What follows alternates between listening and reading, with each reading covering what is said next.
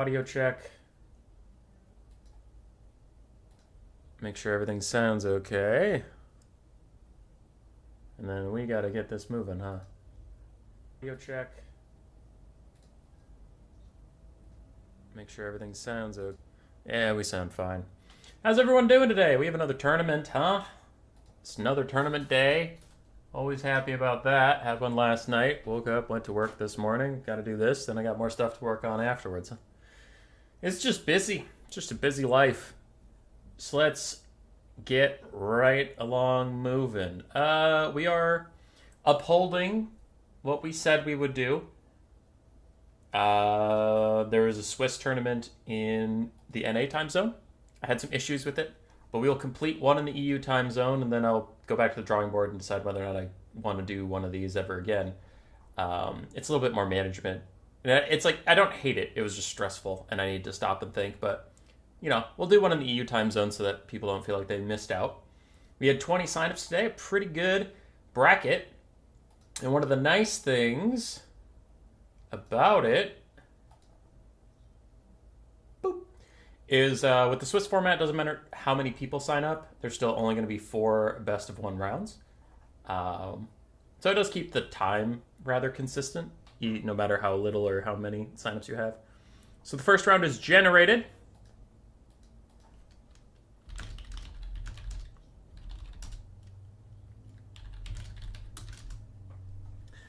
First round is generated.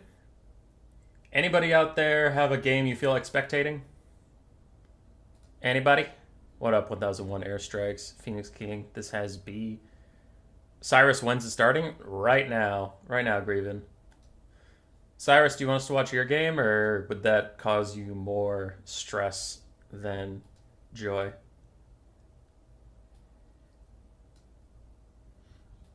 Up to you.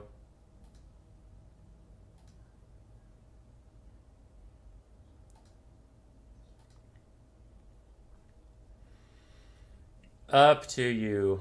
Dragonborn wants to be spectated.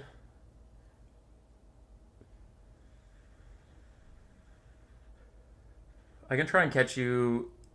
I'll catch you round 2 if I don't catch you round 1, Dragonborn. I know Cyrus hasn't. I don't know if I've cast Cyrus live. Maybe once. I've maybe cast him once, and he was one of like my first subscribers on the channel. So I'd like to spec him if he wants it. You were promised a hammer of war? You see no hammers?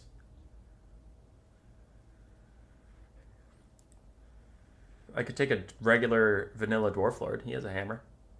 You fought me on stream once? True. True.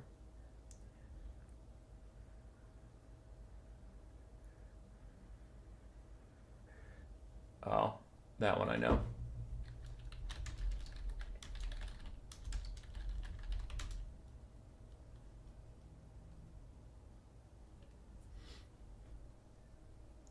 Hey, great Book of Grudges. Very serious business that was. True. Could do Cyrus round 1. Koala Duck / Dragonborn / Salty Zinch Enthusiast round 2. Oh, he's fighting Harris. Harris was in our 2v2 King of the Hill thing. That's kind of dank. Alright, that'll be the plan. Yeah,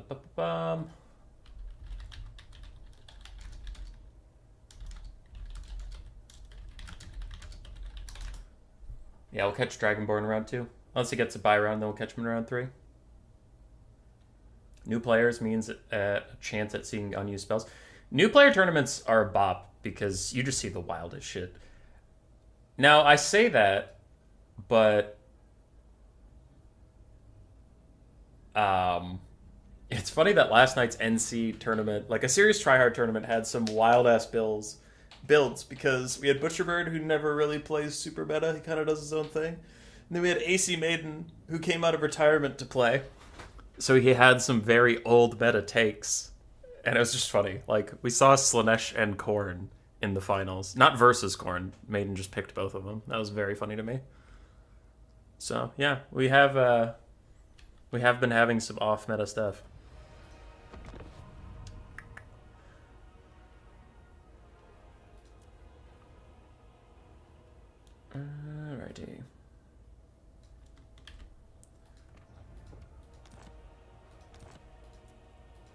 Spectator slot is open. And I'll swap us over to the in-game.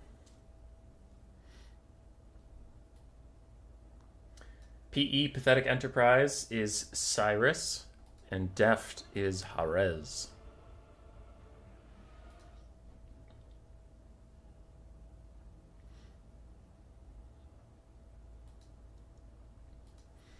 Yeah, new players tournaments are cool. Swiss is just stressful. It's stressful to organize on the spot. I don't know. It is, like, I understand a lot of the good things for the players, though. Like, you get to play a set number of games, even if you lose. So you don't just, like, take time out of your day and then get instantly knocked out and you're just over. So I get that. That's good.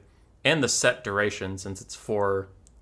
We could do more, we could do less, but I've just arbitrarily chosen 4. So it's 4 rounds no matter what. It's like, well, if you get 100 signups or if you get 6, you'll still have a set stream. Doesn't go too long for people, hopefully. But I worry about tiebreakers and doing math on stream. And last stream, we had an issue where the Swiss League decided that it was the Epic Dwarf and Dr. Nerd. It was like, fuck, one of these two is just shit out of luck. And you're going to have to deal with it. And I decided not to deal with it. So I had to manually make the last round, which was a pain in the ass to do on stream. But no matter how many times we refreshed a round, it was always like, the Epic Dwarf for Dr. Nerd is getting a second bye round out of 4 rounds. So they'd only get to play 2 games, which was dumb. Did not like that.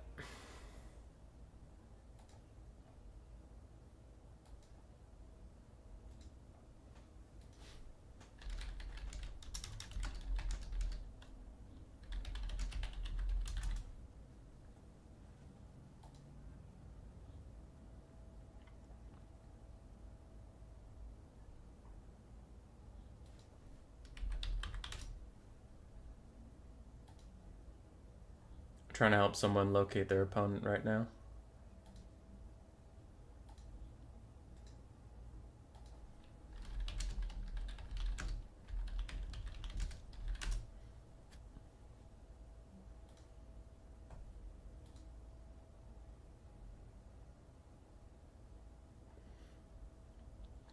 All right, global bans for this best of 1 are Cathay, High Elves, Tzeentch, and Dark Elves. Cannot be played by either player.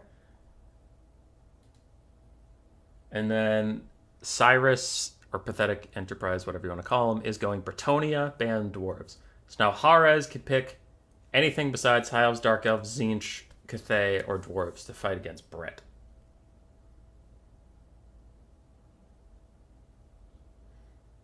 All right, Lil Trill. That sounds expansive. I'm hoping it was a good dream. All right, we have Warriors of Chaos versus Bretonnia. Will there be Chosen with Halberds and Festus the Leech Lord? Or will there be some awesome stuff? We saw a super cool build from Umai's yesterday. There was a bit of a whoopsie on it. He misplayed one thing, but like he had a bunch of Skull Crushers and Chaos Knights and then Demon Prince of Nurgle. It was heavy metal as fuck.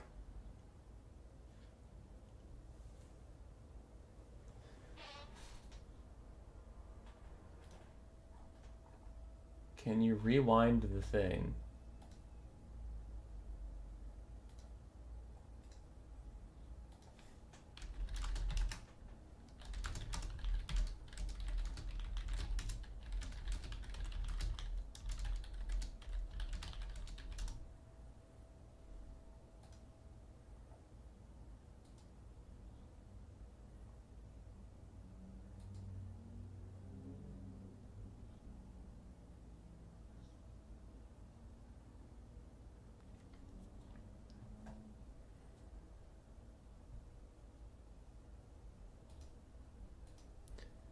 There are a ton of Americans. They're all dressed like Spider-Man. Cap America made them do it, which seems odd, but it was a dream. Dreams are very odd. I had a dream last night that I had a baby and just had to deal with it.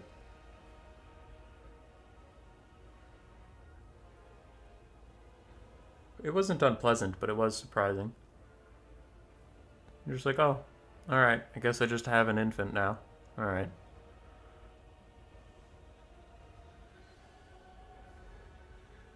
Little Trill, I am very upset whenever anybody misses any of our stream. It's true. What do you think of the Master of Assassin? Have you used him much? Are there any matchups he could be good in? Unfortunately not. A lot of characters like that. Marcus Wolfheart is the only one that's kind of good, but he has a bound net he can fire off, and even then I don't think Marcus Wolfheart is even the top 4 lords for the Empire. I think he's like 4th or 5th in there with Volkmar. So, like, Wolfheart being the best of that archetype of lord, and he's 4th on his roster, is pretty meh. But anyway, Alethanar, Master Assassin, single entity lords with a missile attack that kind of were meant to be like 360 skirmishers. They're just not in a good place right now because they don't deal enough damage, so their ranged attack doesn't matter. So then you kind of treat them like a melee lord, which there's better melee lords because they're paying for that hybrid stat that we're saying is not useful. But even when that type of lord was kind of useful in Warhammer 2, the Master Assassin struggled from... He didn't have a good arc. He had a very straight shot, so he couldn't shoot at things over infantry lines very well. And he had a short range. And Skaven rely so much on their leadership because their leadership's bad, so they rely on having a lord, and the enemy is probably going to lord snipe you. It was a little different than Marcus or Alethanar, where it was like you could take them as a cheap option so you could go wider with your army, and the enemy would just ignore them. It's like the enemy's gunning for your lord, so the Master Assassin is not going to have a lot of time to sit and shoot. He's going to end up in melee, and then again, you're paying for worse melee stats because he's a hybrid lord. So it's like there's a lot of asymmetries, and it's like his unit type is not doing well right now. He's on a faction that doesn't support his playstyle, and he is the worst of his unit type. And for those three reasons, I think he's really struggling. He's very cool, and his kit, like, isolated, his kit is fine, and he's fine. But in the broader context of Skaven and how people are going to play against Skaven, he's just not really there, if that makes any sense. It's kind of like Noblars. Noblars are a good unit, but they're a great unit when they're paired with Ogres. But if you put Noblars on, like, greenskins, they'd probably still use goblins. You know what I mean? So it's not that the Master Assassin sucks, it's just, like, he doesn't really function how you need a Skaven Lord to function, unfortunately. But he's cool, and if you take him, you're not trolling. That's different. Like, he's better than Queek, right? Queek, if you take him, you're trolling, you're having a bit of a laugh. Master Assassin, it's like, you're not throwing the game, but you're not playing optimally. Because he is serviceable. He has some good debuff abilities. He's a decent melee lord. And yet, I think he's cheaper than Queek, which is why it's more serviceable. Anyway, that was a longer answer than you probably wanted. Would you like to put all the demonic legendary lords Demons of Chaos like Warriors of Chaos? Yes. Yes. The fact that they're not is dumb. Yes. 100 times yes. That was a great stream? Yeah, the NA stream was really good. Like, you had a kid and you gave birth? No, like, I just, like, in the dream, there was just a child, and Grace was like, this is ours, and I'm like, neat, and I had to deal with that. Why is Queek bad? Oh, so many reasons. We can go into it after this game, but I gotta hurry up and start casting this, huh? Alrighty, for Bretonnia versus the Warriors of Chaos, the forces of Bretonnia, we have... looks like 3 Questing Knights, 1 Grail Knight, the Fey Enchantress with Dwellers Below, Regrowth, and Earthblood. Then we have a bunch of Peasant Bowmen with Pox arrows, Battle Pilgrims and Men-at-Arms as a front line, some with spears, some without, 1 Foot Squire in the back, and that is about it. The Forces of Chaos, we have Hellstriders with their Hell Scourges, 2 Chaos Warhounds with Poison, 3 Marauder Horsemen with Throwing Axes, a single Chaos Chariot, then the Mutal Vortex Beast, Chaos Sorcerer Lord of Nurgle with Fleshy Abundance and Stream of Corruption, front line of Marauders, and then the Summoners of Rage, Dragon Ogres. This is a pretty cool little Warriors of Chaos build. I'm digging it. I'm liking it. It's neat, it's fun, it's sexy. Archers are going to mess up these skirmish cav, so Deft is going to want to fall back with them. Foot-based ranged units will almost always out DPS their skirmish variants, because the skirmishers are usually more kitted towards hybrid melee, but also less model count and less range. So they never really want to go toe-to-toe with archers.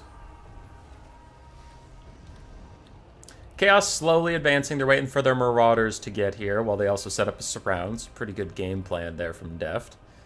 Couple mistakes letting some of these skirmish cap get in range of the archers, but overall the game plan is good. His flanks are getting set up nicely. He's not just charging in with them, so that's nice. I have a lore accurate tournament idea. It's called Undead Factions Win. No.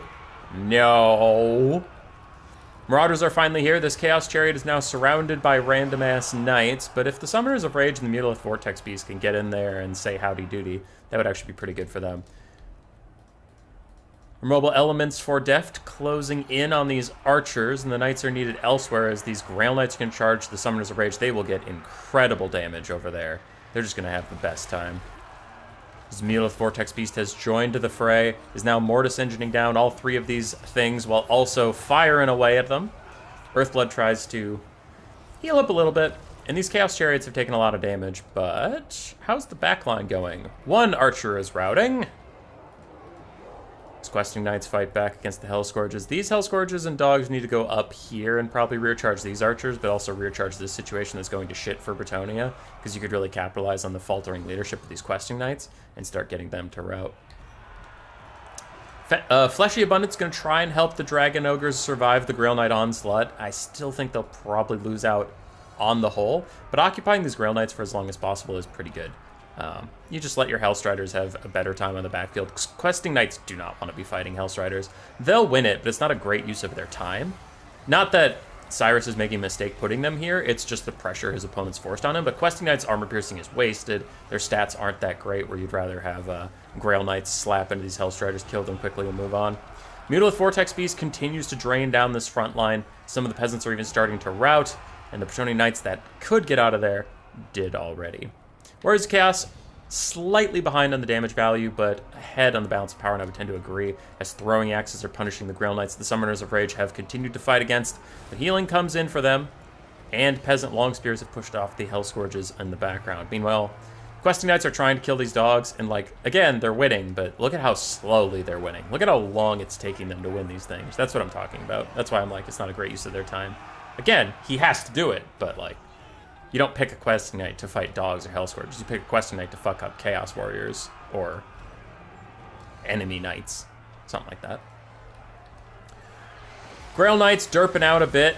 Doing that thing that happened to me on stream yesterday with Gorgers, where they have orders to attack the Summoners of Rage, it looks like, but some of them just are refusing to follow the orders. It's a very frustrating bug that came with 4.0. Don't know why it happens. But as long as some of the unit is attacking the Dragon Ogres, no matter what orders you give to attack them, the game's they are attacking the Dragon Ogres, so I'm not going to do anything. And you're I mean all of them. If there are 48 Grail Knights, I want 48 Grail Knights to attack the Dragon Ogres. And the game's 6 are, so what's the difference? Questing Knights with their healing cap insight in favor of the Fae popped onto them are going to get slapped by the Mutalith Vortex Beast. Balance power is going further in the favor of Chaos, despite the fact that the damage value is very similar. I do tend to agree. Bretonnia is just running out of gas. One Questing Knight is so injured I doubt they'll be returning. Another is also very close to that fate, so 2 Knights are essentially off the battlefield. 2 other Knights down here are just not looking so hot, as the Chaos Chariot pens them in. 4 out of 4 models will add 400 health. That means these models are going to start dying very quickly, but it is funny that all 4 of them survived to this point. Summoners of Rage getting another heal? Or is the regrowth going for the Knights? Okay, it's the Grail Knights. Regrowth for them, while Stream of Corruption tries to push them off. This is the last real bastion of strength for Bretonnia, and it is decent. I mean, the Fey Enchantress is going to start mortising all these units. They're close to routing off, but I don't know what's going to kill the Mutalith Vortex Beast. Mutalith Vortex Beast is still full HP, and that's if there's no Fleshy Abundances left. I think I've seen him use 2 and some Streams of Corruption, so he actually might be running a little low on mana. Fleshy Abundance is a very expensive spell, but if he has a Fleshy Abundance that he's keeping in the back pocket, then nothing on this earth can stop that Mutalith Vortex Beast. Because the archers are all gone. They were run off pretty effectively by the Warriors of Chaos. I know Cyrus always asks me to review his replays, so I'm just going to do that while we're still live here. I think the issue with Bretonnia was the build. I think he played it fine, But we mentioned it several times, and it wasn't a mistake. It's just the build he had with him. The questing knights were forced to be your backline peel, which they're, one, very expensive to be doing that task, and two, they're very slow at that task. Now, I understand why he brought the questing knights. He brought them because he was expecting Chaos Warrior spam, Halberd spam, and Cycle Charging with Arm-Piercing Knights could be effective there. So there's a bit of a build diff. I'm thinking. A lot of people have enjoyed Lewin, but I actually didn't hate the Fae here. I kind of understand what she was going for. It also allowed him to go wider. I would cut one Grail Relic. Keep the other one. Keep just one Grail Relic. Two is too many. Get some Peasant Mobs. So you can downgrade your front line a little bit. You know, cut maybe 2 Spearmen at Arms. Cut a Grail Relic. Get 2 Peasant Mobs instead. Keep the Battle Pilgrims if you want. That's fine. Footsquire is fine. They did okay. And with the money you saved, you should be able to sell 1 Questing Knight for 2 Knights of the Realm. And then I think this build would be a bit better, because then you could have those Knights of the Realm fighting the Hellstriders and the Dogs, and the Questing Knights could do what you wanted. Because you can't fully, you know, like, obviously you would look at this build and be like, well, he didn't need any Questing Knights because there was no Armored Infantry. Cool, but we're talking about a build in general versus Warriors of Chaos. And in general, you have to be prepared for Chaos Warriors. So I liked that. So I would keep 2 of the Questing Knights, but you could cut 1 and those other things I mentioned to get 2 Knights of the Realm. And that gives you a little bit more build flexibility so you can handle things like this where there's more mobility you have to deal with. But he played well with the build he had. He just, like, it was one of those games, and they happen to me all the time too, where you start it and you're like, well, fuck, this isn't what I was expecting at all.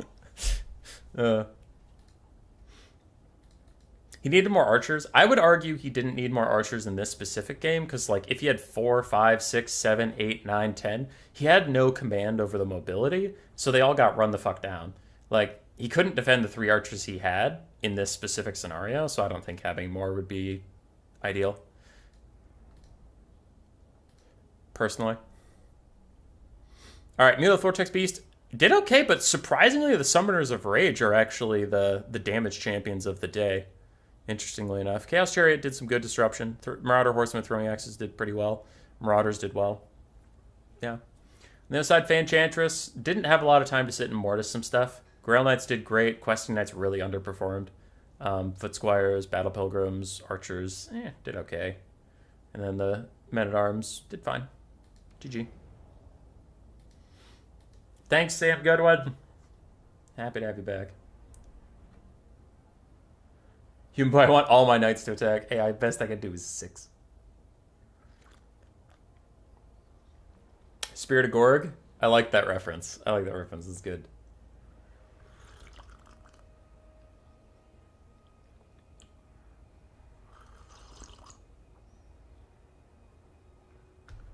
How did the Grails not melt the Dragon Ogre ROR? Cyrus, I was also surprised by that.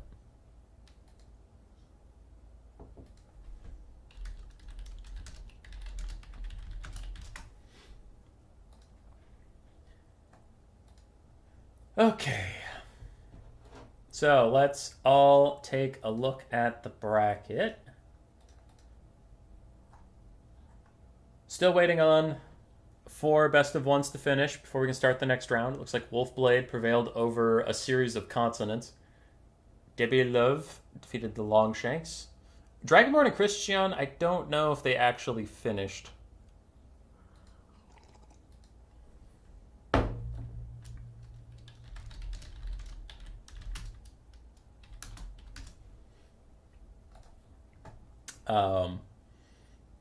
Because Dragonborn accidentally reported it ahead of time, so I told him to just play the game right here, and I'll have to do some back end changing the scores if Koala loses, but if he wins, then nothing changes.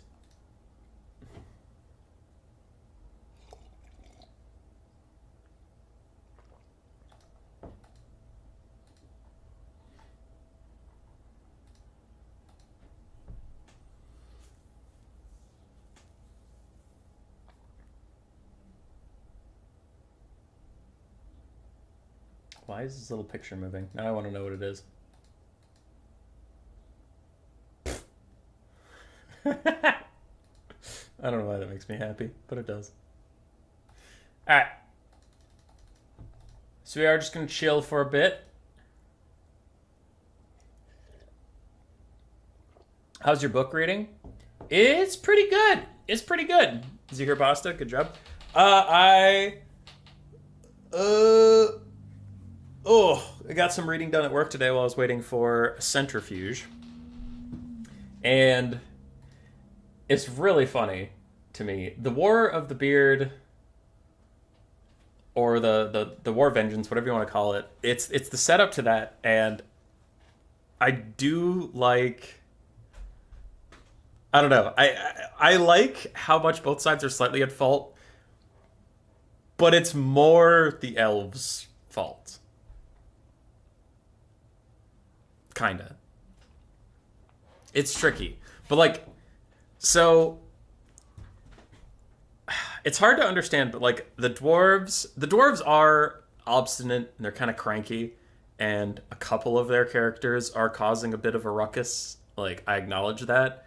But the elves are not handling it well. Like, they keep expanding into the old world. They just keep pushing more. They keep settling more. They keep getting closer and closer to the dwarves. And as they see this political tension is rising, even though Malekith is behind the scenes doing a bunch of murders, and the murders are what's going to set this off, I know that. But, like, the high elves are just not reading the room, where it's like, the dwarves are getting mad at us. Well, send a diplomat. And also settle really fucking close to them. Yeah, the dwarves are not a big fan. They're, like, on the brink of war. So we should maybe back off on that whole settling thing. Just kidding. Settle, like, 5 more right next to them. Okay, you guys, we're getting blamed for a bunch of murders we didn't do. And the Dwarven High King held a giant festival for us and threw tons of money at the event to try and broker peace.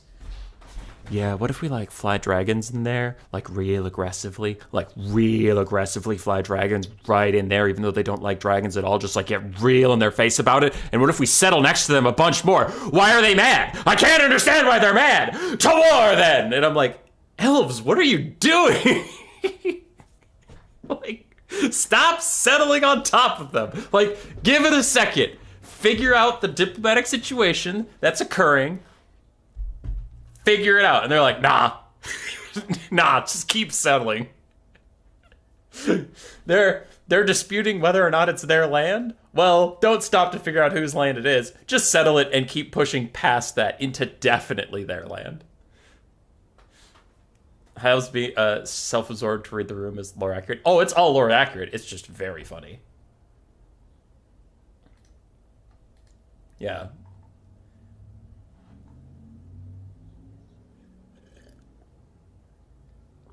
It is very funny. Because, like, and again, that actually lends a little bit more credence to the story. And Warhammer writing is usually pretty soft. Like, it's not the best thing you've ever read. But I am liking the attention to details where, because in a real world scenario, do we have to post replays? No, if you don't want to. Real world scenario, if everything was going great between two nations, fantasy or real world, everything's, like, perfect. You guys are great trading partners. You fought against literal demons together. You share gifts all the time. Both of you made each other's economies better. Both of you have made each other's crafting better. Like, you have these great ties. A couple murders would not make you go, to war then! Like, let's fucking kill them. Kill them all. No, that would not happen. They would try and work together, and they'd be like, man, who is causing these murders? Like, it's very strange. And all these things are, even if it is some elves, like, the kingdom of the dwarves would not declare war on the kingdom of the elves because of some murders, if they were super best buddies. You know what I mean? It'd be like, oh, you have some malcontents that are being fucks and saboteurs. We should deal with them. Like, it would be tension. But the writing is actually cleverly set up, which is not something I expect out of Warhammer all the time. The elves are kind of being cocks. Like, there's a lot of tension here already. And it's not just like, oh, dwarves are racist, and dwarves are grumbly, and dwarves are obstinate, which are all true, but, like, there are real things happening to them. And they're racist, and they're obstinate, and they're this. So it's like, man, some of the dwarves, the book is trying to set some of the dwarves up to be assholes, and I'm like, I see you, but this is more the elves' fault. All right. So, first round is all done. I am going to check one thing to see if this game is actually done.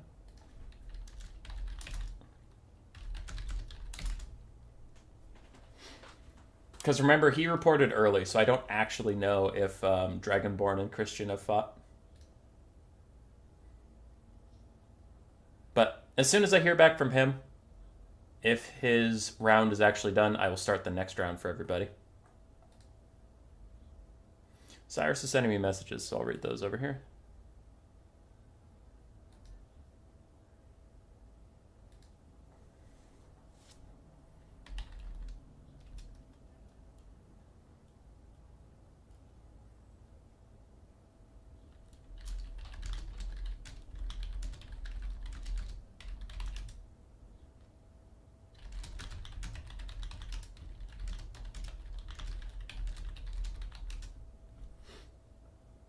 All right. I'm back. Back again. Dwarves don't actually need the surface, do they? Who cares if you settle on top of them? That is, Grieven, that is kind of the Elves' point, where they're like, I mean, you're not really using it, and the Dwarves are like, but it is still ours, though. Is the old world lore starting over again? Are they coming from another world? I don't think they're starting the lore over.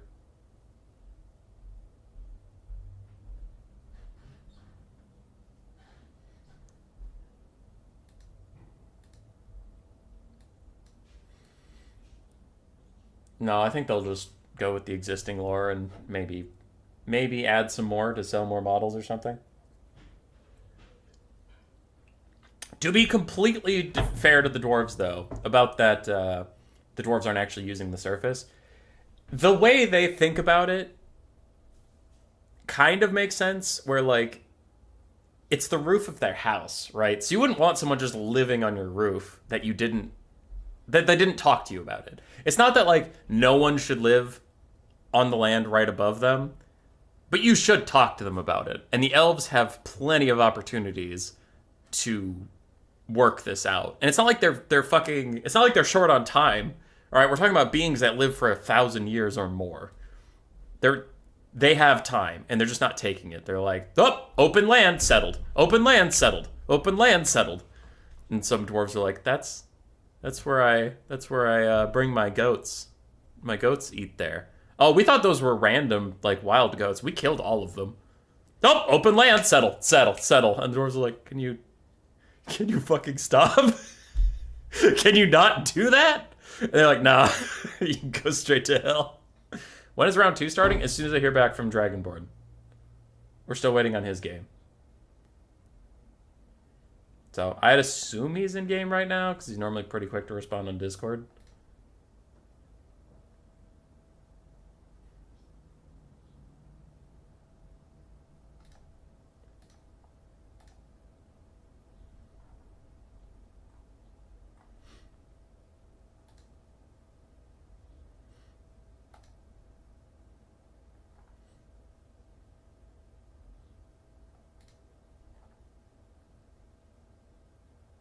Yeah, according to his stream thing, he's still in game. So, he's playing. Is the War of the Beard actually a comment on the Middle East? Oh, it might be. Oh, it might be. I don't know why I flicked back to Total Tavern. There's nothing there for me. Until we hear back from Dragonborn. Alright, quick poll. I actually do have a question for you guys. Video idea. What is better? So, campaign with Skrulk, only plague units like plague monks, censer bearers. Skaven slave only campaign.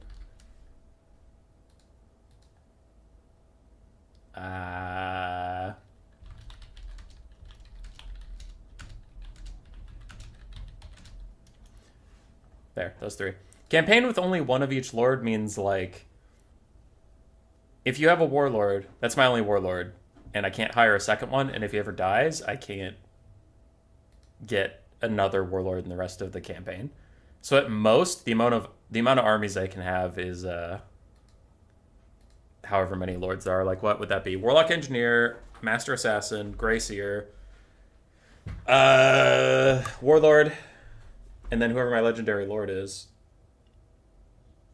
Those would be... So I could have like 5 armies in the entire campaign. And I'd play it off stream and just like record it and then cut together any of the interesting bits.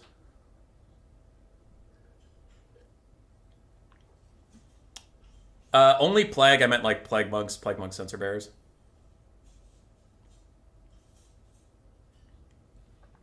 Monks and catapults. I would say maybe just plague monks and plague monk censer bearers, not even catapults.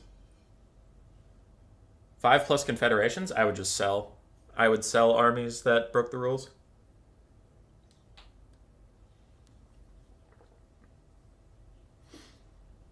Skaven slaves mean you cannot use the heroes in your army too? No heroes, just lords and Skaven slaves. Slingers, slaves, and slave spears.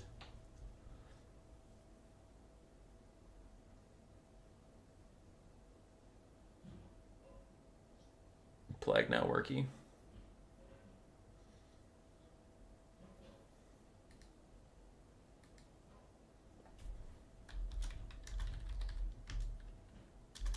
Not sausage.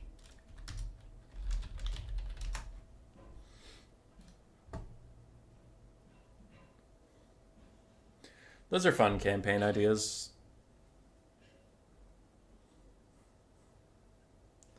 All right.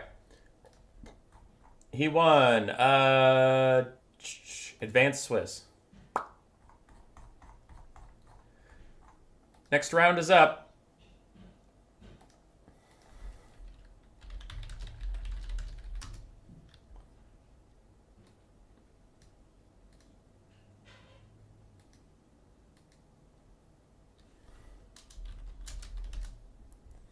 Next round is up. So we already promised to go watch Dragonborn. Oh, it's Wolfblade too.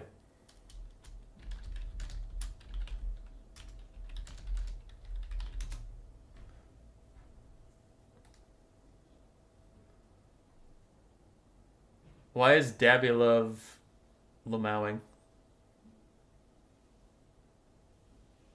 Do I get a buy? Looks like. All right.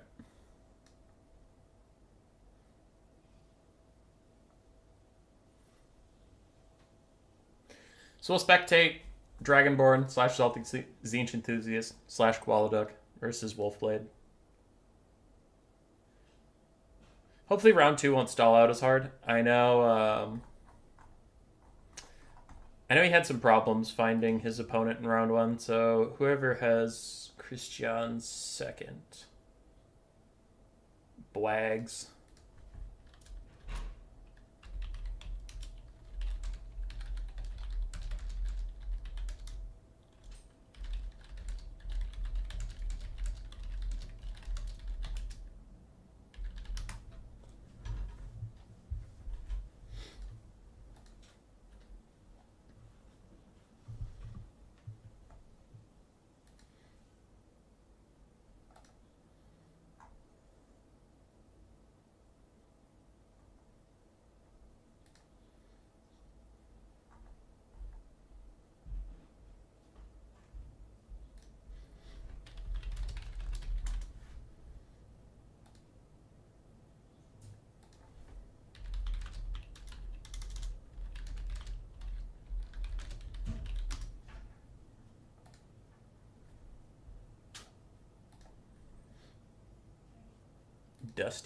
Dust Bunny Armada. Who the hell is this? Who the fuck is this? Alright. We got ourselves a lobby, ladies and gentlemen. Let's get on with it. Boop. Round 2 of 4. Oh, did I just join as a player? No! No, I'm not a player! No! I'm so stupid and dumb. Ah, yes. The no lobby.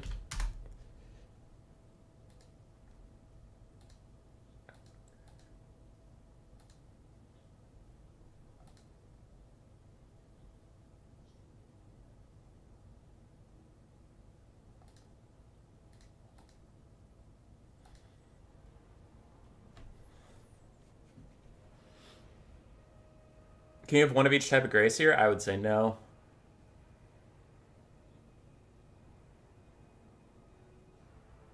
But Doom crab stacks for 80 turns. Yeah, Grieven. I would edit the video together, though. It wouldn't be live. I just play at my own time and record anytime I feel like playing, and then save and turn off the recording and turn it back on, and then edit together probably like a 10-minute video of just, we did it.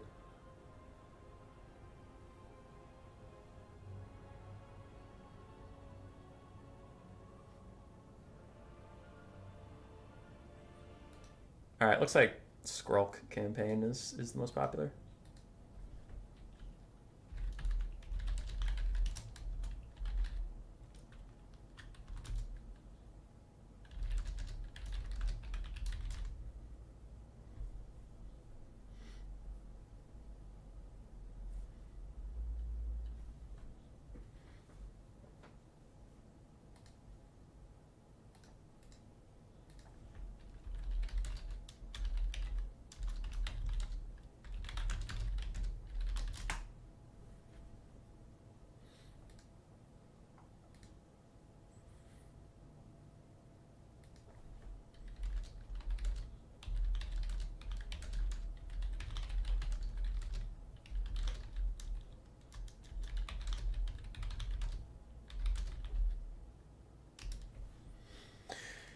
Boy, is it available to 2 Shadow Mages with the Book of Asher and only bring Pit of Boringness?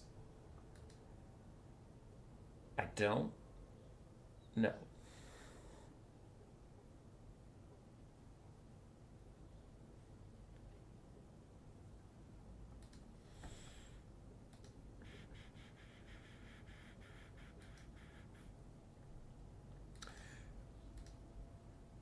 Oh boy. So Longshanks, not Longshanks. So Christian ended up dropping out, which is going to make this whole Swiss thing a pain in the dick. Because now I can't cut him or it fucks everything up. So I'll just have to replace manually whoever matches. Like, there's always going to be a buy round, but if it's not Christian, I'm going to take Christian and swap him. But I have to do that, like, manually, so tracking the Swiss points is going to be a pain. Oh, why? Why? Makes me sad.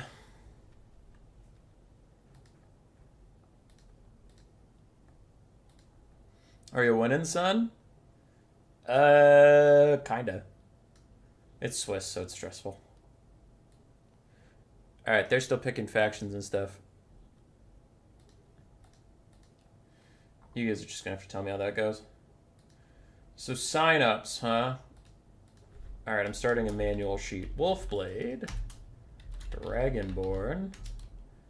Debbie Love. The Epic. Harez. Dust Bunny. Dr. Nerd. Samarak. Christian's out, so I'm going to skip that one. Chaveo. The Long. Rambler. STDs. Blags. Derthu. Cyrus. Azwal. Azulago. Winged. Ash. Oh, wait. Some of these people didn't check in. So I can get rid of them. And then I need LeBlake. Alright. And then round 1. Are we into the game? Am I missing something? No. Cool. I'm making an Excel spreadsheet because reasons. So then round 1, Wolfblade. Okay, let's just go in order. Samaric got a win. Hara's got a win. Dragonborn got a win. The Epic Dwarf got a win. Dr. Nerd got a win. Debbie Love got a win. Wolfblade got a win. Dust Bunny got a win. Is that too many wins? 8 out of 16. No, that tracks. And then we have LeBaked got 0.5, which will be important if there ends up being a tie. Because he had a bye round, and there won't be a bye round for the rest of this thing. So I'm giving him 0.5, just in case, like, if he ties someone for 2 wins, but he only had 3 games, someone else had 4, then he gets fucked. So he gets 0.5 for taking a bye round. Why is F-Blood censored from his name? I don't know.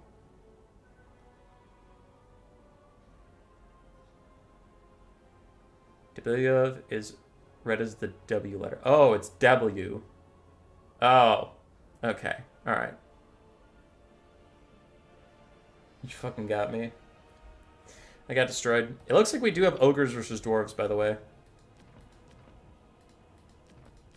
Because the Ogres are trying to build a build right now.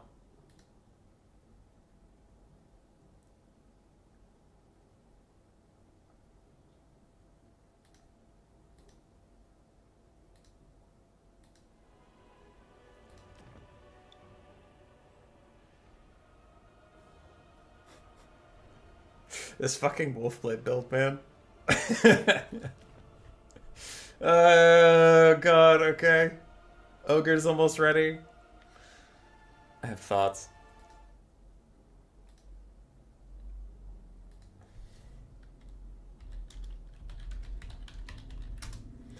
Did I finish my tea? Oh, there's still a little bit. What up, Sigos? My man, how you doing? How you doing, buddy? Oh, Sagos. Sagos. Sagos, I don't want to be dramatic. I don't want to start shit. I don't want to start a fight. But I dislike you. I don't like you at all. You're a bully. And is this just because you're a better player than me? No. No. What? No. I'm not the jealous type. No. Is this because every time we fight, you win? No! What? Come on. No. You see why I don't like you?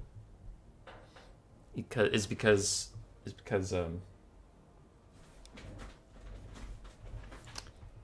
you're a better player than me.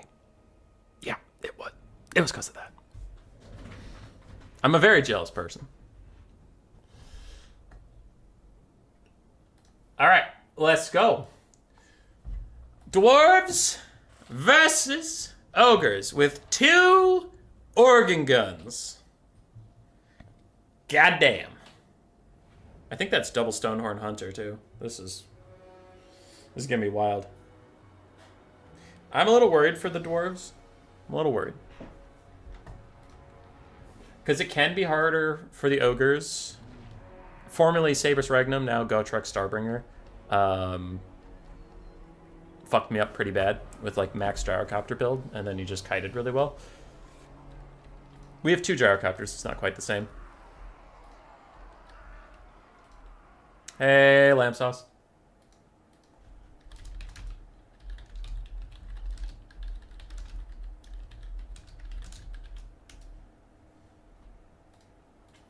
Now I have to go to my crying corner. Good.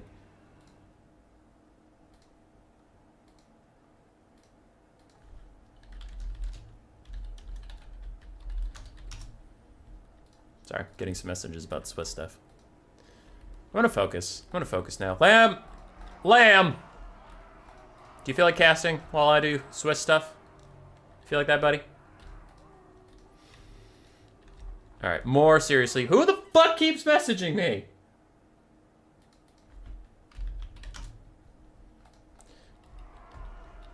Okay. I'm not responding to any more messages until this game is over.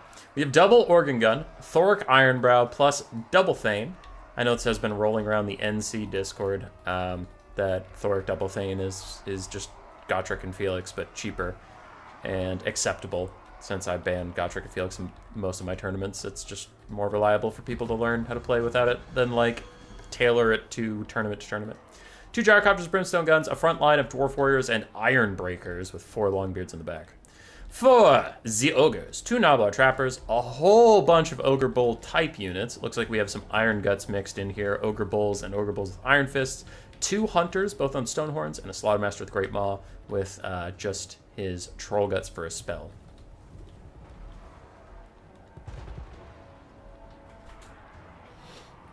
Damn, little troll. A super awesome secret cave up in the lake. Sounds fun. Organ Guns are a blastin'. Our poor ogre friends, they get shredded down to half HP already as they saunter forth, wiggling their clubs around like they own the place. Look at that casual saunter as they're under debilitating fire. Like, they don't give a single shit as they get gunned down. 1 ogre is already routing. Gnoblar's getting close too. Gyrocopter's trying to snipe out the hunters, and I do think these Gnoblar Trappers will find they have a very tough time actually hitting the Gyrocopters at all. Blasting charges from the Iron Breakers, plus an Organ Gun shooting them in the face is enough to deter these Ogre Bulls from hanging out. But the blasting charges really don't do that much to the Ogre Bulls. It just looked cool. They're there in case of Gnoblars, which there are very few. I'm pretty sure the Dwarves, on retrospect, are like, I wish we brought any Slayers at all. Because Slayers would have a field day here. Their Dwarf Warriors, their Longbeards are going to do absolutely nothing to help them against what's happening here. Organ Gun's already under attack by the Stonehorn, who is just here to disrupt that very thing.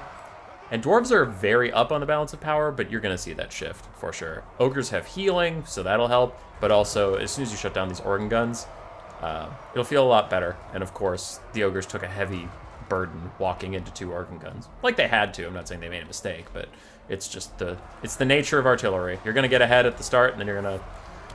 If the Organ Guns actually get stopped, then you're going to fall behind.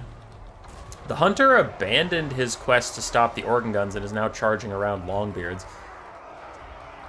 I get wanting to cycle charge that stuff, but you do need to stop the Organ Guns. They're like all of the DPS that the Dwarves have. The Gyrocopters, you're just going to have to out-heal them. There's only 2 of them. You can definitely just withstand and use Troll Guts to heal up through that. You're going to be fine. But the Organ Guns have to be shut down. Ogre Bulls trying to finish off these Longbeards on the flanks. And we have some routed Ogres that do need to be returning to the battlefield as the Stonehorns. Stonehorns are getting most of the micro, though. They're just trying to keep charging and not really stand somewhere for too long. But these Ogre Bulls are just, like, really want to break through these Longbeards and get into that backline. They'll be so much better than the Stonehorns that shutting down the Organ Guns. You can see the bounce power is coming back. Damage value is also coming back as the Iron Guts have gotten through to the Organ Guns and are actually doing decent damage. One of the Organ Guns is routed, which is great for the Ogres. And like I said, the Brimstone Guns are still firing, but they're both at like half ammunition. It sucks, but you just gotta take it. The Ogres don't have anything that can really deal with it. Like, you could have Man-Eater pistols, theoretically, but then things like cannons, things like Quarrelers, things like Organ Guns would just shoot them, and the Gyrocopters would dodge, which is why the Gyrocopters are so hard for the Ogres to deal with. Lead Belchers don't do any damage to them at all. Ooh, Gnoblar Trappers firing at the Organ Guns. Really good target priority there. Their ranged fire will just get some nice guaranteed damage onto those guys. So it's quite nice. What is this? What is on you? Oh, it's on the Longbeards, a Runification. Huh. Anyway, Hunter's getting pushed off, but he's so much faster than the Dwarves that he should be fine. He could get another Troll Guts later on. Or the Gyrocopters can chase him down and keep shooting him, but again, that's their ammunition, they will use it. I still think the Ogres are honestly in a good spot. Like, it looks rough, everything looks rough, but if you really take a close gander, that Organ Gun, no shot it's coming back. This Organ Gun is barely clinging to life right now, and then without it, what do you have? You have Dwarf Warriors and Longbeards who are getting pretty injured, just clubbing away against Ogres, and I would bet on Ogres in that fight every day of the week. Another Troll Guts onto the Hunter. Good healing for him. Gyrocopters continue to fire away, but these brave little Organ Guns are still at their post, still trying to fire, though it looks like they're not firing as often as the Dwarves might like. Iron Guts still trying to shut them down. And the Dwarves are holding. I'm not saying it's terrible for the Dwarves. I'm saying a lot of Ogre positive things, but like, the Dwarves are still here. I just meant this game isn't over. But we are starting to get the routes. Still have some Ogre Bulls that have been left in the distance. They do need to come back to the fight to help chase down these Longbeards. But have the backs of the Dwarves been broken? Rune of Wrath and Ruin. Poke some Ogre Bulls. Does more damage than I even would have expected, but it's still not going to be a lot. Gyrocopters, 3 volleys left and 6 on the other side. And this Hunter has routed for the second time. If he does a third, he will shatter. But the Ogres, with some Dwarves starting to finally rout, they might be able to get some of their army passive. Maybe get a Butcher or something. Can the Hunters fire at the Gyros? Technically, yeah. Take them a while to do any meaningful damage, but yeah.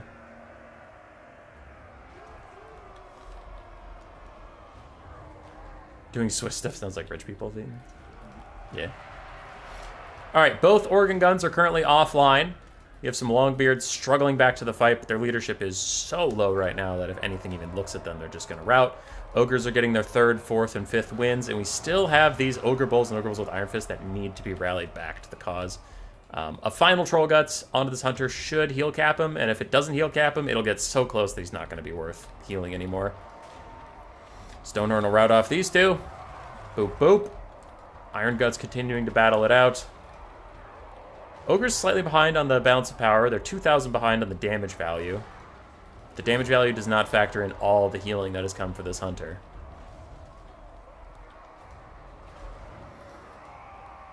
I'm starting to get angry. These Ogre Bulls need to be rallied, goddammit. 2 wins, that never happens. Good job, Dr. Nerd. Good job. Gyrocopters, now both out of ammunition. So now they are pseudo-weird dog units, which actually isn't terrible versus Ogres. If, like, these Ogre Bulls, yeah, these guys are routing, the Gyrocopters could chase them down. That would be kind of fun for them. How are we doing for Dwarf Infantry? Ironbreakers at 1/5 HP, Longbeards at 1/5, other Longbeards almost dead, Dwarf Warriors almost dead, Longbeards almost dead. Where's the second Ironbreaker? Did I miss him? Ironbreakers, Ironbreakers. Okay, one is like 1/5. It's in the middle of that, and the other one's like almost dead entirely. Cool. These Ogre Bulls, the Ogre Bulls with Iron Fist eventually got rallied to the fight, but these Ogre Bulls over here have been on the longest vacation, and it's pissing me off. I think they're the ones that got shot by the organ gun. Yeah, they never hit the front line. Get in here, you cowardice-ridden maggots. I despise them. Gyrocopters from Wolfblade doing a really good job chasing off stuff that routes. It's a good use of a unit after its ammunition is gone. Being patient with it and using it to chase things rather than just YOLOing it into a fight and losing it. It's good play. It's good play. We appreciate good play in this house. A whole bunch of Dwarves are about to rout. Look at them. Look at them all. Just so close to routing. That guy, that Longbeard has 73 HP and he's sitting at 16 leadership. Like, nah. Nah, bitch. I ain't routing for nothing. I find that hilarious. Thoric, oh, I forgot. His aura is giving them all fresh vigor, so that does give them leadership buffs and stuff like that. Iron Guts charging back into the Longbeards. Stonehorns ripping through. And, hey, the Ogre Bulls are moving! Let's go! They remembered. Did the Dwarves bring Slayers? No. So something that is concerning for the Dwarves right now is that these Hunters still have so much ammunition that if they felt like it, they could just back off and start throwing at Thoric, and that would be a lot of damage onto him. But it looks like for now they're just focusing on trying to rout these guys. I don't think these Ironbreakers are ever going to break, though. Immune to Psychology as long as they're near Thoric, which I think they might have ITP anyway. And then Perfect Vigor. Plus them being Ironbreakers. They're just never going to rout. Another Troll Guts to heal up one of the Hunters. Bounce power is still dead even though there's a 2,300 damage value lead to the Dwarves. And Gyrocopters continue to chase Ogre Bulls off the map wherever they can find them. Another nice Rune of Wrath and Ruin. Gonna get some good poke on the Ogre Bulls, plus a nasty charge from the Thanes and Thoric. And this is the last non-single entity that the Ogres really have. Like, this Ogre Bull is so close to dead that I don't really factor it in. These Iron Guts are the same. 2 streams in a row. What up, Floof? How do you feel after winning yesterday's tournament? Feel like a big man? Huh? Feel like a big, strong man? You would. You would.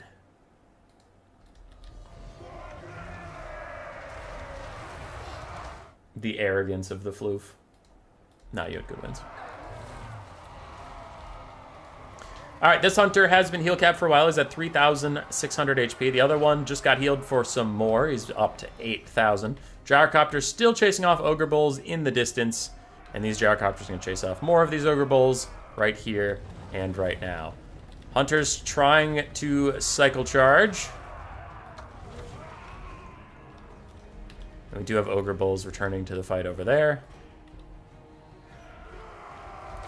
Now I believe when these ogre bulls die, I think the ogres have to stay in melee combat. I don't think they can cycle charge with 3 single entities. Like, I don't think you can have one charge in and one back off and one charge in and one back off. I believe he has to just sit in a fight. So he's getting his cycle charging out or his missile attacks out now while he still has these ogre bulls to obey the attacking rule.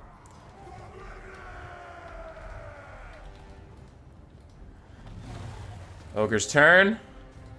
Ogres start charging. I love the Slaughtermaster just on the sideline, lumbering around like a big dummy. Is this the big break? That is an overcast. No, it's just an undercast, but next to Thoric. I forgot Thoric can cause that. More healing for the Hunter. That has to be the last of his Winds of Magic. He's cast 4 Troll Guts that I've seen, which is 64 Winds of Magic. Actually, if you have 80 as a base, you could actually have one more. I forget if it's 80 or 60 is the base. Ogre Bulls are out. Hunters are trying to back off for another charge, though technically nothing's attacking right now from the Ogres, so that's a bit of a whoopsie. In a new player tournament, I tend to be a little more lenient on such things, but the Ogres are going to have to attack a little more consistently now that they have no support. Stonehorns are back in. And the Dwarves all converge on the Slaughtermaster.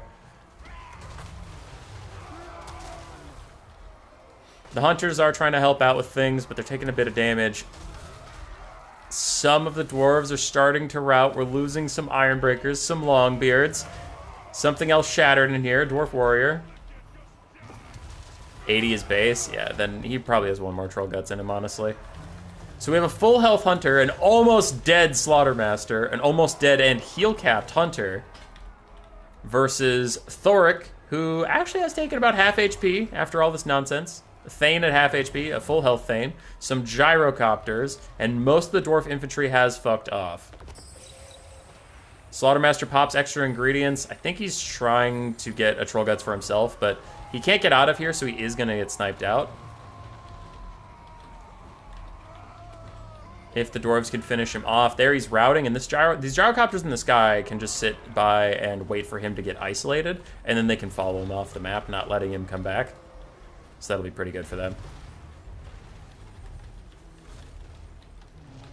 Hunter's continuing to try to deal with Thoric and the double Thane.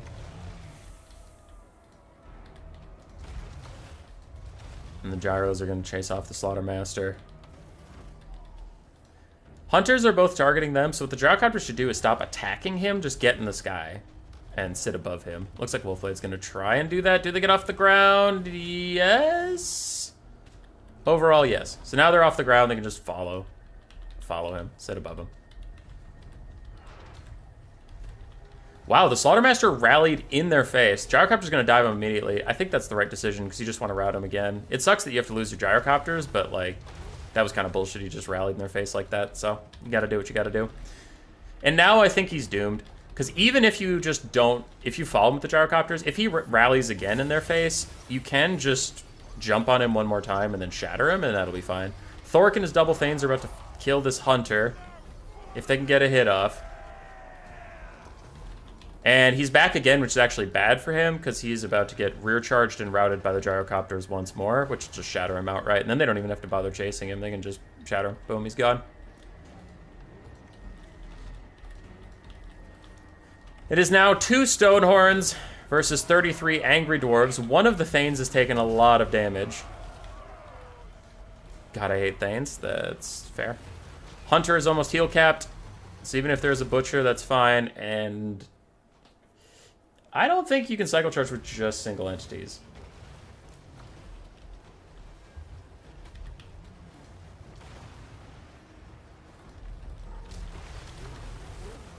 Hunter shatters. That was sudden. Oh, that must have been the one that was routed twice before. That's fair.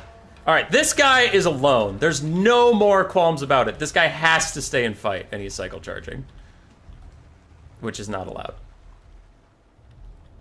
I think the dwarves might win anyway, but this is definitely not kosher.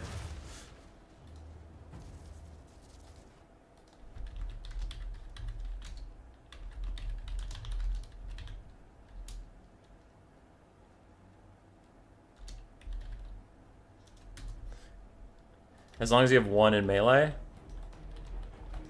I thought with SEMs you can't do that. I thought.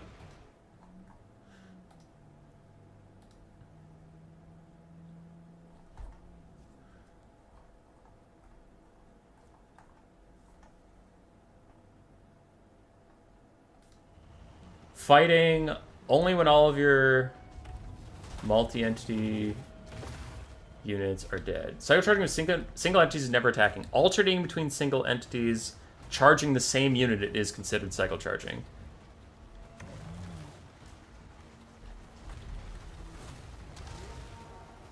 Single entities may disengage from units they didn't target. Yeah. So what he could do, and maybe he did if I reviewed the replay, but this is not that. This is cycle charging 100% against the rules. But if he left one Stonehorn in consistent melee combat and the other one cycle charged a bunch, but he can't switch off between the two, which he has been doing, I think. But just cycle charging with one is flat out not allowed. So that one I got you. Because it leads to things like this.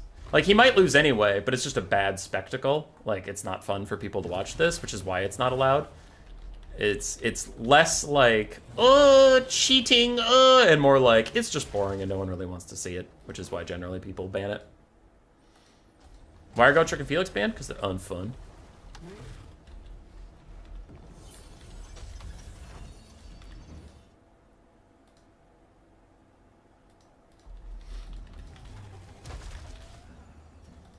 But yeah, it's just a bit of a concession for, like, spectators and shit. Alright, dwarves finally win. So I don't have to deal with the rule break thing. Because, like, if the ogres won, then it'd be like, do we replay it or what do we do? Because there's rule breaks towards the end. But the dwarves won, which just makes that a non-factor. But I informed Koala that you can't cycle charge with only one SEM left. Ogres, the Hunters, and the Nobbler Trappers got most of the damage value. Thanes and Thoric did great. Ironbreakers did fine. Organ Guns did okay. Jarcopters did amazing. And Longbeards did okay. GG's. It was a very close game. It was a very close game. Just kind of came down to shenanigans at the end.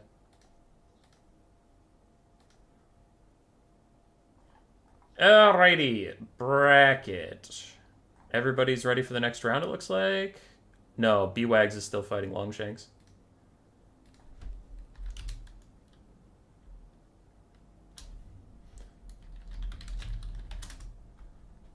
Alright. Next round, Advanced Swiss.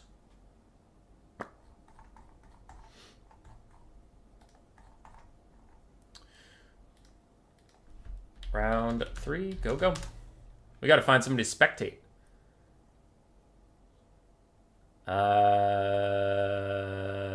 Let's do LeBaked and Bwags.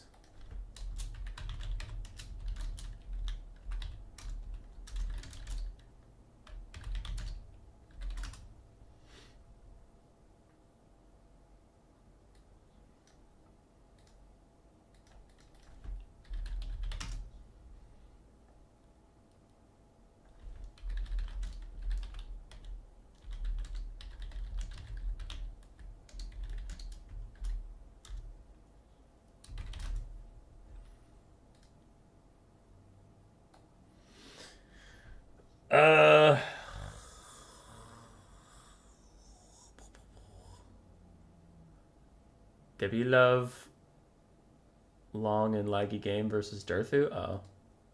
I see. Oh, yeah, I have to tell him about that. Rambler.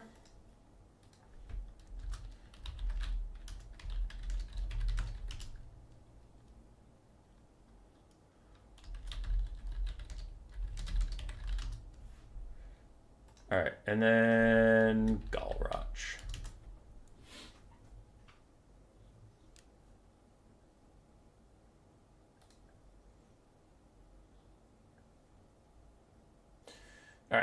While I wait for not me, I can't spectate everybody.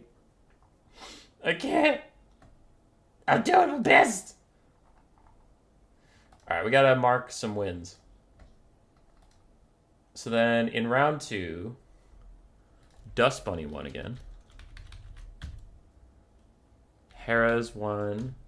Dr. Nerd won. Wolfblade won. Cyrus won. LeBaked won. Durthu won. And then Longshanks won with Blags.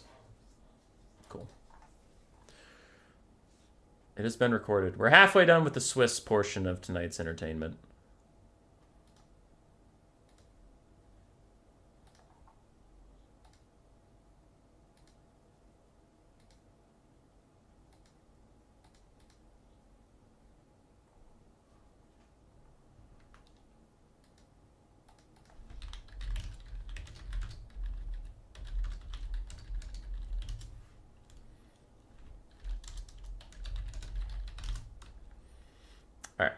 LeBaked sent me a code, so I will join that post mother flippin' haste.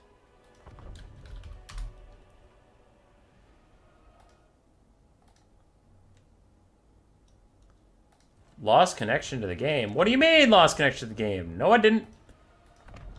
No, I didn't. Failed to join the select game.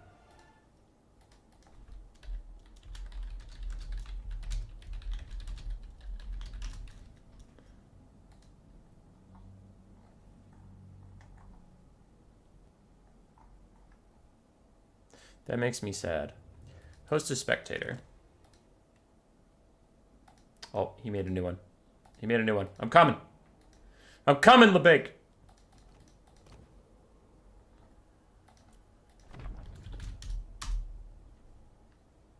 Oh, we're in. This is it. This is fucking it.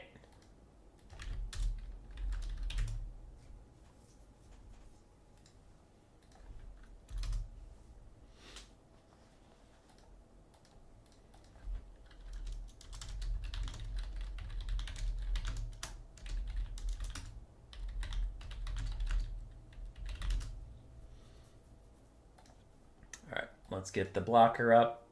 Get this shit underway.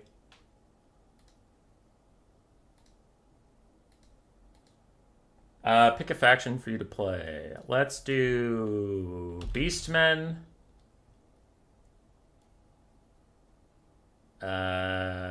Beastmen, High Elves, Dark Elves. Blags is here! Blags has been tearing it up on our Vermin League.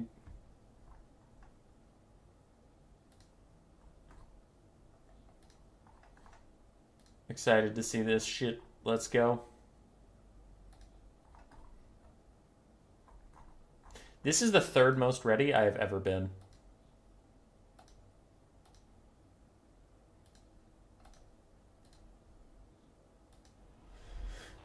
Alright. They get too much value from what I've seen in the book. What book? Blocker? Yeah. We weren't doing picks and bans yet or anything, so there was nothing to spoil.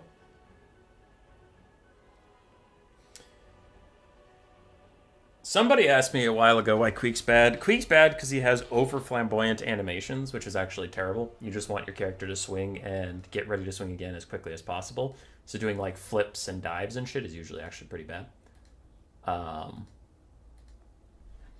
He's also very expensive. Queek, like, base Queek with his items and abilities is something like 1,800-ish. I think if you round up, he's 1,800. Which doesn't seem that ridiculous until you realize Mama Ostankia, as a chariot caster, with her infinite heal ability, her infinite cast of the bear spell ability, Flock of Doom, is the same cost-ish as Queek. Because she's like, I think with that kit I just mentioned, she's 18-15. And that's almost as much as full kit Queek. And you could even cut the infinite bear spell because it's kind of jank, so it's hard to get your value out of sometimes, and she'd be about as cheap as full kit Queek. But then she's your spellcaster, so you don't have to take one. She's a better melee combatant than Queek. She's a chariot, so she's more mobile and faster, and her range attack is actually kind of insane. And you could go down the line and do that. Like, would you rather have Queek and a clan rat with spears, or would you rather have a supreme sorceress with soul stealer on a dragon? Because those are approximately the same cost. So Queek's just like way too expensive for what he does. And then what he does is he's a foot duelist that's only good versus other infantry. And he has no net, no slow, no ability whatsoever to pick his own fight. So even if he has an enemy lord he wants to go duel, he needs the enemy lord to walk into him and then stay there for it to work. He has no mass, he has no crowd clearing, so if any infantry get between him and his target, he has to sit there. And it's just like, that's why Queek's bad. He just has no... The only thing he does is 1v1 other infantry lords, and he has no agency to make that happen. Yeah. I know you were talking about Gotrek and Felix, but I know someone earlier asked about Queek, and I never answered. Oh, I think it was airstrikes, honestly. And for example, take Deathmaster Snitch. Deathmaster Snitch is Queek's idea done right. Snitch isn't meant to straight up fight you. He's meant to like come in after you've taken some damage and finish you off. But take his kit and you can understand it. He's a foot character that wants to fight mostly other foot characters. What does he have to achieve this goal? Same price point as Queek, roughly. He has a net to lock you down if you're on the ground, so he can come get you. And his net does damage in an explosion to everyone around you. So if you surround yourself in bodyguards, they get blown up, making you, alone so Snitch can fight you. And if you send anybody between Snitch and you to try and keep you safe, Snitch has his Whirl of Weeping Blades. So he punishes you for trying to do that. So he punishes you for not taking the fight against him. Like, that's how you do that character correctly. And Queek just doesn't have that. Queek's like, okay, I guess I have to melee fight this peasant mob and kill all of them. So it's tough. Now, my proposed fix for Queek is not to make him Snitch 2.0. I think they should abandon for Queek the duelist angle because they handled that really, really well with Snitch. Snitch is a great designed character. He is not good in the current meta, but that doesn't mean he's a bad character. He's designed great. It's just not the time for him right now. If healing got adjusted, if Spirit Leech and Fireball weren't so good, maybe he would have better times. But like, what I want from Queek is I want him to be the general. So his way to get you to fight him would be buffs. And Game 3 already introduced this with intensity. Scrag, Scarbrand, there's a bunch of stuff that has this intensity mechanic now, where you do more of X and the effect gets more intense, like the War Shrines. I want that for Queek. And obviously do it correctly. My problem with intensity, which people have discussed and people disagree with me, but like my main point, whether you agree with it or not, is it takes too long for intensity to ramp up. So for like Scrag the Slaughterer to get to 100% intensity where he's healing his Gorgers, most of the Gorgers are already dead because it took him forever to do it. Scarbrand, Slaughter, and Carnage will only ever get to like 10% stacked in a whole game. So I think all the intensities in the game need to be brought way down on how long it takes to charge up. But regardless, let's say you do the charge up time correctly. For Queek, you could give him an army-wide ability or an AoE, doesn't matter, but give him something with like more leadership, more melee attack, and more weapon strength for anybody in the area around him or globally. But if you did it globally, you'd want to reduce the stats. Not the point. But give him this thing, and it charges with intensity. So the longer you don't fight Queek, the more buff he gets, and he buffs everybody else around him with like his blood frenzy that he has in like the books. And then it makes you make a choice. Either you assess right away, you're like, can I kill enough of the army quickly enough that sure Queek will ramp, but by the end of the game it'll be like him and a clan rat, and then it doesn't matter if they're ramped. I don't give a shit.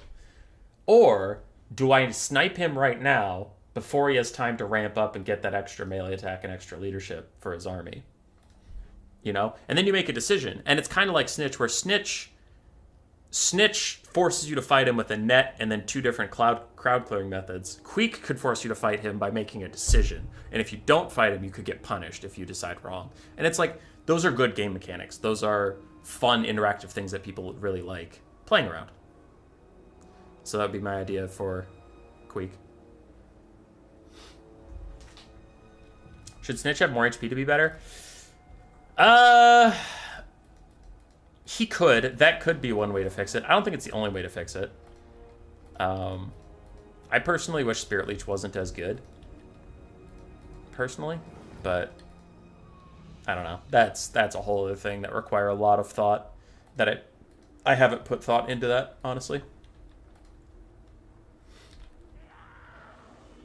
The longer infight, not kills. That could also be good. Great Book of Grudges. Did I miss people using off-meta spells? No. There have not been a lot of spells in general. Speaking of which, I don't see a caster for the Wood Elves at all. Maybe I'm just missing it. I don't think I see a caster at all, though. Queek the War Drum. Yeah. Alright, I have a ping. Why?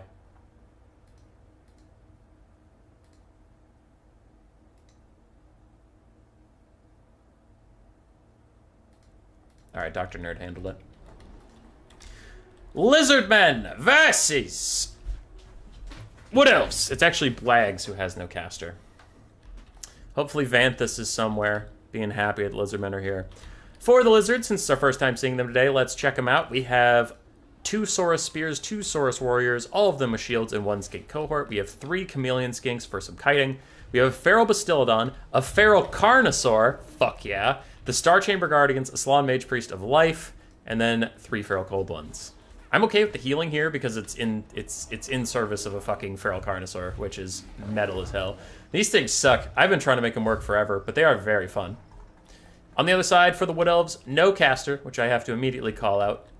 But aside from that, let's see what we got. We have a Glade Lord with Prey of Anothrema and the Arrow of Kurnos. Glade Riders with Spears, Wardens of Sithral, Wildwood Rangers, ROR, Dryads and Treekin. Tons of them. 2 Treekin, 5 Dryads. And then triple Waywatcher for some of that traditional Wood Elf kite. And the Wood Elves have deployed entirely in the Vanguard and entirely on one side. I like it. I don't know if it's the correct decision. I would have to stop and think long and hard about it, and that's we don't have time to do that shit, but it's cool. The Wood Elves advance. Some of the Waywatchers already firing into the backs of the Saurus, so their little bronze shields can't help them. Oh, nice shields! Nice raising your shields, you idiot! Oh, where are the arrows coming from? Oh, I'm gonna put it in front of me like a dumbass. Fucking dumbass. Norska's Rage mechanics is a good template for building intensity. Yeah, Norska's Rage is actually really well done. It's like, it's a good ability, but I never hear anybody complain about it. Wood Elves advancing. Their Waywatchers will be quite good against the Carnosaur and such. This Wood Elf build's actually pretty well set up to win this game. Not that it's favored, but like for not having a caster, usually I would pretty much sentence a build to death. But this Wood Elf build's actually got some teeth in it, despite not having caster. He should have a caster. I will die on that hill, like, no reason not to, but without it, otherwise I really like this build. It's well constructed. Waywatchers firing in for now, getting a little bit of friendly fire on their own troops, but they're all going to shoot at the Feral Carnosaur. Man, if they can get off one nasty volley onto him, that could be really brutal. They're kind of getting half-ass volleys right now that are mostly hitting the Dryads. That's making me sad. But if they all actually shoot at the Carnosaur, if they all actually shoot at the Carnosaur instead of just shooting Dryads, all right, they're getting a little bit better. In the woods, Dryads and Glade Riders are fighting Feral Cold Ones. The Dryads should honestly win this while they're in the woods, because the Feral Cold Ones should be taking a debuff. Ooh! Glade Lord throws down Prey of Anothrema to lock down the Salon and dives onto him. Really like that use of a dragon, but the Star Chamber Guardians are right here. The dragon won't want to stay for too long. As the Feral Carnosaur, okay, we watch for an hour and a half, and you fucks miss every volley, but as soon as we turn away, you start deleting the Feral Carnosaur. The Wood Elves are way up on damage value. The fight in the woods starts to turn in the favor of the Wood Elves, as now all the Feral Cold Ones are rampaging against the Wardens of Sithral, which will be real bad for them. But the Star Chamber Guardians are following around the Glade Lord, and they did save the life Salon, so really how upset can you be? A big old blob is forming. I would like to see the Glade Lord escape from the Star Chamber Guardians, get up in the sky, and throw a breath attack down this line. That would be incredible. Meanwhile, I think we have a dead Carnosaur around here somewhere. Or is he just shattered? No, he's not even shattered. He's just routing. He's coming back. He's chilling. Cool. Triple Waywatcher still firing in. Managed to rout off the Feral Bastiladon. Some Dryads are also routing, and Saurus continue to slog against the Treekin. Chameleon Skinks are out here firing his stuff. I honestly forgot they were even in this game at all. Star Chamber Guardians, plus a Banishment, having the time of their life up in the woods as the Salon Mage Priest tries to get back to them. A Regrowth is going to heal up the Feral Carnosaur. And Wood Elves trying to fire at the Salon, it looks like, getting some decent damage down, but also a little bit of friendly fire. A little bit. Glade Lord's coming back. He's coming back. And he's in it. And he lands. I don't even know what he's attacking at this point, but he's attacking something. He's having the time of his life doing it. Feral Cold Ones are back. Feral Bastiladon is back. Wood Elves are way up on damage value, though. 3,000 ahead. Oofta. That is gonna happen with Waywatchers. So much of your money is in their ammunition that, like, it's always gonna be a little tricky, but... Oh, Pravenoth Rayma!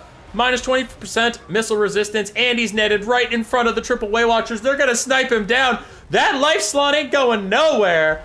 And who's gonna heal you if you're routing? You big toad bitch? Where are you gonna go? Nowhere. He's still getting sniped. He's still taking damage. Can they finish him off? Can they kill him? It's looking like, yes, is the triple Waywatcher meta back? Are Wood Elves OP again? The Slon shatters. No more healing for the Lizardmen. Now, things are getting actually a little concerning as Chameleon Skinks have gotten to the back line. Looks like they're trying to harass those Waywatchers just a little bit. And the Saurus front line is starting to break through these Treekin and Dryads. Do the Wood Elves have enough left in the tank, or was the Lord Snipe all they had? They're slightly ahead of the balance power. They're up 2-1 on damage value. But the Lizardmen are a hardy folk. And also, the Salon isn't dead, so they're not taking the leadership debuff just yet. He's still on the map, technically. Feral Carnosaur continues to fight it out, doing good damage to the Treekin, and the Star Chamber Guardians are somewhere. Okay, they're in here. They're fighting the Wardens of Sithril and such. Feral Colden's getting here to the Waywatchers. Finally, the Waywatchers are getting pressured. Putting the Elves in Life Salon. Wood Elves finally OP. Yeah. One Waywatcher almost out of ammo, but also getting dragged to the dirt. The other Waywatchers, plenty of ammo left, but they're getting harassed by Feral Cold Ones for now. This has been a wild game. This has been a wild game. Oh, the Feral Carnosaur gets onto the Glade Lord. I honestly didn't even really, my brain didn't register that was happening. As the dragon goes into animation with the Feral Carnosaur, I didn't know they had a joint animation. It was super cool, too. But the Wood Elf Lord is going to back off. Again, there's no healer for Bwags, so it's not like the Wood Elves are just going to back off and heal. This is the health he's got. And the rampaging Feral Carnosaur picks the correct target. It's going after him. It's not letting him get off the ground. It says, fuck you, buddy. Come here. Where are you going? Where do you think you're going? You're going fucking nowhere. Come back here and try that animation on me again. See what happens. See what happens. It's tracking him down. Chameleons keeping him on the ground for now, shooting at him, poisoning him so the Feral Carnosaur can catch up. Feral Carnosaur used the last Pravenoth Rayma is used, but he gets off an attack animation anyway. He is going to rout off the Glade Lord. Meanwhile, all the Waywatchers are caught in the woods by the Saurus, by the Feral Troglodyte, Bastiladon, that's what it's called. And they're getting killed off. The Wood Elf's balance of power is tanking. It is sinking. It is going down. What can the Wood Elves do after this shit looked over? Big breath attack onto the Feral Carnosaur just as he routes. The balance power shifts into unwinnable territory. And Bwags slightly up on damage value, but man, that gap closed quickly. And that game went from 0 to 100 very quickly. Like there was, it was slow as the Saurus just ground through the Treekin, as they just ground through the Dryads. It was slow. It was slow. Boom! Feral Carnosaur gets sniped. Then it was a little slow. Boom! Feral Bastiladon gets sniped. Then it was slow. Boom! Life Salon straight up dead. Okay. Then it was slow. Then it was slow. Oh, hey, where'd the Wood Elf front line go? Brrr, game over. Wood Elves lose. Oh my god, that was badass as shit. That was awesome. All right.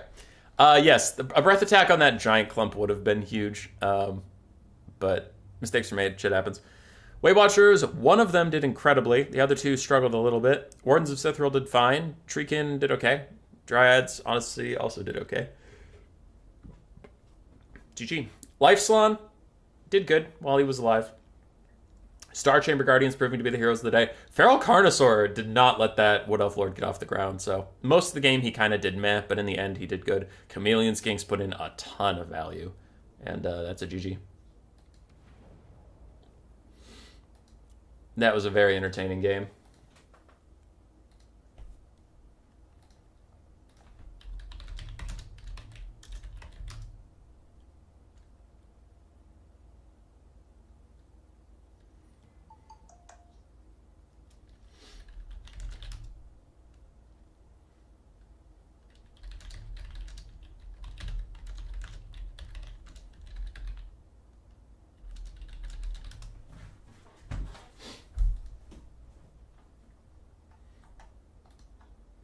What is that, no caster? Yeah, I mentioned that a couple times. Should have had a healer and no cav. True. True. Improvements could be made, but I enjoyed it.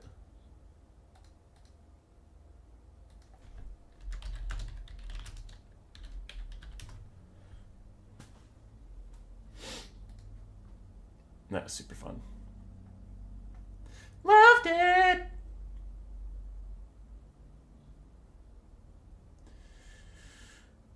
Okay, bracket friends, come with me. We have one more round of Swiss after this. Results are coming in for round 3. Waiting on Samric and Cyrus, the Epic Dwarf Dragonborn, Baked and Bwags, we just saw it, hasn't been reported yet. And then STDs and Rambler.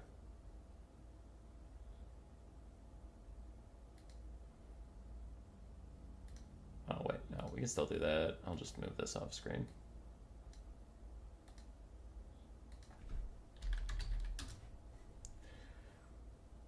Rambler got himself a dub. So we're really waiting on Samric and Cyrus, and then the Epic Dwarf and Dragonborn. Because this game, the Stidfist and Rambler told me the result manually.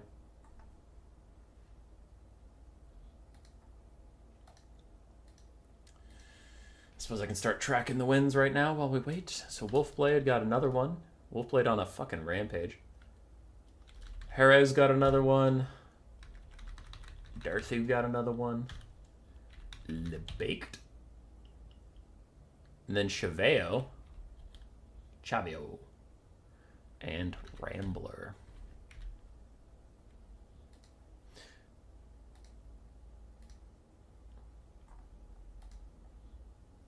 Someone just won. The Epic Dwarf got another dub. And while we wait for Samric and Cyrus, whoever cares about the scores right now, let's do total. I'm just gonna do an equation so I can drag it. Come here. All right. So Wolfblade is currently in the lead with 3, tied with Jerez. Let's just do this. Sort, custom sort, column, sort by G. Largest to smallest. That's our current rankings right now. We're still waiting on Samric versus Cyrus, so either of them, one of them's going to get to 2 and the other one's going to stay at 1. But for now, if we did our top 4, it would be these 7, and I'd have to figure out a 4-way tie. All right, let's hope round 4 breaks some of that up.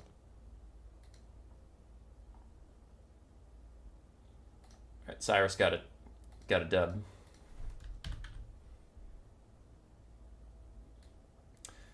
Final round of the Swiss. Let's go. Advanced Swiss.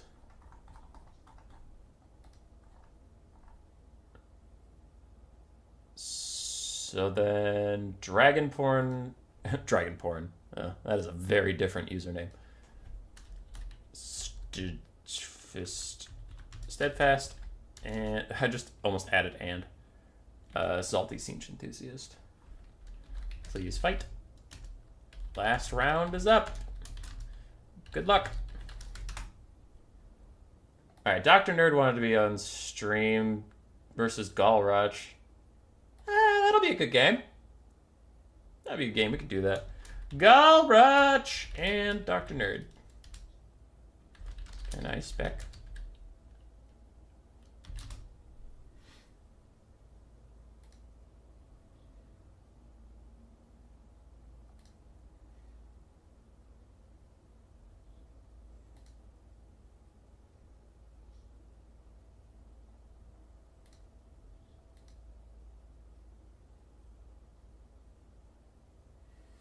Well, we knows how this ends. Why?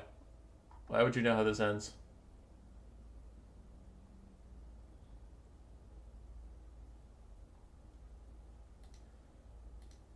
I don't know how this ends. I'm scared.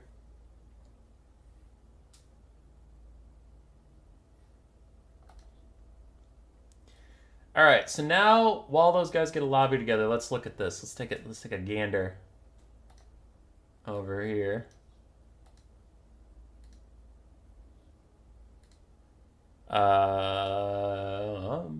So Wolfblade and Haras are fighting for top spot. The Epic Dwarf and Dust Bunny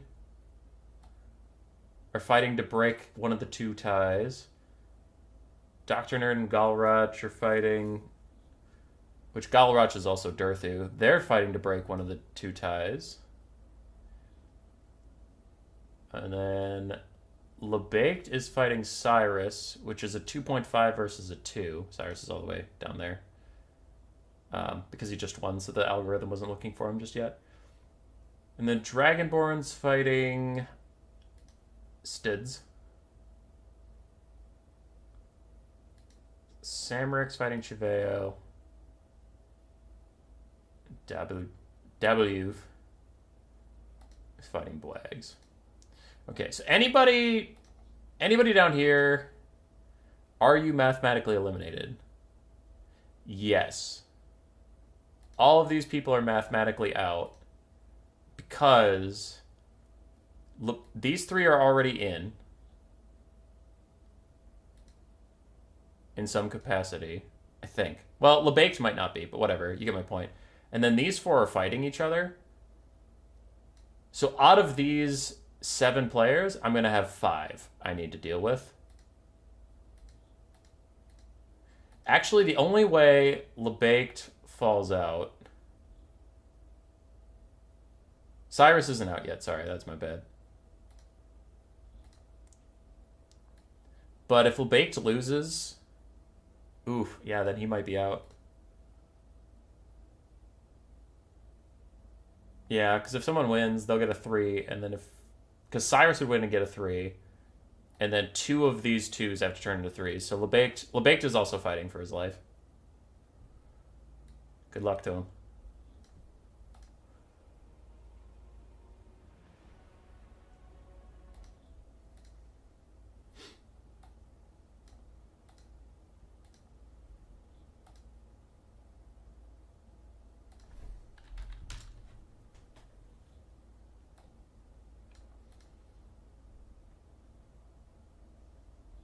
When do ladder points reset?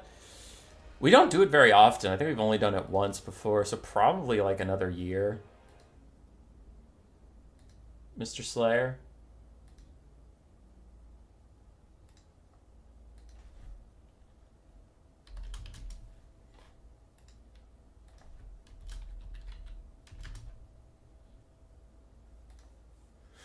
Okay, I have to go join my game now that they invited me to. Join with code, join that thing. Cool and fun times, that's a fucking lie. Start of every new season? Not every season? I don't think we do a ladder reset every season, do we? We did this season, but I don't know. Phoenix King, that'd be something we have to figure out. We haven't done it every season, though. LeBake, that was a great game. That was very fun. That was very fun. I thought you were kind of fucked when your life salon died, but then all of a sudden the Wood Elf front line just completely collapsed, and that was hilarious but tragic for Bwags.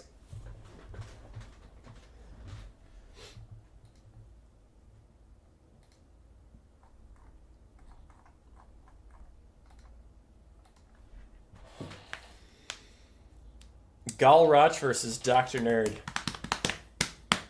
Are these... I don't want to be insulting. I just am not very keyed in on our clan stuff all the time. Is Galrach in my clan? No. No, we have not managed to recruit the Galrach. So Dr. Nerd's in my clan. Could root for him. Also could root for Galrach since he took a game off of me.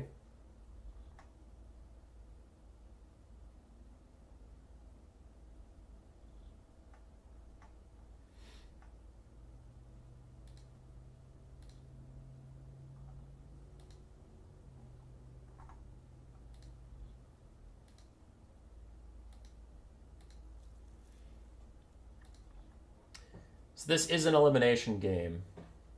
Wolfblade and Haras are the only two that are guaranteed to get top 4 because they both have 3 wins already. But Dr. Nerd, Galrach. Yeah, Dr. Nerd, Galrach, Dust Bunny, and the Epic Dwarf, and then LeBaked and Cyrus are all fighting for a slot. And I'm guaranteed gonna have 5 people. So I'm gonna have to figure out how that goes. I think that it's easiest for me if LeBaked wins. Because then I'll have 2 3s. No, I'll have... Whatever. I'll have a 3.5, so that'll break a tie. But then, no, fuck. Because if LeBaked wins, we'll still have someone between Wolfblade and Haras to lose. Duh, this sucks. This sucks. Everything sucks. I hate this game. This game's poopy. This game's poopy and I don't like it.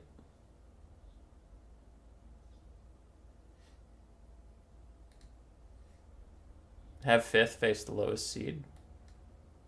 Wouldn't it be the highest seed? I don't know, man. I'm not a mathematician. Pick something into greenskins.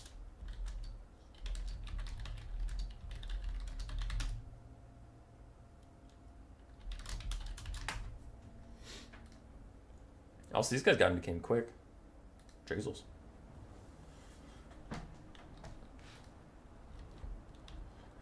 Oh boy, what do we got? Dr. Nerd on Skaven versus Galrach's Dark Elves. I hate this matchup as Skaven. I hate it. Some people actually like it. Some people claim to have good builds. I haven't had the time to sit down with them and figure out what they mean. My problem with fighting Dark Elves, and it's not like a complaint about Dark Elves, it's just why I think this is a bad matchup for Skaven. It's perfectly fine for Dark Elves to be this way. But the problem for me with fighting Dark Elves as Skaven is the amount of threats. They could go Cav Rush with Dark Riders and Doomfire Warlocks. They could go Sisters of Slaughter and Witch Elves Rush, which actually works pretty well. They could go more standard with Bleak Swords and Dread Spears and then have like some skirmish stuff on the flanks, like Repeater Crossbows, if managed well, can actually do a lot of damage. And then you could have Malice Darkblade and a Deathcaster, or you could have Malekith or a Supreme Sorcerer's Dark on a Dragon. Like, you could have Feral Manticores. You could have Hydras. I've lost to Hydras. Hadri's beat me with a Hydra in, like, a faction war a year and a half ago. So it's like, the Dark Elves just have so many different ways they can play this that I find it impossible to prepare, so I ban Dark Elves when I play Skaven. I hate it. What matchup don't you hate as Skaven? A lot of them. Nico Boy Blue, a lot of them. What the fuck? What is this? What is this slander? A lot, dude, I love... Sure. Dude, what the fuck are you talking about? Skaven, I avoid Dark Elves, I avoid Ogre Kingdoms, I avoid Lizardmen, I avoid Slaanesh. Anything that's not those 4, I'm taking that shit. I'm taking that shit to the bank. Made it to the finals? What up, Patrick? Norska's disfavored for Skaven, but I'll play it. It's playable. Vampire counts as disfavored for Skaven, but I'll play it. It's playable. Yeah, dude. Don't you slander me, Nico Boy Blue. I do not pretend to hate on the Skaven. I don't think they're a top tier faction right now because of the healing meta, but there's... What would you do against Grand Cathay? Oh, Phoenix King, you might be right on that one. Actually, yeah, fuck Grand Cathay. It used to be good. But now Croman just threw it on its head because it's like, now you have to prepare for too much. All right, Phoenix King, you win this round, but also, shush. How do? I'm doing good. The stream's going okay. We had to do some math. All right. Everybody shush. We got to focus up. Here. For the Skaven of Dr. Nerd, we have 4 Rat Ogres, 1 Council Guard, Stormvermin Halberd ROR. We have a Teethbreaker and the Natty Boobo Sharpshooters for weapons teams, 3 Globes, 1 Skaven Slave Slinger, and then a front line of Clan Rats and Skaven Slaves, with Ikit Claw on his Doom Wheel, with Flensing Ruin and Howling Warp Gale. I love fighting them, Skaven. That's true. There's not a lot of factions I love fighting as Skaven right now.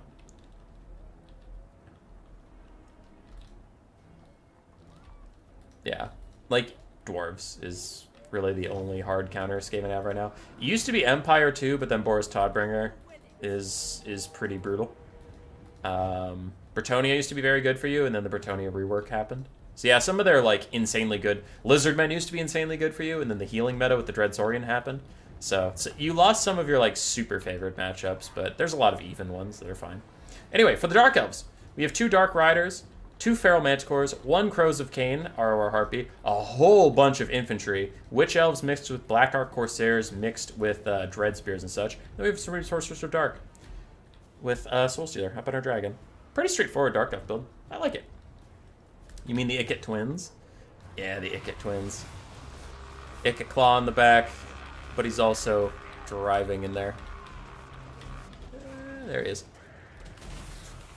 Anyway, Jezzail's firing away at the Black Ark Corsairs, already half health that one. Jezzail's are a super strong unit. The Teethbreakers also taking this moment to get some free pot shots at a Black Ark Corsair. They'll definitely be repurposed to shooting at that Dragon Lord or the Manticores when they come in range, but for now they're just getting free little damage onto infantry, which is fine. Pretty good timing of the Brass Orb catches the Witch Elves and a heap and pile of damage onto that front line. But Dark Riders coming in on the side already route those Skaven Slaves, which will allow the Black Ark Corsairs and stuff to move forward.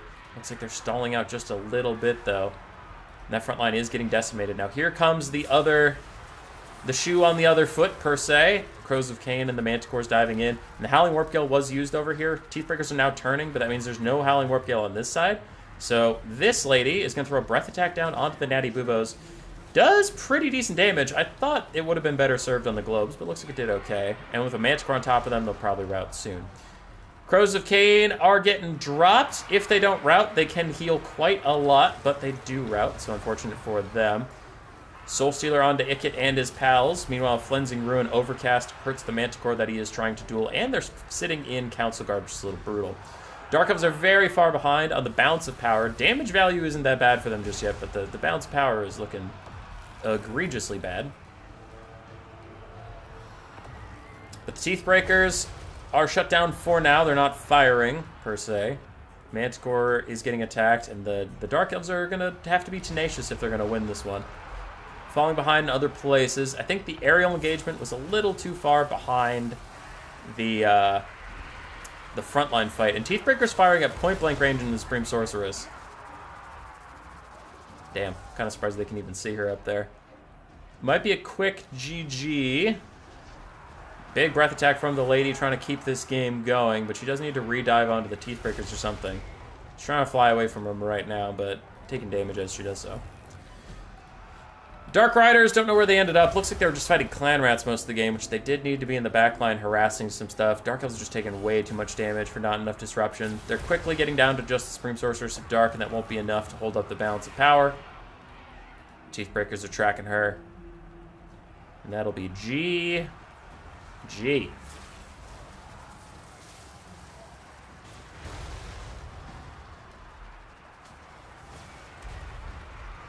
Clever body double disguise, yeah. Did they really double Ikit's model? Yeah, dude. Well, it was the subject of today's video, which is what people were referencing.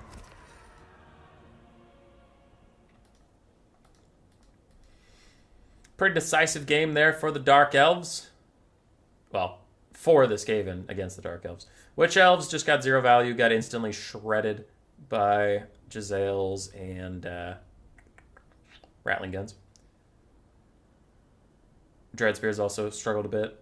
Dark Riders are not able to get into the back lines. It was mostly just single entities going back there, and they struggled. Ikit did great. Jezzail's did fine. Teethbreakers did great. Rat Ogres did fine. Globes did great. Rest of this did fine. That's it. GG.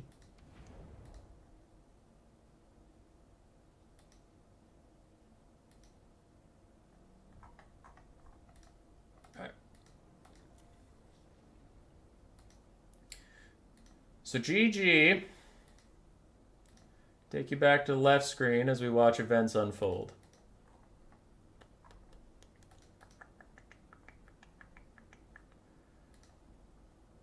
Let's get this back in here.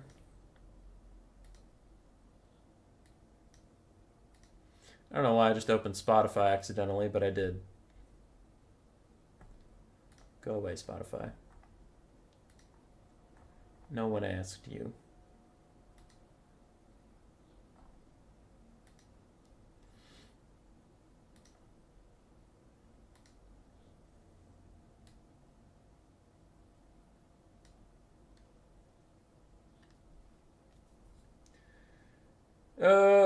Blah, blah, blah, blah, blah. Where's Microsoft Paint? Brush. How big is that? Alright, good enough. That'll come in use later. It's gonna be great. It's gonna be glorious. Fresh bracket.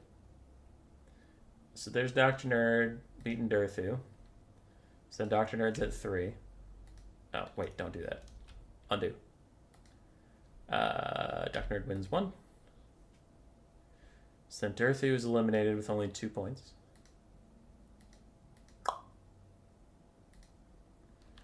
And while I'm waiting, I can re-sort this. Custom sort, and then just hit OK, because it's already set up my settings.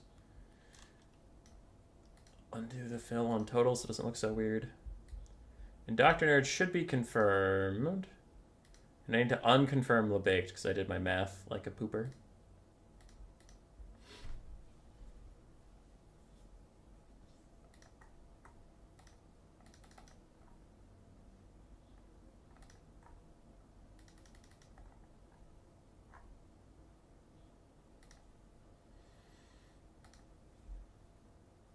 Well, it was Skaven versus VP like before and now. It was even before, and I think it's still even now. Not a lot changed. Giselles, Rat Ogres, and Dogs with some chaff. Or you can go with Slinger Spam. Both are fine. And then you're either going to have to outshoot the coast, which is less likely nowadays, because I doubt they'll try it. But you used to have to try to outshoot the coast. Or you're dealing with Dogs and Morngul Rush, which is still very much a thing. Or there's a more traditional, like, a little bit of everything build. But, yeah, Skaven can definitely do it. There's also Celastra on her Giant Crab, which can be a little tricky for you. I'd say it's, like, probably 60-40 in the favor of Skaven right now, but not unwinnable by the coast. Good coast players have pushed me pretty consistently and even won sometimes. How are you guys? We're doing great, Mars Pattern. How are you, buddy? Miss you. We miss you, Mars Pattern. Do you ever play in these tournaments, or did you just play in our King of the Hill event, my friend? Alright, we got some more results coming in. What do we got here? Longshanks gets another dub. Boop. Bwags gets a dub. Fuck yeah, Bwags.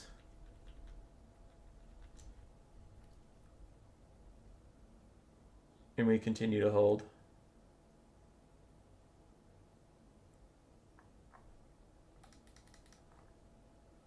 Samaric gets a dub.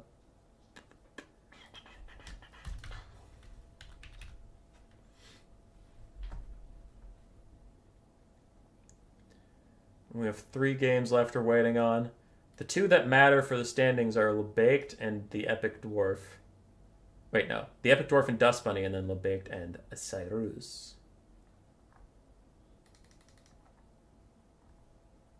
Dragonborn versus Steadfast is more for honor, if Steadfast can get his first win.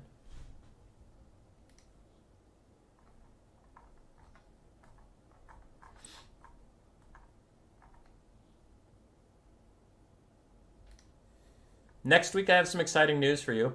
I have not posted it yet because of reasons, but the Faction War stream for the right side is Tuesday. That'll be fun. We'll cover the entire left side of the bracket, all these games, all the way up to the top 4. And then the top 4 is ready. We are playing it, not today, obviously, but next Saturday. We'll play the top 4.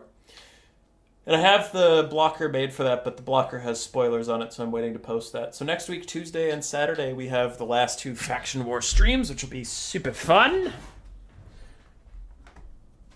Yeah. It'll be dope. Pretty excited for that. Might stream tomorrow. I don't have anything planned tomorrow, but we'll see if I'm just feeling burnt out on making content. I might not play tomorrow.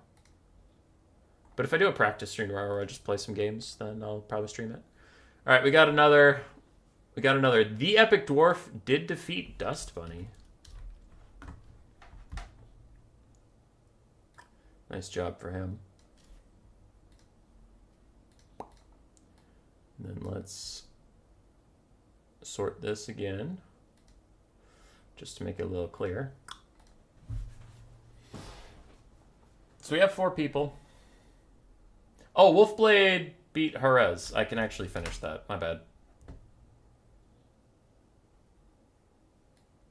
Cool. So I can start on this now. Y'all might have wondered why I pulled this up. So then we go boop, boop, dink, dink.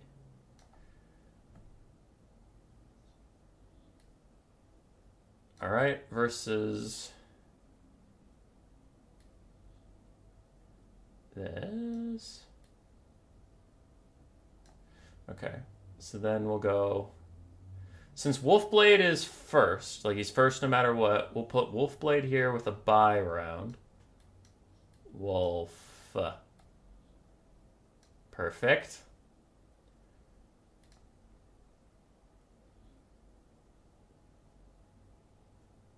Yeah. So I know Wolfblade's there. So he's dealt with. He's on the bracket. Dr. Nerd, the Epic, and Jerez. Wolfblade and Jerez just fought, so let's put Jerez on the other side. So let's do Jerez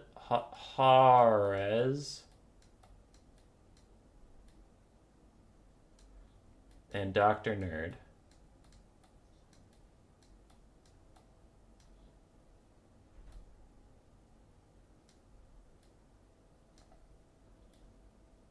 Perfect. This is perfect.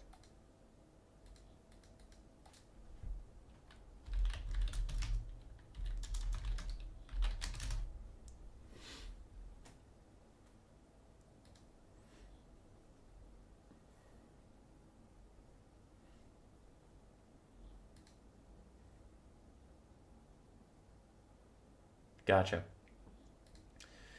All right, so then Dragonborn gets a second one for honor. He went 2-2 on the day. Respectable. And let's see if this is updated at all. LeBaked and Cyrus still battling it out. Dust Buddy is eliminated, so I can color them in orange. All right.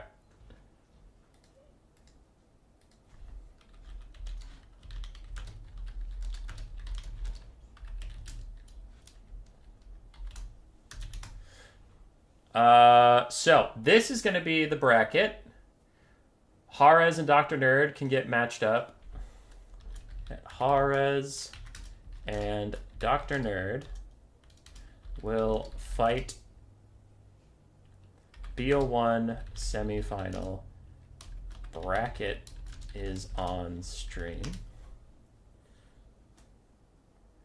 And then I know the Epic Dwarf made it, right? Yeah. So I'm going to put him up here, and we're just waiting to see who fights him. Oh, shit. Okay, well, we absolutely fucked that up.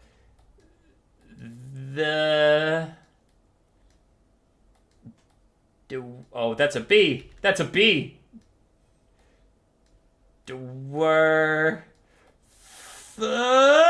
Perfect. No issues. Fucking crushed it. Anyway, LeBaked and Cyrus are still fighting.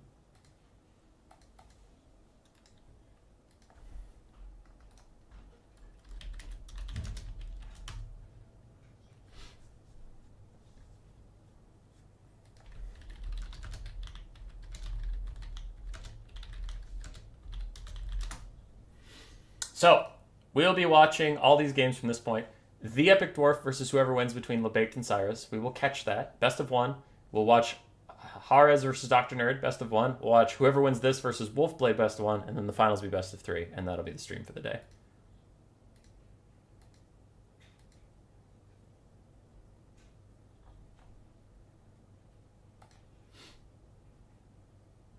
Lovely.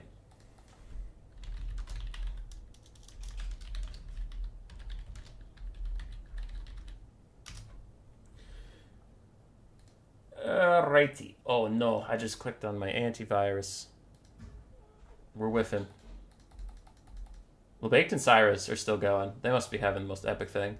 You know there's a text option in Paint? I know there is, but it is way less fun. Who's our tourney favorite? Wolfblade. Hey, Lord Buttchin, how you doing, man?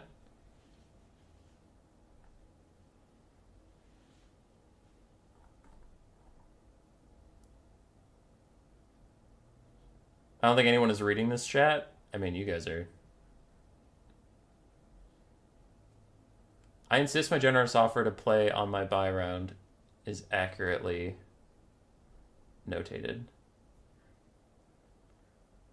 No one after the first round has gotten a real buy round because we had a drop. So now whoever was in a buy round, I have asked them to play like.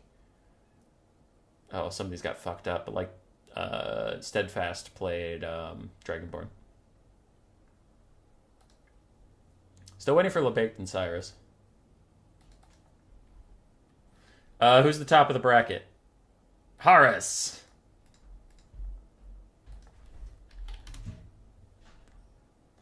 Okay, I was still holding out hope. That I could figure out who this was before having to get into game. But it appears such hopes are not founded. And yeah, I think drawing in Paint is much more entertaining. You know what's going to be even fucking better? So here we go. Add source. Desktop capture. It's going to be the new screen blocker. Let's go. Look at that fucking thing. Alright. Later, Queek. It's the screen blocker now. Oh, let's go. I'm having fun.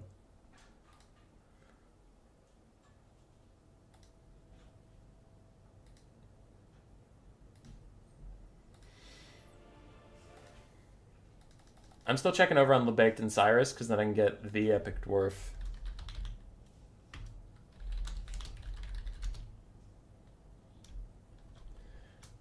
I can get him and his opponent ready so that we can cast this game and then we'll go straight into that game, which would be nice. It's not me this time, Human Boy Wolfblade. It's true. You are the goodest little rat.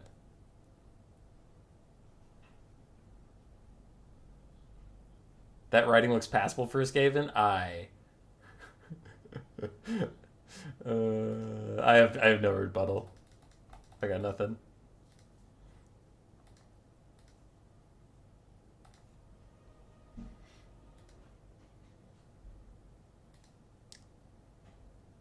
I don't want to bother Cyrus while he's playing, but I know he's very responsive. There's a part of me like we're in round 4 of this shit, so there's no like they know what's up. All right, they haven't reported the game because they're not done with the game. So me bothering them isn't going to help. But there's that impatience in me that's like, what are you doing? LeBake's in chat. LeBake, who won? LeBake, who won? LeBake, tell me who won. God damn it! If you're saying fun tourney GGs, it makes me think you lost, because if you won, then you're still in it, so you don't get to fun tourney GGs. Alright. Yeah, it's facts. Cyrus won.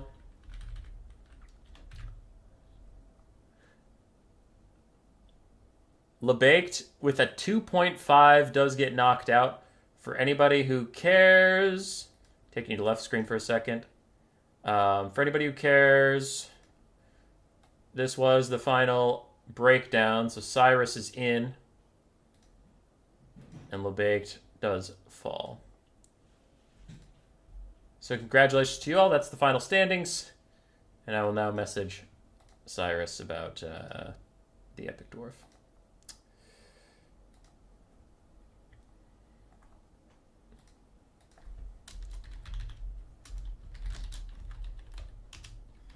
You will play a BO1 on the Lost Crater.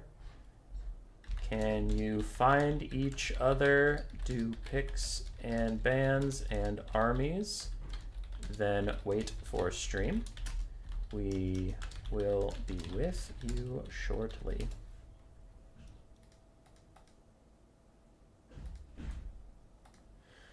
All right, and then on the blocker, I can update it so we have Cyrus. Oh wow, that U was good, but we're leaving it. All right, Cyrus and the Epic Dwarf will fight. The winner of that will go fight Wolfblade, and Harez and Dr. Nerd are fighting the other semifinal, and the winner of that just goes to the finals and waits for their opponent.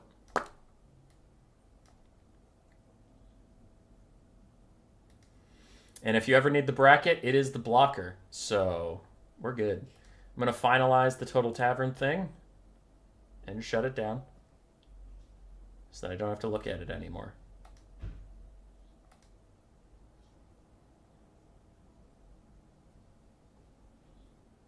Oh, dang, the stream is over? Nah, dude. We're in semis. We have 3 best of 1s and a best of 3 left, so don't panic. Do not panic.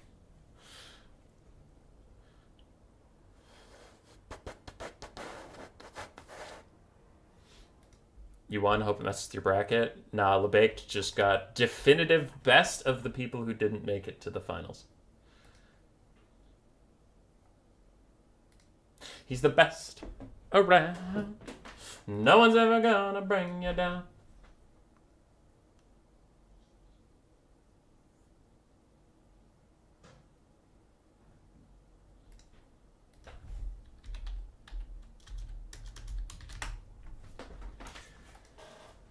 You're the best around.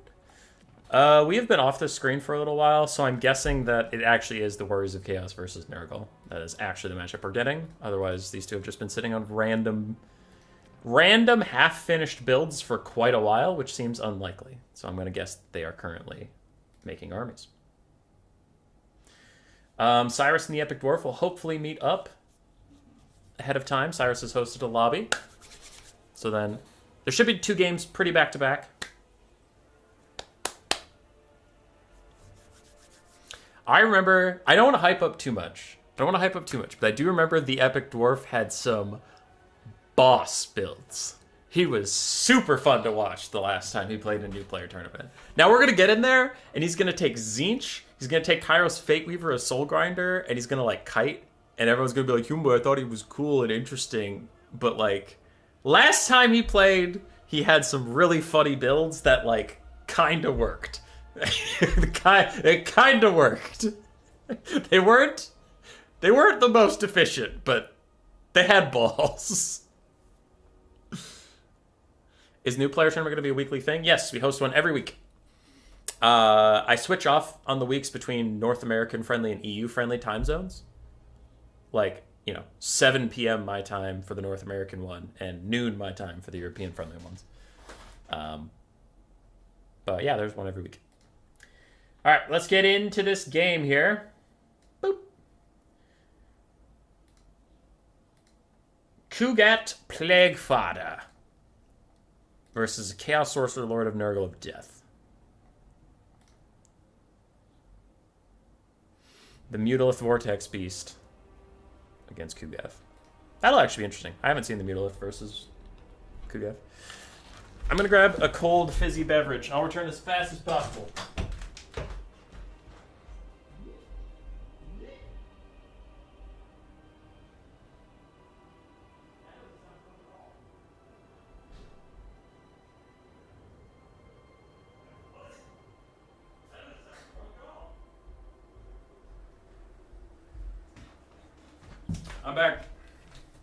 I'm back.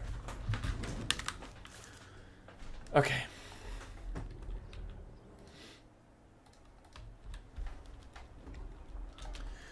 For Nurgle, they're still setting up, but we have triple exalted plague bearers of Nurgle, one of which is the Festering Stooges.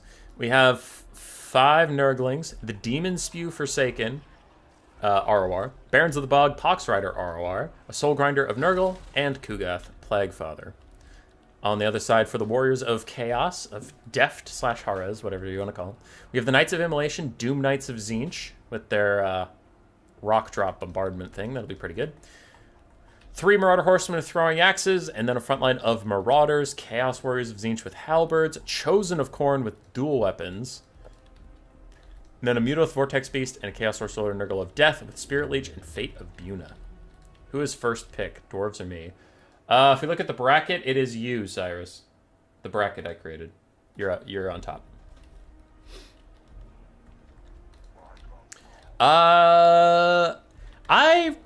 I like this Warriors of Chaos build put together. I really do like a lot of it. Knights of Immolation are a good tech piece. If you cycle charge them effectively, you can recharge those the bombardments to really kill off some of these plague bears. I like that. The only thing I would change is change this Death Lord to Nurgle and get Fleshy Abundance, because if you're taking the Mutalith Vortex Beast, you're going to want healing for it. That's the only problem I see here with this build, really, from Deft.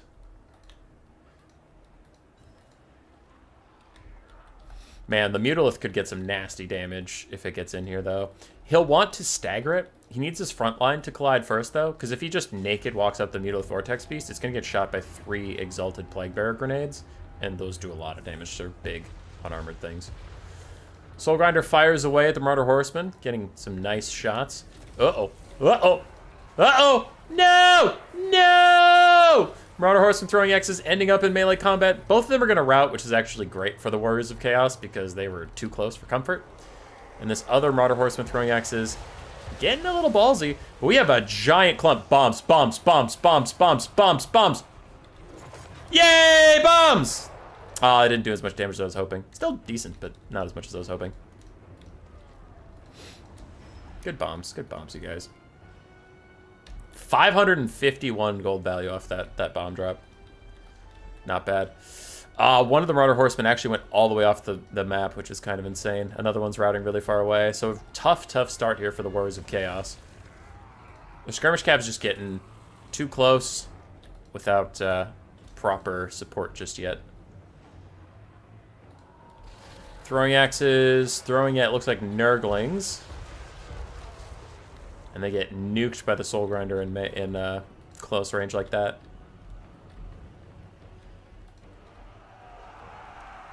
So they're going to back off, play a little cagier for now. The Mutalith Vortex Beast is doing what we worried about. He didn't let the front line collide first, so he's taking those grenades. And that's going to be a lot of damage. He's trying to dodge. Some pretty decent dodging, but it's just a bunch of free damage that if we'd waited for the Marauders to saturate these guys, he wouldn't have had to take. Spirit Leech and Throwing Axe is going on to the Soul Grinder of Nurgle. The Mutalith Vortex Beast is already down to half HP from those grenades, which is really, really, really brutal, man. That folks here might like.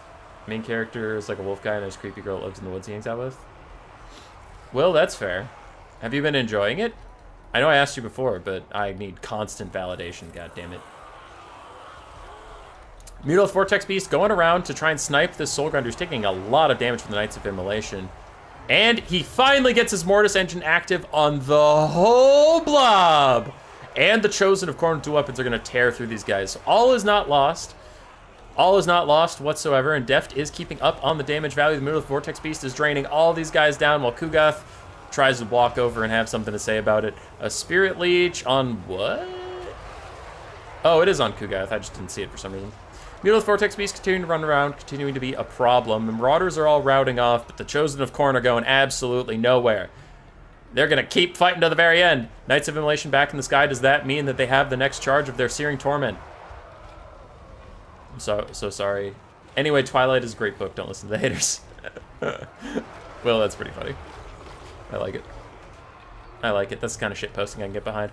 Mutalith Vortex Beast trying to get out of the middle here while Fleshy Abundance Overcast hits the entire Nurgle army. And then Fecundity spreads through this Nurgle army. That is going to be so much healing. But the Knights of Immolation are coming back. They almost dove in. It looks like they didn't want that. Yeah, they're going for another rock drop on the whole blob. There it is. More good damage. And some of these Nurglings are looking like they might start demonic instability crumbling, which will be brutal. The Mutant Vortex Beast is back, and I see the demonic instability effect on some of these guys. They're starting to fade away, even at this high HP pool point. Kugath sitting in the middle of his brood. 5,600 damage value for the Warriors of Chaos. They are up about 1,400-ish.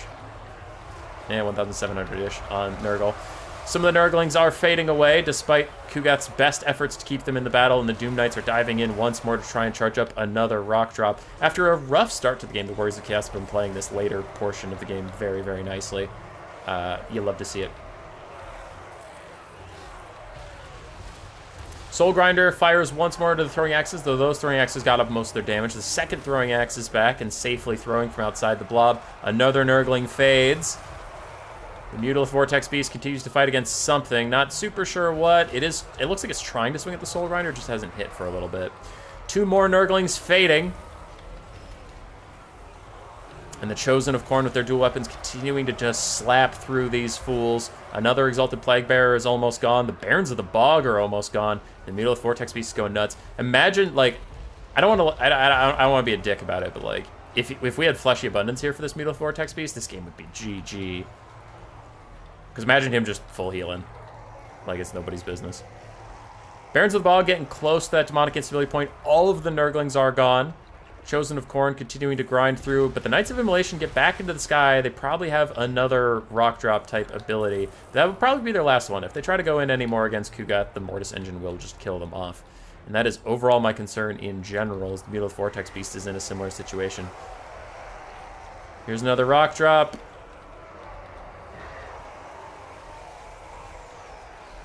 And the Exalted Plague Bearer's grenades take out the Mutilith Vortex Beast. That might be GG. I don't know what can kill Kugath at this point. The Soul Grinder might die. Maybe all the demonic units get finished off, but I don't know what kills Kugath, and that is a really big problem, isn't it? Chosen of Khorne fighting something. Don't know what they're fighting right now, but they're doing their best. And another Spirit Leech trying to finish off the Soul Grinder, but a Fleshy Abundance will heal cap it instead. Demonic Instability does not take it down just yet. Barons of the Bog are going to go, though. Plaguefather's Oration tries to keep him in the fight. 74 HP on those guys. And I think Nurgle has got this one. Marauder Horseman rear charging, try and lower the leadership a little bit more. Mutilith Vortex Beast at 21 HP. He ain't coming back. Plague Bearers are crumbling away. As soon as Plaguefather's Oration wears off, the Barons of the Bog will also fade away and die. Forsaken almost routing. Plague Bearers chucking their little grenades at something. And another Spirit Leech has started for Kugath now. Plaguefather's Oration is done, but a Fecundity's trying to heal up these things. The Barons of the Bog somehow rallied leadership-wise. Somehow. The Chosen of Khorne are almost dead. Soul Grinder still clinging to life as well. And man, these Nurgle guys just don't quit. 12 leadership on those Exalted Plague Bearers. Holy shit, they're actually going to hang in there. The Knights of Immolation rear charge them just to get those fucking Plague Bearers to go away. And 28 leadership all of a sudden on the Barons of the Bog. Previously, they were going to demonic instability crumble, and now they're completely fine because reasons. Marauder Horseman throwing axes trying to dodge away from the Soul Grinder. Another Spirit Leech onto Kugath, not bothering to finish the Soul Grinder. It looks like he's going to do that in melee with a nasty rear charge. Actually does get a good hit in. Barons of the Bog finally going to die away. And these Chaos Warriors of Tzeentch with Halberds still fighting it out. Soul Grinder is demonic instability crumbling. For now, no rallying for him in the future. Oof, really big shot as he dies, though, onto the Marauder Horseman throwing axes. Takes them out, make sure they can't continue to throw at Kugath and the lads.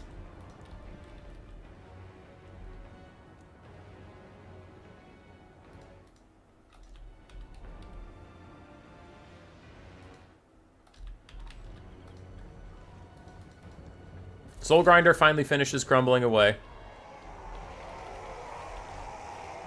And the Demon Spew are out there fighting. I don't know what can kill Kugath, but, like, man, so much of this army is so close to just going away. Chosen Khorne with weapons are back. They are going to get drained down by the Nurgle Mortis Engine. Another Spirit Leech for Kugath.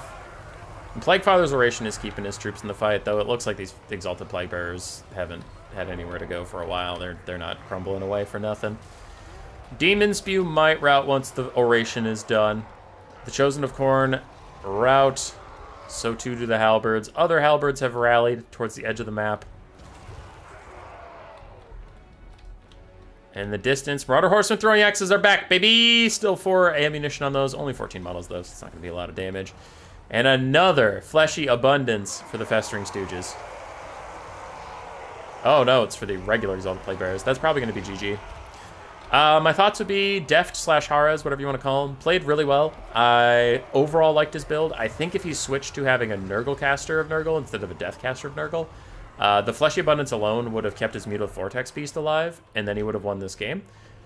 Or, even with this build, delaying the Mutilate Vortex Beast advance until your front line reached here, so the grenades didn't hit him at the start, taking almost half his HP before the fight started. I think either of those things really would have helped out, but he played a good game. He brought it nice and close, and it just wasn't enough in the end. GG's, brother.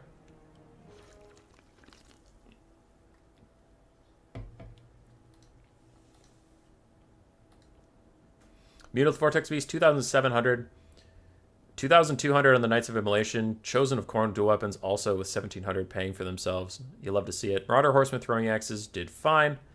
And Marauders got mostly nuked. Kugeth did great. Soulgrinder did okay. Exalted Plague Bearers did really well. Nurglings just kind of struggled and died. GG. You need Nurgle to kill Nurgle. Fleshy Abundance is just really strong. Healing in general is really strong, and it's hard to ignore it. Especially when you have an anti-large Mortis engine you're trying to kill the other blob with. You're just going to have to heal it up so it stays in the fight. Alright, spectate. 1, 2, 3. So we're hopping into a game with Cyrus and the Epic Dwarf now.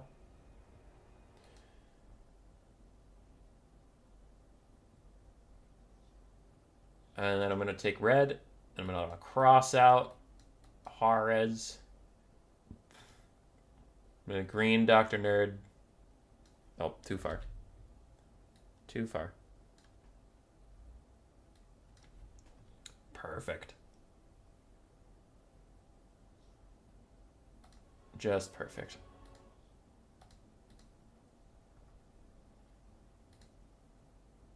Mutalisk is anti-large? Yes. Yes, it is.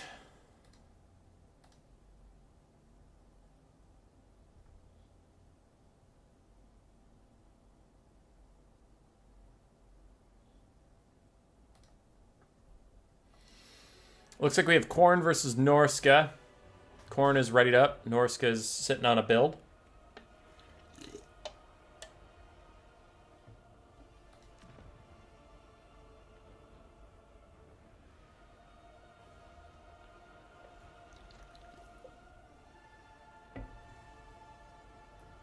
I missed my calling of the pharmacist.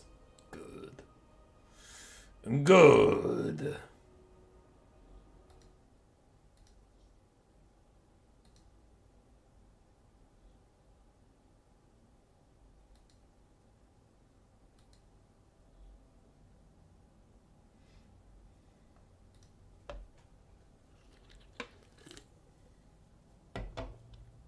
Wolfblade, if you're still in the chat, you're up next. Excuse me. Yeah, with the beautiful handwriting, I got it. The Epic Dwarf on Khorne. I told you there's some spice here. I told you. You didn't want to believe me. You all of you, every single one of you messaged me and said, Human Boy, you dummy, the Epic Dwarf is literally the most meta player I've ever seen. And I'm here to tell you lies and slander. No Valkia, and then the ROR Bloodthirster for Khorne. Is he going to win? The jury is out. I need to look at the Norska build, but survey says no. No, that's too mean. But might he win? If he does, it's through the pure energy of hatred. Alrighty. Khorne versus Norska is apparently what we're doing here. For Norska and Cyrus. I took the blocker down, right? Yes, I did. Yes, I did. They're still setting up, so this might be a little difficult, but it looks like we have 1 Famir with great weapons, and then 3 Skin Wolves, Throg the Troll King, a Shaman Sorcerer of Fire with Fireball, Cascading Fire Cloak, and Burning Head. And then we have 2 Marauder Champions with great weapons in the front line, Beasts of Tashnar is the only dog unit, and then some Marauders for support, including the Icehorn Marauders ROR, and 2 Marauder Hunters with their throwing axes for the armor piercing. The other side for Khorne and the Epic Dwarf. We have 2 Marauder Horsemen of Khorne with throwing axes, 2 Chaos Warhounds of Khorne, a front line of regular-ass Bloodletters, backed up by 2 Marauders. We have a single Minotaur with great weapons, the Cultist of Khorne on horseback with his Icon of Endless War and the Gate of Khorne. We have a Herald of Khorne on his motorcycle. And, of course, you have to have Khorne's Bloody Fist.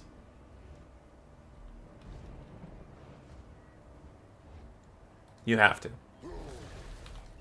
Look at this guy. Look at him. Look at him out there being badass. And then I fuck up my camera accidentally. Let's go. Lore of Fire versus Khorne. Doesn't Khorne have a lot of fire resistance? No. No, I don't think Khorne has fire resistance at all. Does he? I think like some of his cavalry might, but no. Khorne doesn't have fire resist. Physical resist. Spell resist. Not fire resist.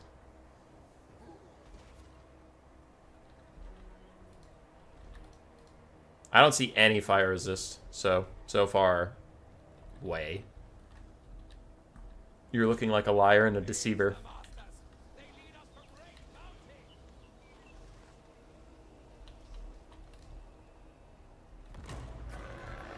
And we're off.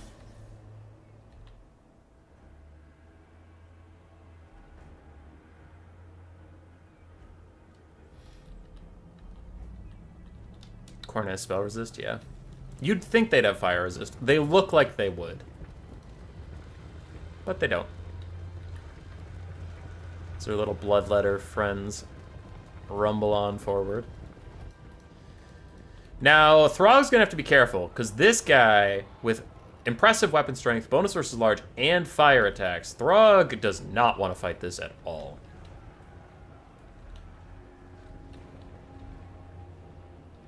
Khorne's just red, doesn't mean they like fire. You know what, fair enough. Bloodletters get attacked by Skin Wolves. I accidentally go under the map because I double-clicked, and that apparently makes my camera go burr. The Marauder Horsemen with throwing axes push off the Skin Wolves just by existing. The front lines have collided. Bloodletters probably want to find these Marauder Champions great weapons. That's a really good fight for them, but then a Burning Head is going to take them out. Ah, she-ball. Spell resist only does so much for you, my friends. Front lines have engaged. Dog, Skirmish Cav, Khorne's Bloody Fist, and these Minotaurs have yet to find a battle for themselves. Bloodletter's doing a lot of damage to the Beast of Tashnar. And these Chaos Warhounds of Khorne, if they get a rear charge onto these Skin Wolves, they could actually do good damage, but it looks like they might be waiting for the Marauder Hunters. They are. And Khorne's Bloody Fist is in onto Throg. Skin Wolves turn around, immediately trying to kill off these Chaos Warhounds that just pile into their throwing axes. But this is a lot of resources from the Epic Dwarf to kill off a random-ass Marauder. Like, it's a good pick. That Marauder was in the middle of nowhere. Good job. But it might be too many guys for such small potatoes. I'm hoping these Marauder Horsemen of Khorne come down here and attack the Marauder Hunters that are out in the middle of the open. You could stop them from throwing for a bit. Khorne's Bloody Fist is currently beating up Throg, and some Chaos Warhounds of Khorne are going to come join in the party. Throg is down to half HP. Bloodletters are fading away, though, as Minotaurs just get involved with these Famir warriors. The demonic instability crumbling stops midway through. And Khorne's Bloody Fist continues to wreak havoc on the Icehorn Marauders and others, soon to get them to rout. Khorne is way up on damage value. Holy shit! That's kind of insane.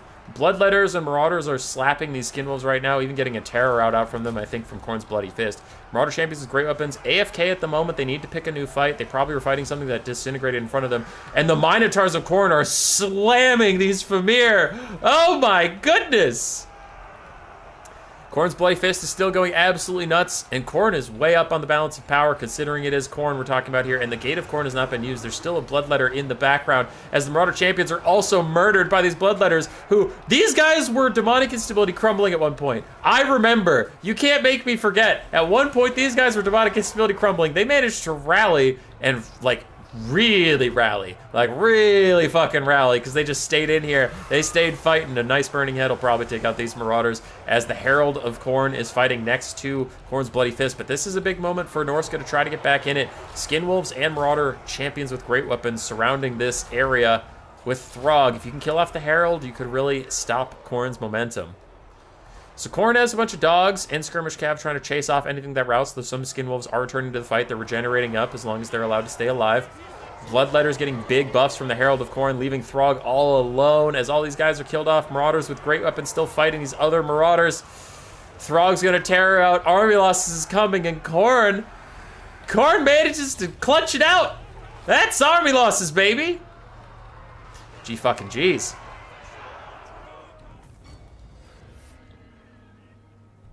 Did I not tell you the Epic Dwarf has some very strange builds? I told you. I told you this man brings the spice all day, every day.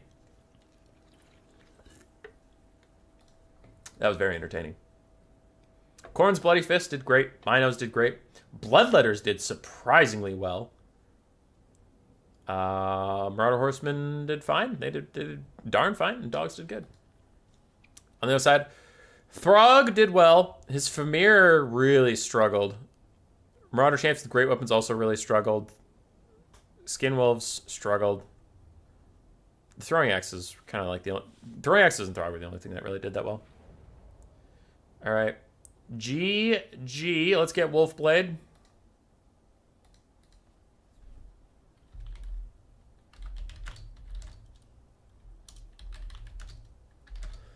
On Summer Song.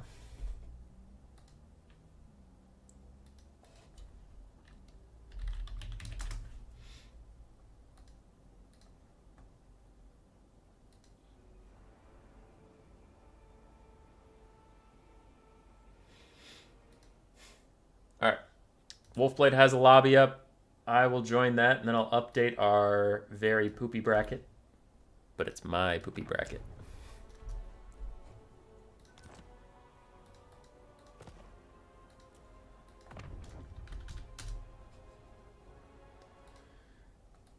Boop. Okay, where's my thing? There it is. So then the Dwarf goes here. Then I'll switch to red. Cross out Cyrus. So now it's the Epic Dwarf versus Wolfblade. And the winner of this best of one on Summer Song will fight Dr. Nerd in finals, which will be best of three.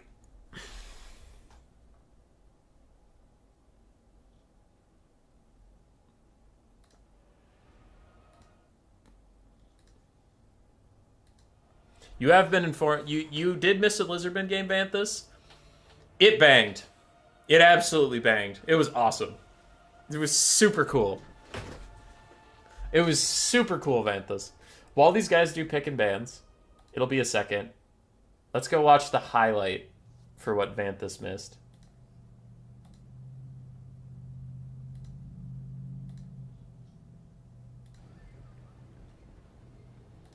Norska's rage mechanics. It's a good template for building intensity. Yeah, Norska's rage is actually. Instead of just shooting dryads. Dinosaurs continue to slog against the tree. Where's the animation on me again? See what happens. There it is. Map technically. Feral Carnosaur continues to fight it out, doing good damage to the treekin and the Star Chamber guard. So bro. Look at this. Way Watchers just look at this Vanthus. Triple Way Watchers, they're gonna snipe him down. That life slot ain't going nowhere. And who's gonna heal you if you're routing? You big toad bitch. Where are you gonna go? Nowhere. He's still getting sniped. He's still taking damage. Can they finish him off? Can they kill him? It's looking like yes. Is the Triple Way Watcher meta back? Are Wood Elves OP again? Dude, look at this fucking thing. Lizards lose their lord. Bwags is up over double damage value. Flan isn't dead. Of Sithril and such. One Way Watcher almost. They're getting harassed by Feral Coldbloods for now. This has been a wild game. Oh, the Feral Carnosaur gets onto the Glade Lord. I honestly didn't even really, my brain didn't register that was happening. As the dragon goes into animation with the Feral Carnosaur, I didn't know they had a joint animation. It was super cool, too. But the Wood Elf Lord is going to back off. Again, there's no healer for Bwags, so it's not like the Wood Elves are just going to back off and heal. This is the health he's got. And the Rampaging Feral Carnosaur picks the correct target. It's going after him. It's not letting him get off the ground. It says, fuck you, buddy. Come here. Where are you going? Where do you think you're going? You're going fucking nowhere. Come back here and try that animation on me again. See what happens. See what happens. It's tracking him down. Chameleons keep keeping him on the ground for now, shooting at him, poisoning him so the Feral Carnosaur can catch up. Feral Carnosaur used the last prey of Noth Rainbow is used, but he gets off an attack animation anyway. He is going to rout off the Glade Lord. Meanwhile, all the Waywatchers are caught in the woods by the Saurus, by the feral Bastillodon, that's what it's called, and they're getting killed off. The Wood Elf's Balance of Power is tanking. It is... Dude, it was nuts. That Feral Carnosaur didn't give a fuck. He did not like getting body slammed. He did not like getting body slammed at all. That Feral Carnosaur had some things to say about getting body slammed. Because as soon as he got body slammed, he got off the ground, rampaged, and never let up on that Wood Elf Lord. Never. He was like, rampage? No, I am single target now. I am a homing missile. That bitch dies. And the Wood Elf Lord's like, shit, fuck, gotta get out of the trees. Gotta get out of the trees. Oh, you know what scene it was? You know what scene it was? Hold on. No, these two are still picking a bandit. You ain't missing shit. I gotta go find the scene.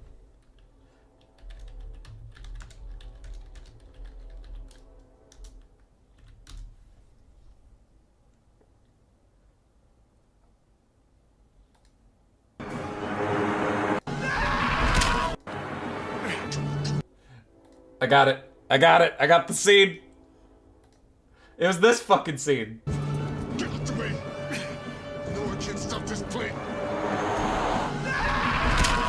Oh my god! He just comes out of the trees and gets him. That Wood Elf Lord ain't going nowhere. Alright, I'm done. I'm done. I'll focus up.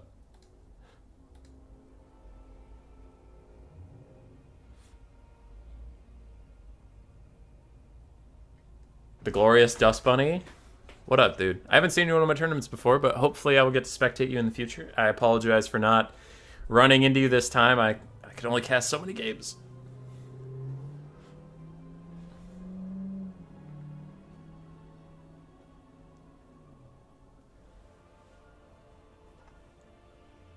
That was a good game, though, dude. That Bwags versus LeBaked. That was my favorite one of the streams so far. The one we just saw with Epic Dwarf and Cyrus, that was also very funny, very entertaining. There have been a lot of good games this stream, but my favorite so far is that fucking Wood Elves versus Lizardmen. That shit was so funny. And it was epic, man. It was epic because the balance of power was always a little more friendly, but it was 2-to-1 in damage value. Even better for the Wood Elves. And then, like, the Carnosaur, but also the Lizardmen front line just broke through and started pressuring the Waywatchers, and as soon as they killed the Waywatchers, they got a ton of damage value. Like, yeah, that happened. But it was such a cool looking comeback, and the Feral Carnosaur just not taking anyone's shit was so funny. I don't know. It made me happy.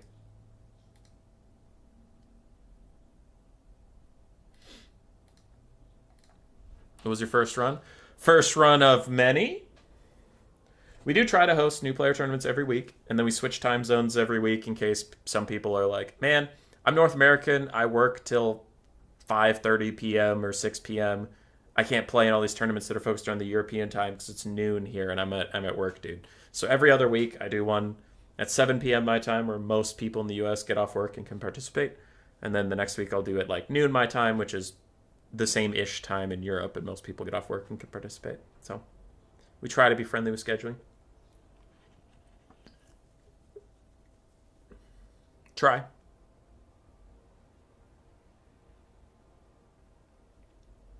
New player tournaments are a bop. New player tournaments are great. I have gone on record as saying there are two very different forms of Warhammer entertainment.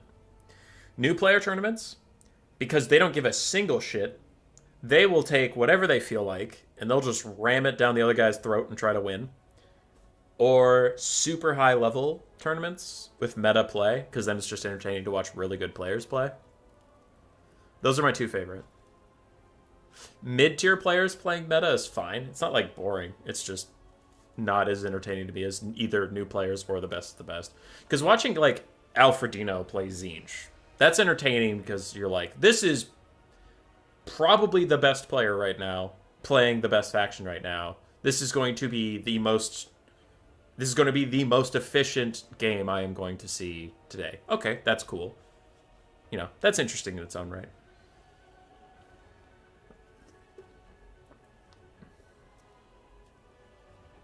But then sometimes you just want to see Khorne's bloody fury dump on Throg. Mid-tier players playing is the most fun. Yeah. I'm pretty mid-tier. I enjoy playing with other players. I wasn't trying to say it's bad. I was just saying my two favorites are spectating new player events and spectating the highest level.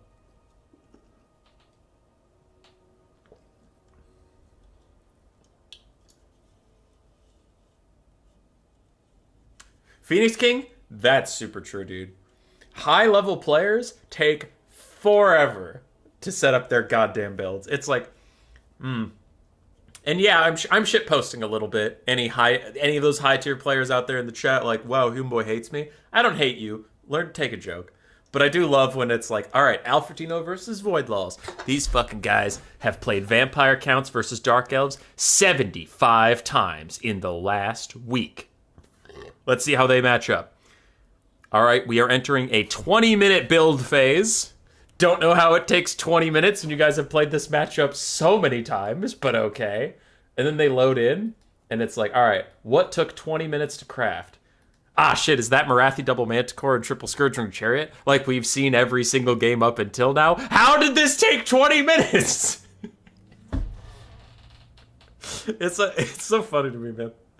As a tournament host and like organizer and shit, when I see people building forever and I'm looking behind the blocker, right? You can't see behind the blocker, but I can. And I see the same build I have seen for the past like 4 or 5 months. And it has 2 gold left. And some players will just sit on that for like 10 minutes and then cut a skink cohort. And then they'll sit there for like 3 more minutes. And then they'll add it back. And then they'll sit there. Let's cut a skink cohort with javelins. Alright, let's add it back. You know what? I'm ready. And I'm like, this is the same build you had 16 minutes ago. Just ready up. We all knew what you were going to take. We all knew what you were going to take. It's the same. It's the same build that everybody takes. Just hit ready, for the love of God. Oh, God. There's some people who are worse about it than others, and it's whatever, but it is just funny. It's funny watching behind the blocker where someone... Or the even better one. This was more of a problem in patch 2.0, whenever Malekith first got buffed. But so many people would be like, 1 Bleak Sword, cut it. For a Dread Spear, cut it. For a Bleak Sword, cut it. For a Dread Spear, I'm like, dude, just pick one. If this game comes down to whether or not you picked a single Dread Spear or a single Bleak Sword, a lot of other shit went wrong. It's not your build's fault.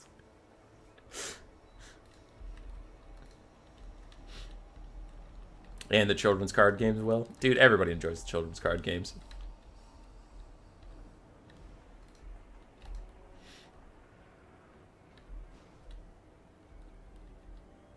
I'm a mid-tier player. Patrick, I would say you're bordering on high tier for sure. You're pretty fun to fight. We've had some pretty good battles back and forth. Hell yeah, brother.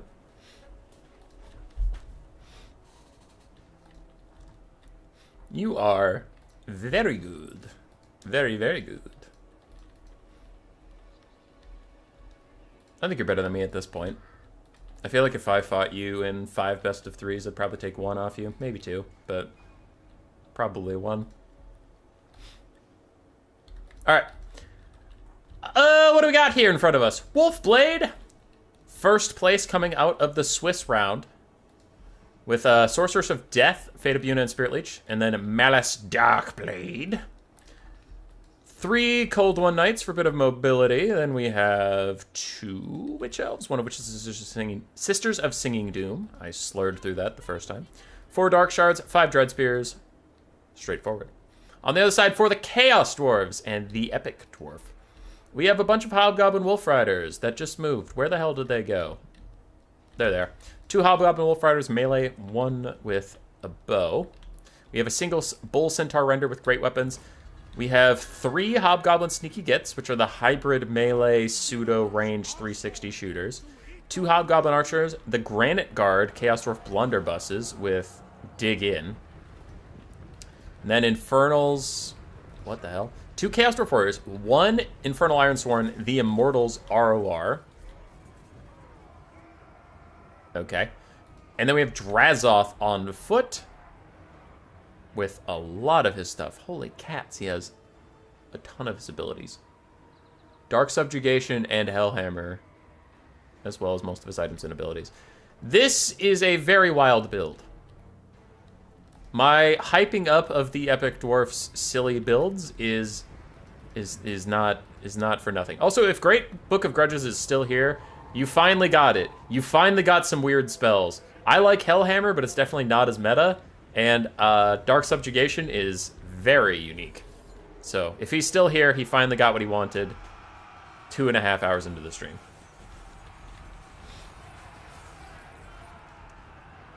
Yukari, you did great.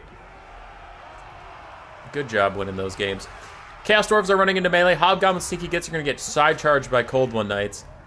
And Hellhammer, nicely dodged by Wolfblade. He ain't having none of that. And I will say, this is one of those Chaos Dwarf builds that I feel like there's a bunch of money missing. I know he spent all of his money, but it doesn't feel like it. Hobgoblin Wolf Riders are getting caught in the background by Cold One Knights, but Dark Shards are making the Immortals' life miserable right now. Drazoth's trying to join up with them, give them even more melee attack with his Dark Renown. But they're having a terrible time. Getting shot by Dark Shards, and then a Fate of Buna on them while they're that low? You cruel bastards, Dark Elves. All right, they're just dead. They're just dead, man. Dark Subjugation onto Malice Darkblade, trying to lower his melee defense so Drazoth can charge in on him, but the Immortals are just dead. In the background, the Chaos Dwarf Blunderbusses and Hobgoblin Archers doing their best to fight, but the Cold One Knights have spotted them and might be coming here. The Granite Guard they have Fire at Will on, but they're not shooting, so they need like attack orders or something. I don't know. Blunderbusses are sweet. They are very janky. Bull Centaur Render is getting some good damage done on the sides. Drazoth is just being tanky in the middle. And Cold Knights are pushing off Hobgoblin Wolf Riders, but is that really worth their time is the serious question you could ask. While the Blunderbusses continue to fire, Hobgoblin Sneaky Git's going to try and deal with Cold Knights. And I love that the Granite Guard are just ignoring the giant Velociraptor Knights next to them and shooting at something else. While I respect it, Dark Shards are making their day terrible. Like they did to the Immortals, they are tearing apart the Granite Guard. Those armor-piercing missiles need to be shut down somehow, but it doesn't look like the Chaos Dwarves can really do it.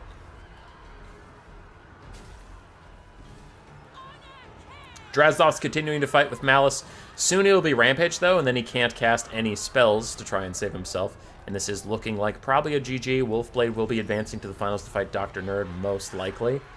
Unless something crazy happens, but I just don't see it. As Dark Shards are making pincushions out of the Bull Centaur Renders. Even while those guys are fighting against the Cold One Knights, and they'll probably win with a little bit of help from this Hobgoblin Skirmish Cav, they're just taking too much damage. That's not really going to matter. Drazoth taking a ton of damage as well. Spirit Leech poking him down.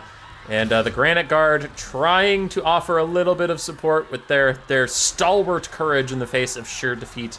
But Drazoth is routing, they're routing. That's going to be GG. A good run today from the Epic Dwarf, but Wolfblade proved to be a little sharper.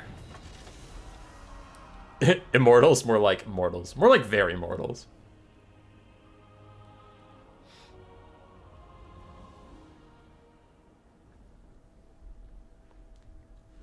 GG's.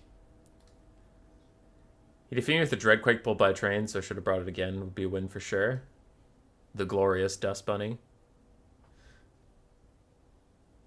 He already gave us enough entertainment. I dare not ask for more from the Epic Dwarf.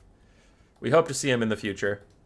On the other side, it was just a solid, well put together build from Wolfblade. He played it quite well. Excuse me. And I have no real issues with it. Yeah. GG. Wolfblade is the host, so I will stay here and we'll hopefully just invite Dr. Nerd. I'll get the blocker up. So now, where is my cursor? There it is. I will X out the empty space where the dwarf used to be. And now wolf goes like this. We have ourselves a little merry old best of 3.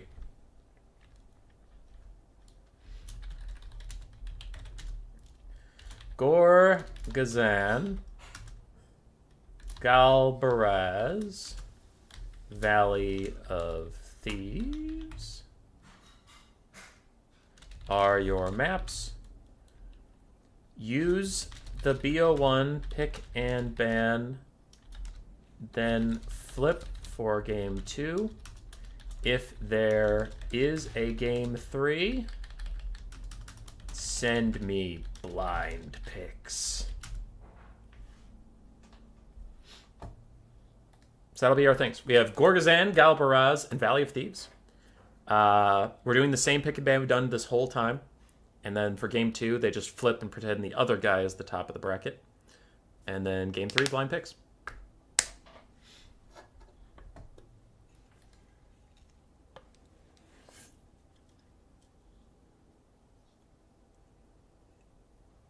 Anyway, he is going to route off the glade. Oh, shush. I just wanted my stream to catch up, and it started talking.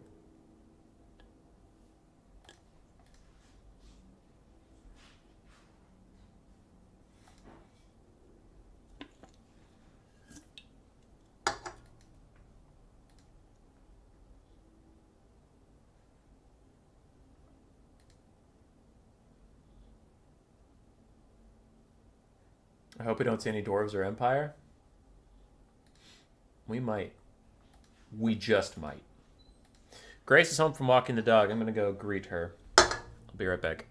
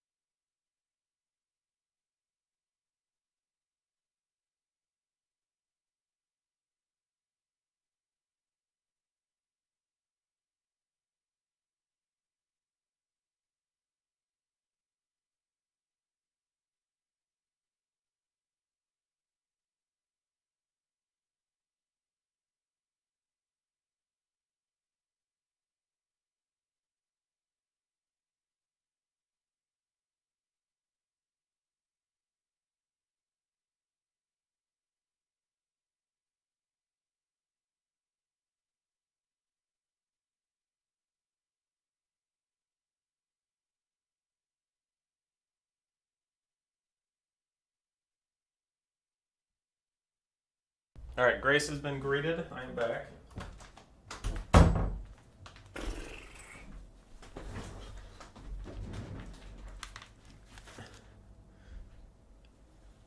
Extra rubs for the pup. Pup? Oh. All right, a lot of people want the pup. Hang on.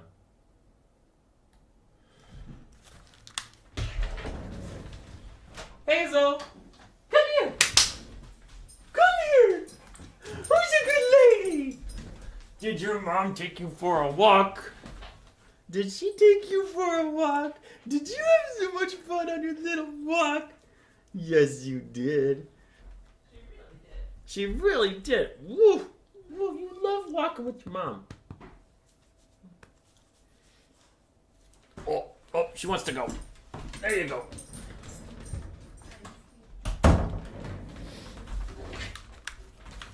There you go.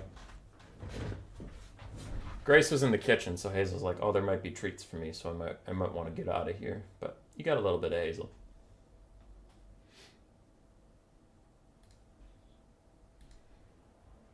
Did they get married yet? No.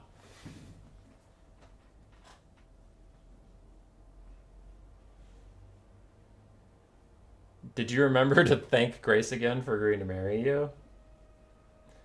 Dude, she's lucky to have me. I'm fucking great. Why exactly is Wolfblade censored? I don't know. Apparently FBLAD is bad.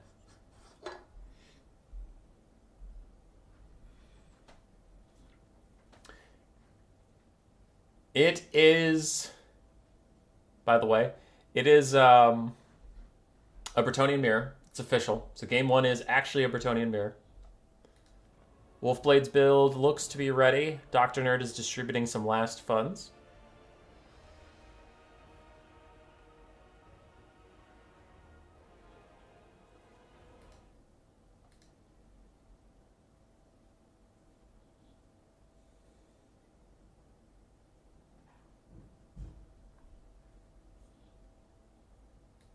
The Mighty Wolfblade, newest member of the NC. Yeah, he's been crushing it today.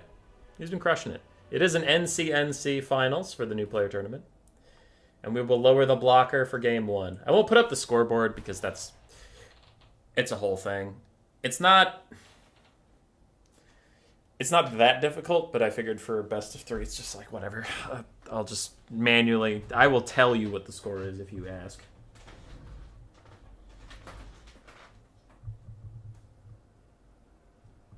Good showing from the squad. Thought we were getting some high elves? Never. Nobody wants to watch gross spear box. It's all high elves are capable of is fucking spear boxes, man. It's a shame.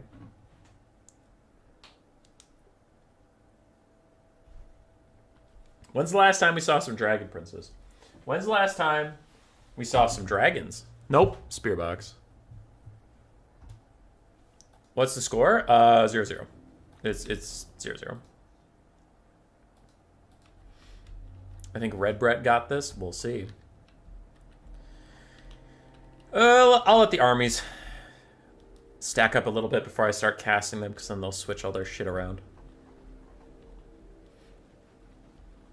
First game of the finals? Correct. Correct. Best of 3 is all that's left in the stream. We have been going for about 3 hours, though, so that sounds about right. Probably cap out at maybe a 4-hour stream, maybe 3 and a bit of change, and I'm fine with that. Fine with that. It's pretty good stream length.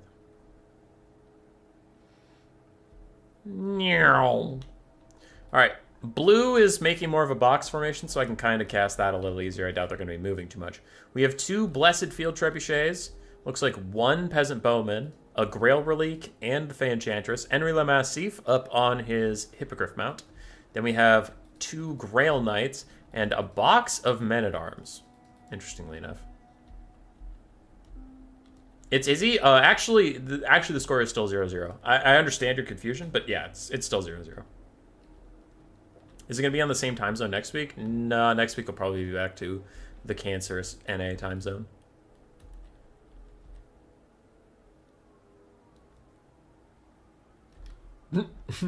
Phoenix King. He took the bait. Anyway, for the other side, we have some Men-at-Arms as well. Seeing a lot of Men-at-Arms these days. A couple peasant mobs, 5 archers, which is going to be real tough for that box to deal with. They're not going to be happy at all about all those archers. We have 1 Pegasus Knight, a Royal Hippogriff Knight, a Knight of the Realm, and then we have the Fey Double Paladin, except one of those paladins is Henry Le Massif. So both sides really embracing Henry.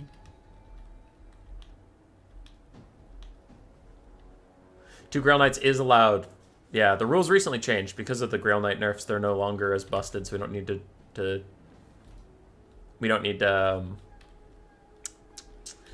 limit them 1. But it's very new.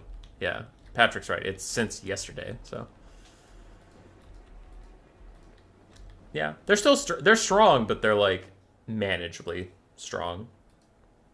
It's fine. Butcherbird beat me with 2 Grail Knights yesterday, but it wasn't like, oh, this shit's so broken, what can I do about it? It was like, no, yeah, alright, GG. Well played. Grail Knights were only limited 1 because of their models being broken. That thing where they were running through stuff like chariots. Now that they're back to just being regular cav, they're back to a normal limit that a cav of that caliber would have.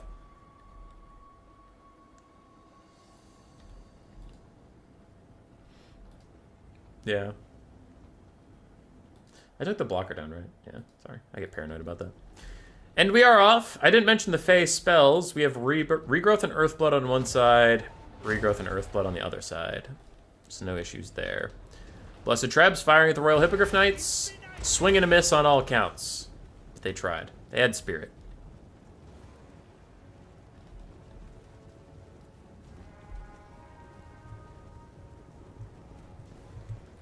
I might just be slow, but I just got that Henry's name was a pun. Yeah. Trebuchets still have not hit the Royal Hippogriff Knights a single time. Hey! Big hit! Ah, misses. Yeah, they hit some Knights of the Realm, too.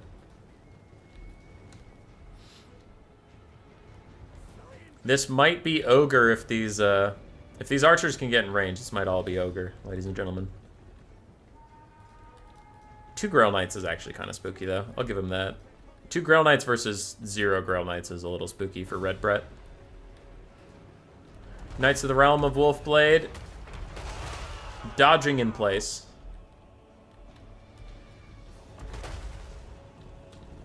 The archers are here, firing in onto the Trebs. They'll get very good value quite quickly. Dink. Dink, dink, dink.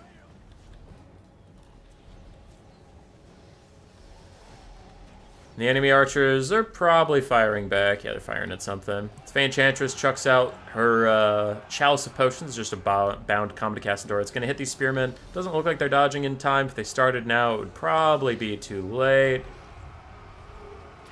Boom! Big hit from the Comet, and it further hurts the Trebs, one of which is routing. The other is close behind it.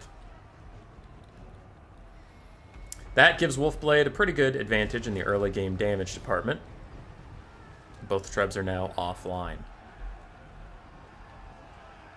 A Brett box, what is this madness? It is some madness. It is some madness. Peasant Bowmen, now diversifying their fire a little bit. They probably want to kill the last enemy ranged unit so that they can just sit and shoot at men-at-arms comfortably, but for now they're just taking some damage from that. They'll want to change how that goes. And this Fae Enchantress, I like that little thing. He tried to drop a Comet on the Peasant Bowman. As soon as they started dodging, he switched to an Earthblood to cancel the cast.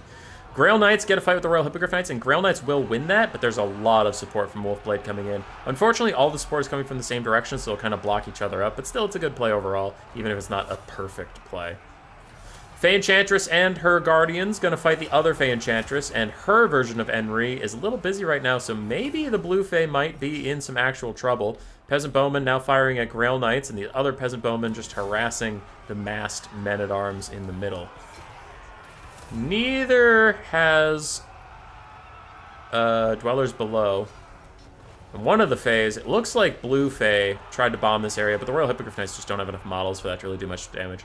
One Grail Knight is out of the fight. The other Grail Knight is currently gonna get like 4, because he got 1, he's gonna get like 4 Peasant Bowmen off the field. Looks like Royal Hippogriff Knights might be coming back to say something about that. Blue Fae taking a lot of damage. She's gonna regrowth herself, while Red Fae does the same. And Pegasus Knights and Knights of the Realm both chasing off the Grail Knights does seem a little excessive, but then both of them stop chasing them. The Grail Knights somehow go all the way off the map. I am shocked.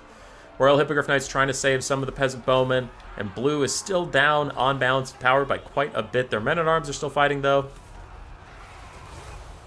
You gotta give them credit for that. Flying Enri comes to deal with the ground fight, but there is, you know, Horse Enri and Horse Paladin. This could be a nasty Chalice Potion that's going to kill a lot of peasants. While Pegasus Knights chase off some more peasants, Knights of the Realm are returning. Royal Hippogriff Knights fighting Grail Knights, and boom! Big damage! You'll love to see it. Blue Fae is going down. Looks like she might be doomed. The Grail Knights grinding against the Royal Hippogriff Knights. Royal Hippogriff Knights doing a little bit better than I would have expected. But it looks like these... Oh, the Grail Knights are kind of half-assing it. They're half dealing with the Peasant Bowman, but they're not really attacking. They're just sitting in Peasant Bowman. Okay, that explains why they weren't getting much damage out. Red Fae is all of a sudden in trouble. It looks like Blue Fae died. Yeah, Blue Fae died. But then Red Fae is getting sniped out by Enri, something fierce. Yeah, Lord is routing and Lord is dead. Maybe she's just... I can't see her? I don't know, man. Damage sustained. I mean, these Spearmen at Arms don't seem to give a shit. So where is Blue Fae if she's not dead? I don't know. Maybe there's just bugs. I just work here. I don't know. I don't see any of the blue units missing their things. Oh, okay. She was behind me. All right. Blue Fae dies, and that is the end of the game. GG.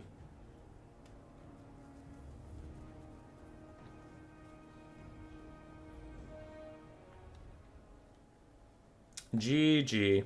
Grail Knights, neither of them paid for themselves. Enri actually did pretty good. Catapults struggled. They just got shot by archers. And the men-at-arms wall held-ish.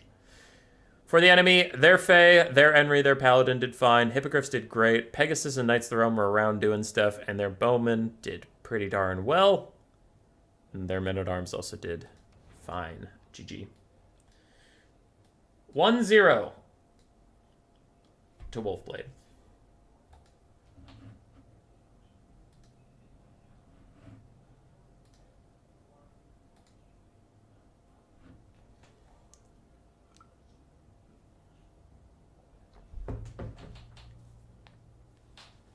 So now we flip, and Dr. Nerd picks a faction, he bans a faction, and then Wolfblade will counterpick.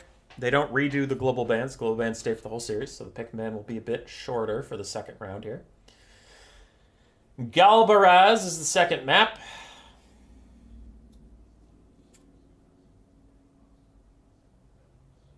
I'll remind Wolfblade to change the map after he picks a faction. But for now,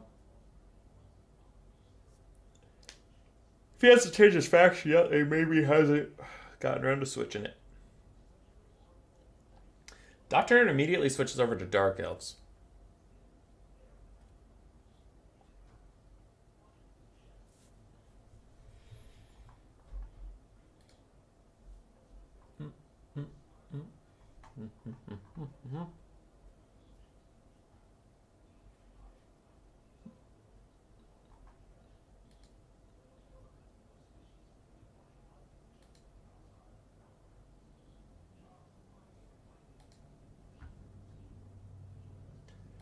You know what? I have your scoreboard right here. Wolfblade gets a check mark. He has one check mark.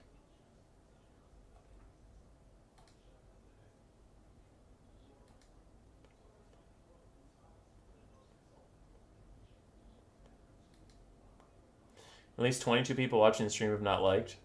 That is true. And that is why we're a small channel. That will never get better. Wolfblade switched to Tomb Kings.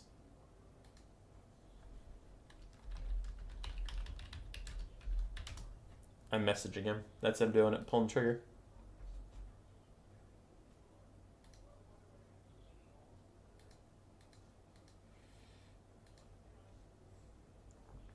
Will the Dark Elves turn it around?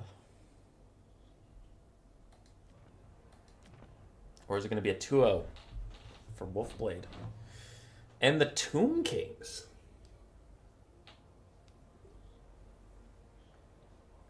YouTube does not allow double likes. Make it allow it. Oh, stretch. Oh, stretch.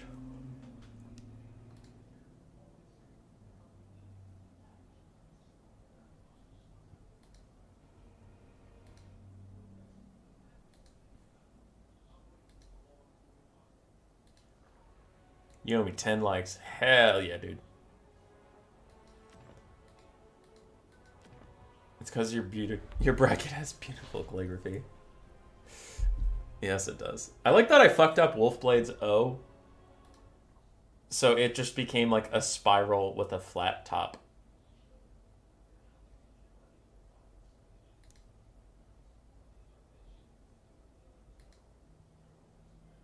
Dark Elves are ready.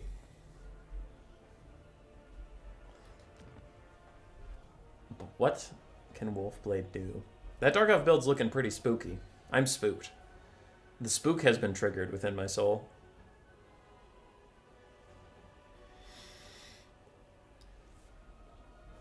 He's wearing a hat. Goddamn right it's wearing a hat. Alright, let's get the brown.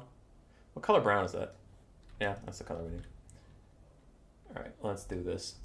Let's do this. So I need a little doot. Alright. That's a good doot. Oh no, that neck was not any good, but alright, it's what we got. Oh boy, that is an ear. That's an ear right there. Oh, it's gorgeous. Oh, it is gorgeous. Alright. Switch to pink.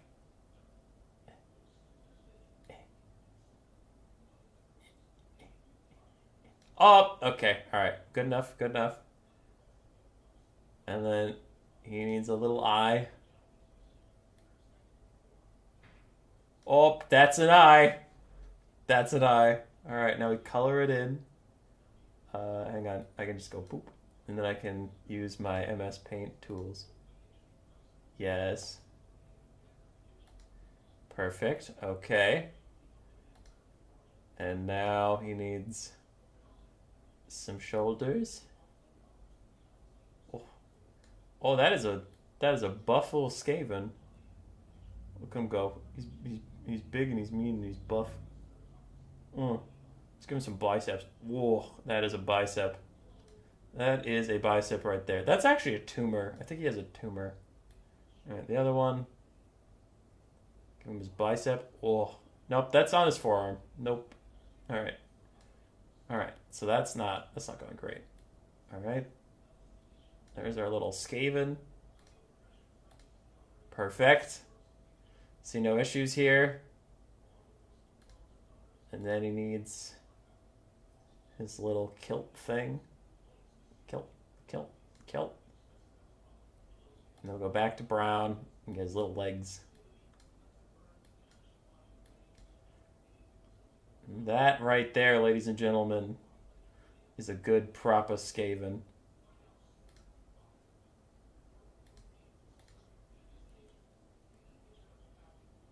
It's perfect. I think we got it. Give him a little sword.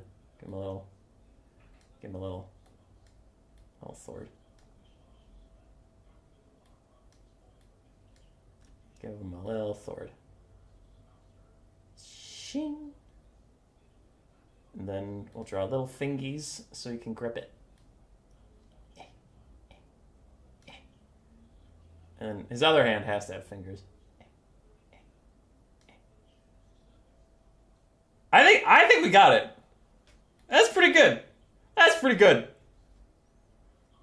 No rats don't have tails. Ah, shitty ball. You're right. All right, we got to get pink for the tail.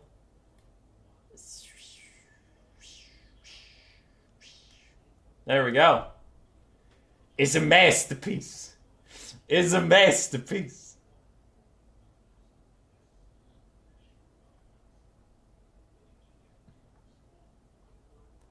Why is it wearing a fancy gown? Because, like, Skaven, they wear, like, is it halberks?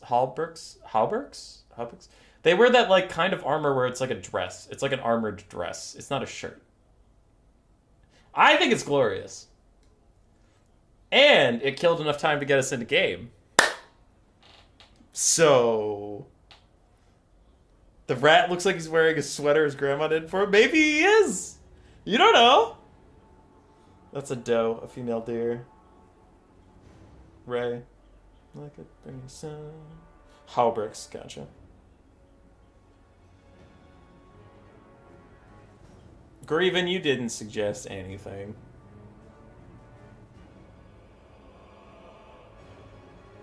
You didn't suggest anything. I came up with every idea by myself. Alright, game 2. If the Tomb Kings win it, the stream is over and Wolfblade will be our champion. If the Dark Elves win it, we go to game 3. Sound good? Oh boy. For the Dark Elves, we have a front line of 5 Bleak Swords, 2 Witch Elves for a little bit of that rampage support, also taking out infantry, 2 Cold Knights, 2 Scourge Runner Chariots, 3 Dark Shards. It looks like all of them have shields. Then we have Malice, Darkblade, and a Firecaster with Burning Head and Flaming Sword of Rune. This is a pretty spooky Dark Elf build. I like it a lot. It's good. It's well put together. On the other side, Wolfblade is forming up awful close to the white line. I'm going to message him ahead of time.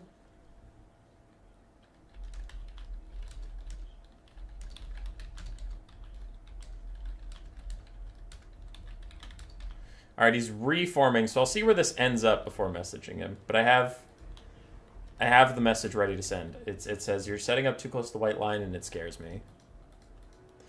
This is fine. Yeah, this is fine. This looks fine.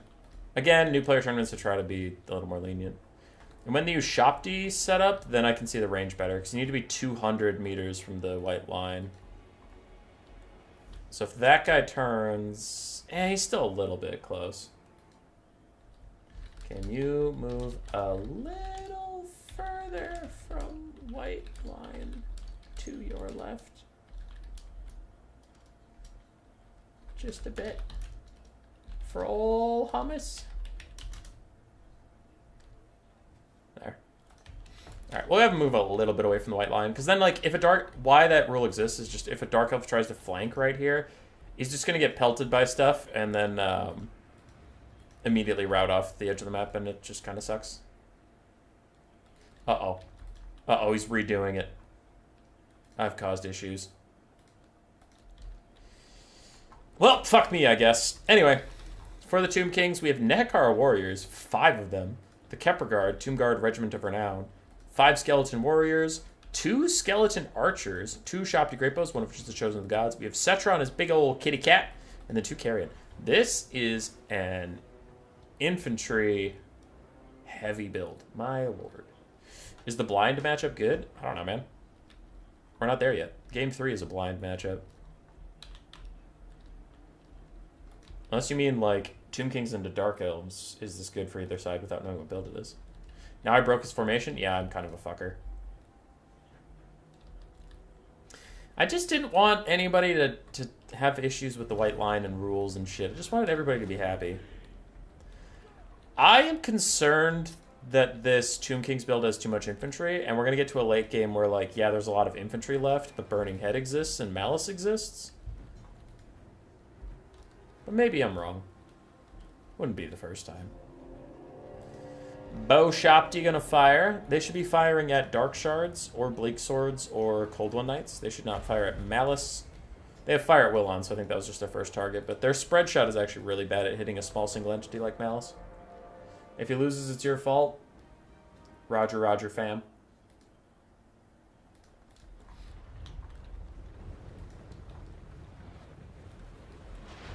Ushapti getting some neat little shots in here. The single target ones can fire at Malice or the Scourge-Horn Chariots or the Cold One Knights. The spread shot ones can fire at any of the infantry or the Cold One Knights.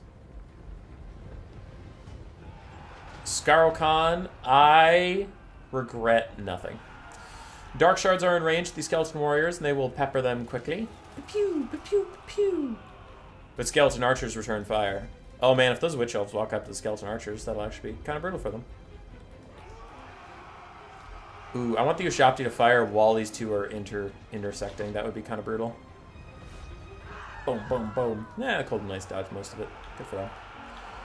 Dark Shards are now in range of the Ushapti, which will have to try and fall back. Meanwhile, Archers are continuing to hit these Bleak Swords, doing good damage to them. But hopefully Wolfblade pulls back his weapons team soon. There's a Burning Head. I don't think the Skeleton Archers can dodge it, but oh boy, they're going to try. And that was an admirable attempt. Does it hit the other Skeleton Archers? It is going straight for them. It is not turning away. Ah, the humanity. Oh my god. They're just fucking dead. They're just fucking dead, dude. We lost 1.5 archers from that assault. Dark Shards continue to rain in on our Ushapti friends. Cetra punts a Sorceress of Fire, doing 0 damage to her because of reasons.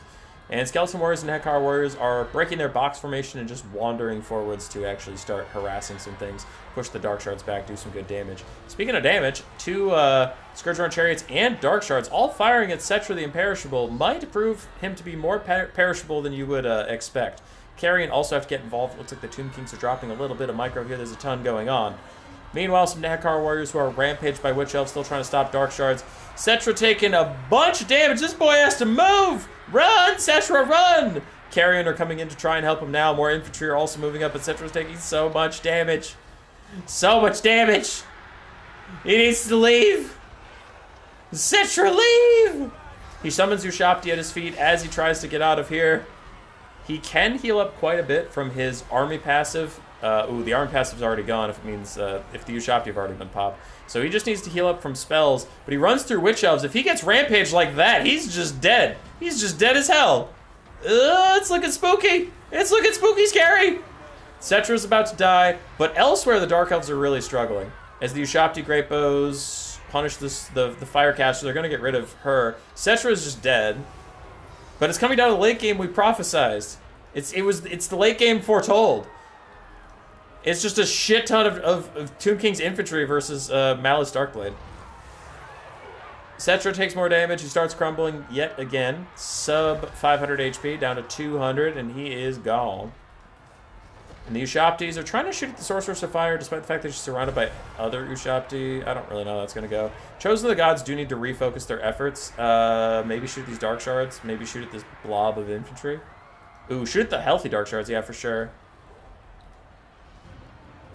I will say it is weird when a Regiment of Renown has an entirely different function than its base unit, but that is true for the Chosen of the Gods. They need to be firing at multi-entity models, not single entities. Sorceress is dead, which really helps the Tomb Kings in this game. That helps the Tomb Kings a ton, because Burning Head was the main way that the Dark Elves were going to kill all this infantry. Now it gets a little scarier, because Scourge-Run Chariots are terrible as chariots. They're good at skirmishing, but they're bad as, like, flat-out chariots. What's the score? 1-0 for Wolfblade.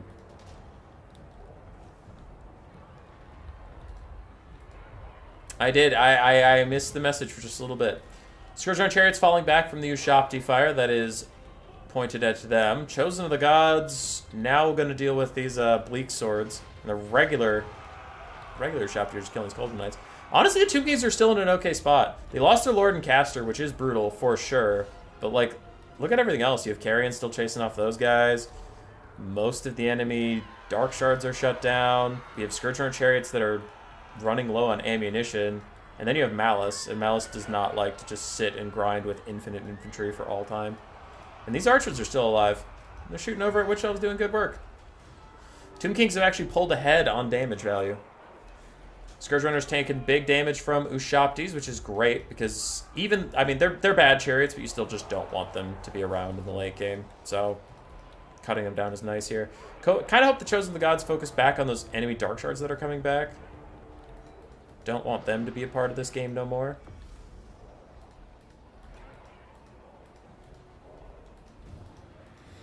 Scourge Runner's taking more damage, though. Carrion chasing things off the map. And those Carrion are not crumbling anymore, which does make them a useful asset in the late game to help chase things off. Chosen of the Gods will also help chase things off. Again, a great choice. I really do think they should be chasing stuff. And Archer's going to get in range of firing back at the Scourge Runner chariots. Balance of power is going back towards dead even, as Malice continues to hurt these Nehekar warriors and Skeleton warriors and shit like that. He's doing fine. Beaushopti might want to shoot at Malice, but I don't hate them shooting at Scourge Runner chariots. It's fine. Scourge Runner's going to break. They're all out of ammo. Well, that one, yeah, there we go. Now they're all out of ammo. They're just regular-ass chariots. Dark Shards having to run away from Nehekar warriors until the end of time. It's a good play there.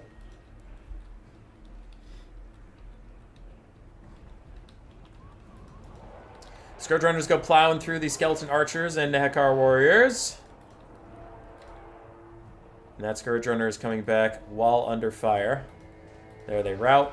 Hopefully this guy re-kajiggers onto the Scourge Runner that actually has models. 'Cause this one has one model. You don't give a shit about it. You don't care. More damage from the Ushabtis onto the Scourge Runners. They are going to get rear charged by Malice. They'll need the Chosen of the Gods to come bail them out, because the Chosen of the Gods have the mass to actually block Malice in. Carrion are coming back. These Dark Shards got caught by Nehekar Warriors while they were running. Other Dark Shards, are, if they rout, which they're going to, they'll shatter. So the Nehekar Warriors don't have to worry about them. There they go.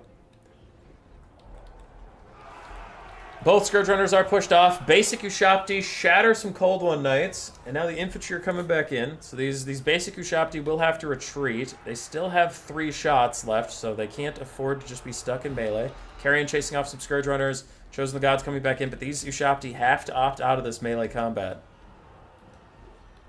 They gotta run! Skeleton archers firing off the last of their shots into these bleak swords as the Chosen the Gods will get rid of them. Ah, the Ushabti not running is breaking my little heart. It's breaking my little heart! Please, run away! You have 3 ammo left that could be crucial in this fight. Please don't just fight Malice in melee! Come on, run! Run! You fucks! They're just choosing to fight him. That's so sad. That's a mistake. Scourge Runners get 1 charge through the Kepler Guard, and then they rout. Demon's Curse is going to get these guys to start crumbling as Bleak Swords rejoin the fight as the last Dark Elf helpful unit in the area. On the map, there's technically some way over here as Dark Shards and Bleak Swords are going to try and fight some Nekar warriors. Chosen the Gods will rout off these Bleak Swords, and unfortunately, the Ushabti with their ammunition are just going to die at the hands of Malice. Which is fucking brutal. Nekar warriors shatter those Bleak Swords, and they can chase the Dark Shards once again. Though I imagine there's some Carrion, right? Carrion are going to go help chase those Dark Shards. Probably. Malice's first heal cap is within sight.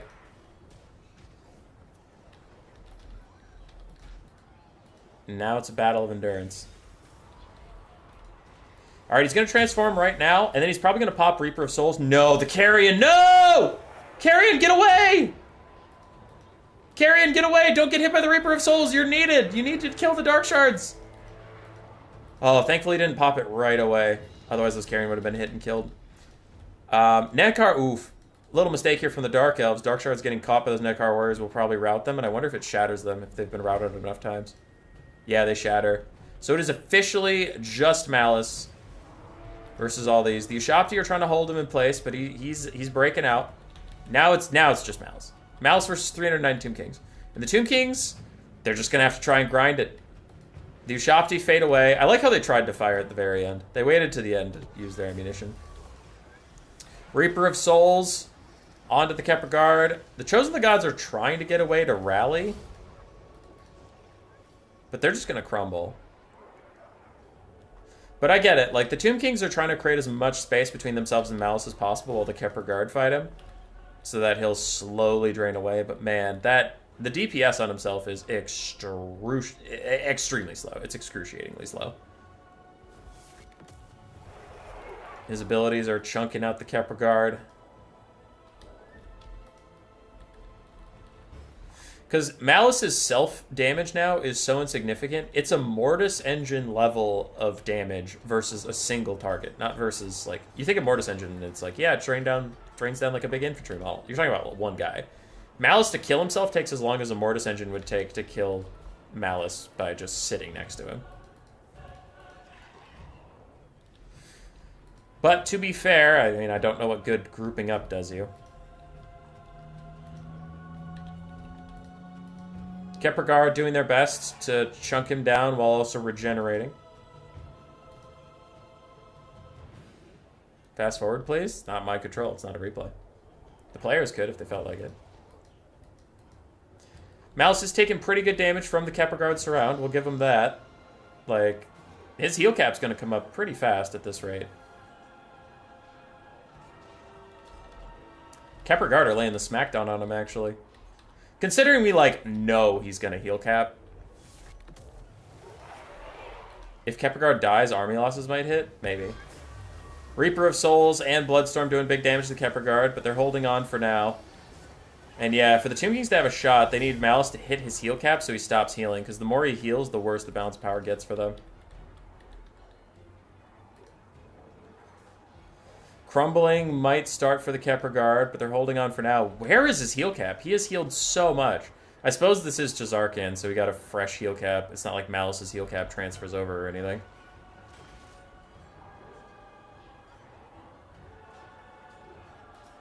Kepler Guard's still fighting it out. Where the fuck is your heal cap, dude? There it is. There's the heal cap at last. If he can hit it, then the balance of power will get better for the Tomb Kings. But for now, it just keeps getting worse. Kepler Guard, like I said though, dude, the Kepler Guard are doing pretty good damage, all things considered. Also, I forget if Malice's abilities cost him health anymore or not, but it looks like not. Another Bloodstorm from Malice. Kepler Guard, Demonic Instability, not Demonic Instability, they disintegrate. And Malice now has to run to find the nearest target. Slowly draining his hit points.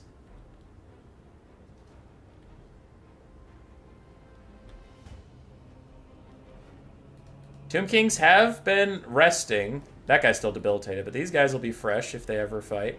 The problem is what the Phoenix King was mentioning is going to be army losses. And as a... No fucking shot Reaper of Souls heals him when it didn't hit anybody? That is so stupid. That's dumb as hell. That Reaper of Souls heals him with nothing. Attacking rules? The Hekar Warriors are coming. They're coming. That's so stupid. Reaper of Souls heals him off of nothing.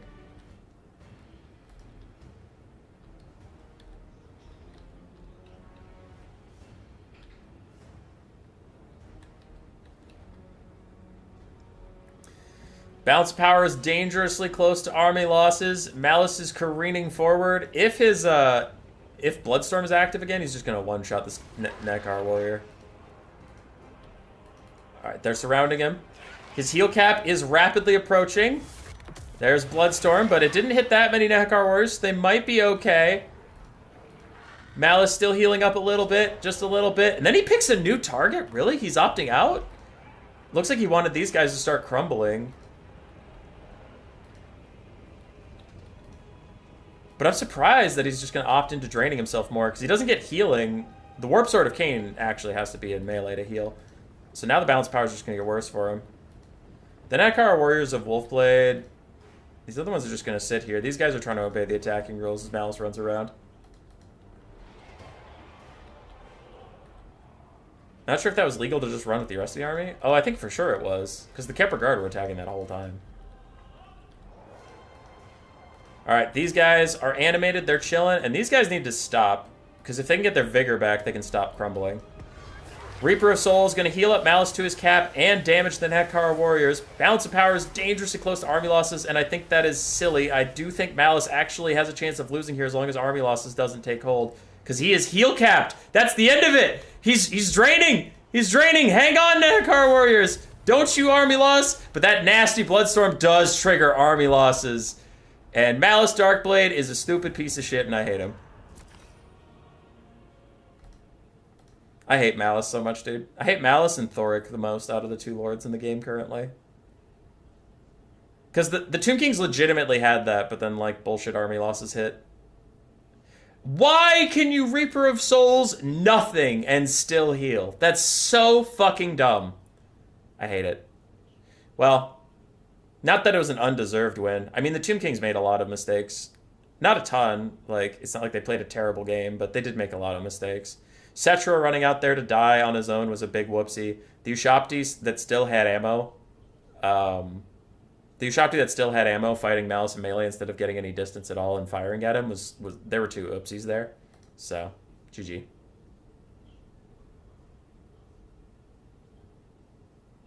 Do you think Malice should just get one healing cap for both forms? Yes.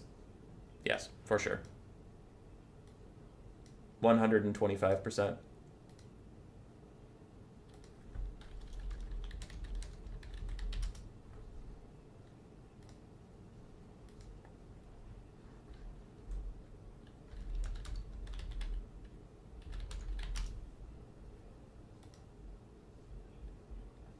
Last game is a blind pick. I have the blind pick in from Dr. Nerd. I'm waiting on the blind pick from Wolf Blade.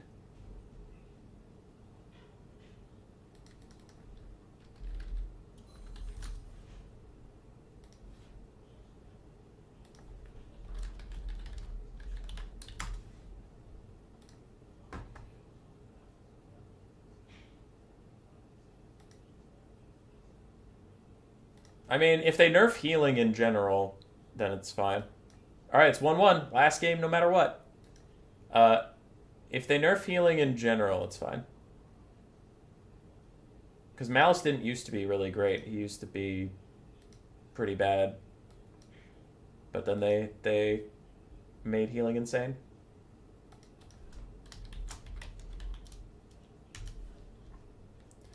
Alright, the last map, the last game, greenskins versus dark elves was the blind picks on Valley of Thieves.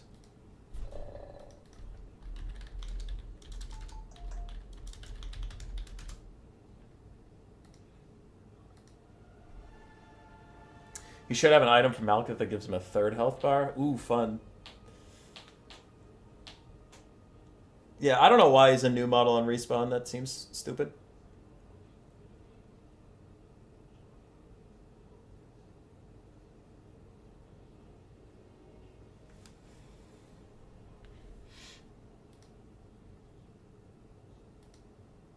I like Malice as a character. I really don't think he's implemented well. Because in Warhammer 2 he was useless, and then in Warhammer 3 he's fucking OP because of how healing works. But again, you could argue, is that a problem with healing, or is that a problem with Malice? And I would argue it's with healing.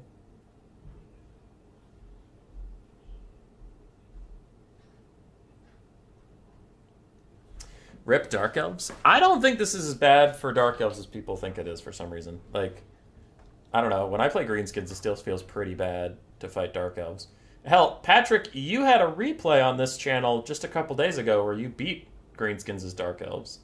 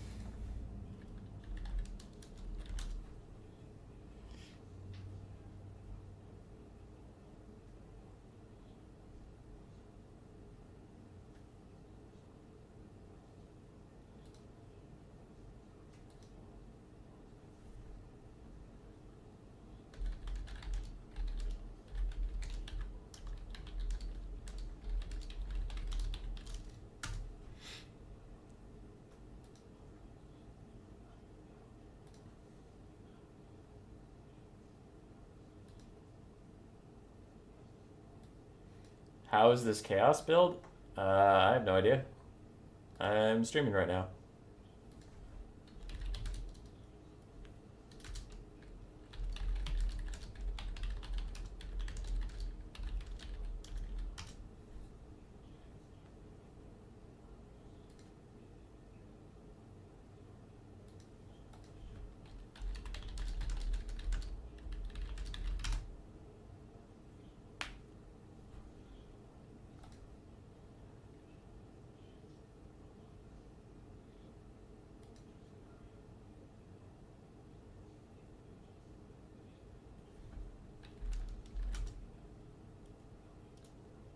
I don't see how Greenskins is so favored when the Dark Elves just kill the Boar Boys and the Dragon with Soul Stealer build can solo the rest. Maybe.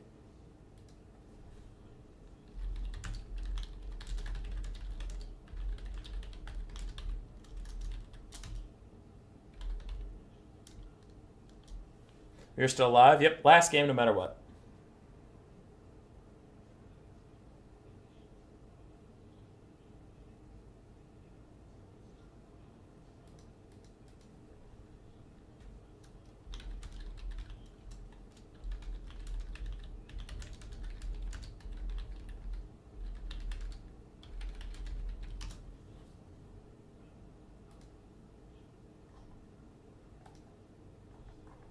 Greenskins are ready.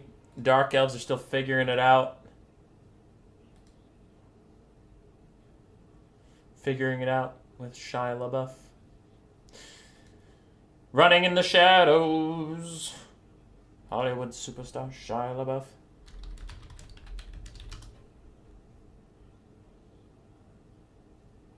How do you play a multiplayer match in Warhammer 3?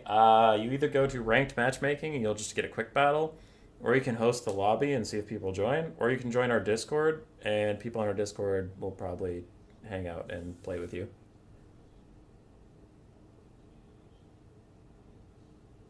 Yeah, people in our Discord, if you join... If you join my Discord, which is in the description of the video, you can go down to give Rat Ogre role, ask for one, we'll give it to you, and then it gives you access to a new player chat and new player events like this one. Our best of one practice pit, list of coaches that'll tell you how to play certain factions and stuff. Yeah. So. There's that for you. Alright, we're into the last game, so I will delete the paint image. There we go. And I was asked how to play greenskins into Dark Elves, but I refuse to give that response because we're in the middle of a tournament, and I don't feel like putting my thumb on the scale at all. Yeah, I struggle with it because Wurzag usually just ends up getting Soul Stealer or Spirit Leech to death, or Malist.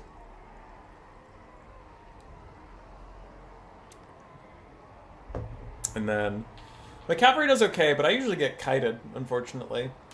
Dark Rider, repeater crossbows, Dark Riders, Cold One Knights, and then a Dragon Lord. They barely ever use any infantry, and I just get run around the map. Tell them about the cute pets chat. There's a cute pets chat. I'll try 1, 2, 3 in my first battle. Spooky.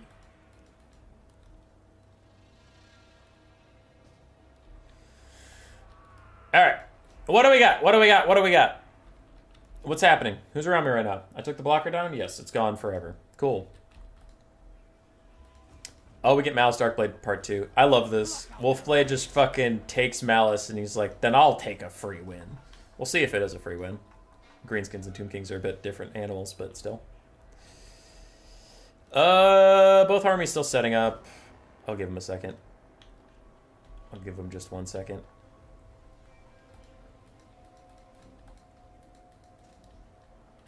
For the Dark Elves, we do have Malice. We have a Deathcaster, Spirit Leech, Fate Abino, the usual. 4 Dark Shards, a single Reaper Bolt Thrower to keep the Greenskins a little honest. Bleak Swords and Witch Elves for a back line. Then we have a couple Dark Riders. So really not opting into the mobile game at all.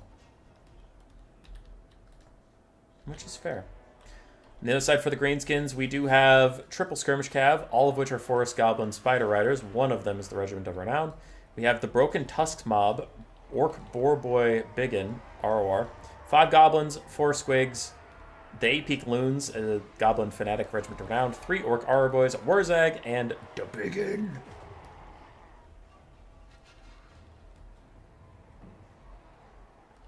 Malice is good, but I think he'll die to a Rogue Idol. Yeah, I think the Dark Elf player is hoping that 4 Dark Shards will take care of that Rogue Idol.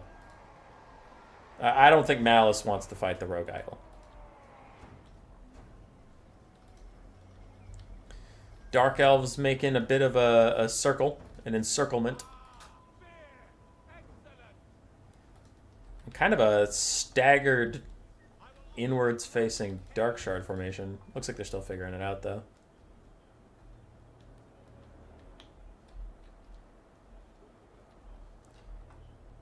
He's plenty far away from the white lines. There's no worry about that. And the Bolt Thrower. I wonder if the Bolt Thrower should just... Should the Bolt Thrower just target the Rogue Idol? I actually don't know if that's worth it. It doesn't have very impressive missile strength, so I'm wondering how much damage it would do. But it would be free hits. There's no shot he's dodging it, so I don't know. I would be curious what the right answer is there.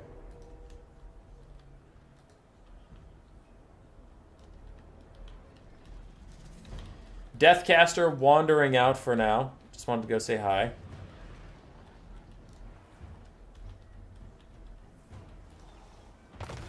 Good shot from the Rogue Idol. And the Bolt Thrower is trying to go say hello to him. But it's going to back off now. It's like, oh, I don't want to go that far outside.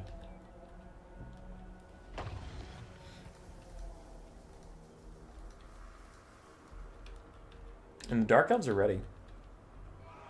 How's the bonus versus buildings working on Rogue Idols? Oh, it's so good. Such a good bonus versus buildings. Bolt Thrower.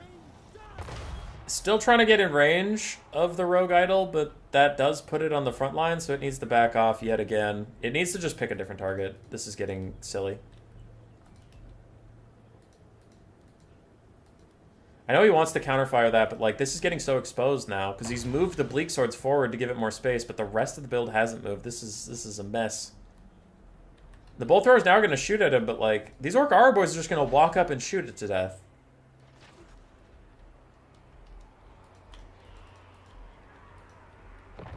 Yeah, the greenskins should 100% be advancing right now and just get their Orc Arrow Boys to deal with that thing. If Malice ever gets changed, it'd probably just be with a Mortis effect. Yeah. That's so accurate, it hurts me. The Bolt Throwers now getting some good shots onto the Rogue Idol. Greenskins need to move up. First Spinning Luna's out, damages some Bleak Swords. And they go into the Bolt Thrower crews. Getting a little bit of damage out. Okay. Greenskins are not advancing just yet. They're relying on their Rogue Idol to counterfire, but it's not a trade. They're actually winning. Dark Shards peppering the AP Loons while Malice goes hog wild. I honestly wouldn't mind for Malice to just like take on the whole army while this exchange occurs. I do think the Dark Shards need to move up though and get some love in. FAG to get is out. Malice getting shot by a bunch of things. The AP Loons are on him. But he'll heal up through that. He'll be fine. Mortis Engine Queek, yeah.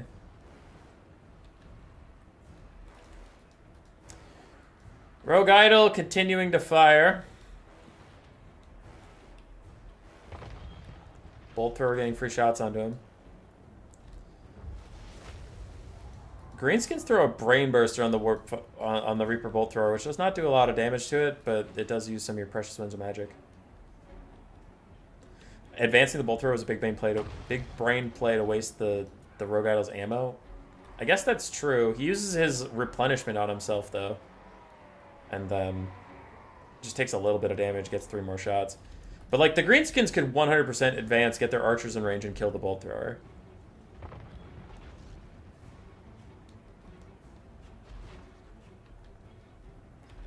Quick little Gaze and Mork, damaging the Deathcaster. This is very silly.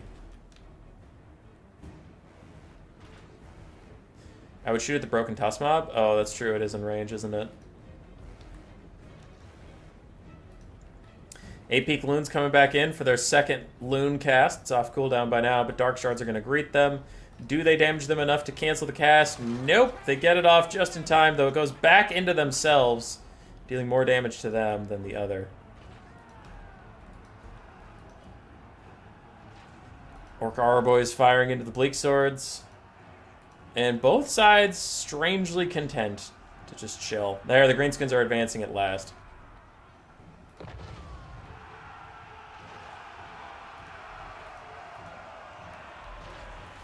Dark Elves now advancing. Dark Shards firing in on the AP Loons, killing them off. Brain Burst to hit some of these Dread Spears. But Wurzag spells are getting used right now for their damage rather than for their army buffing abilities, which their army buffing abilities are much more important than the damage they do. Rogue Idol's down to half HP from the Focus Fire of the Reaper Bolt Thrower, and I shudder to think what happens when he gets in range of the Dark Shards.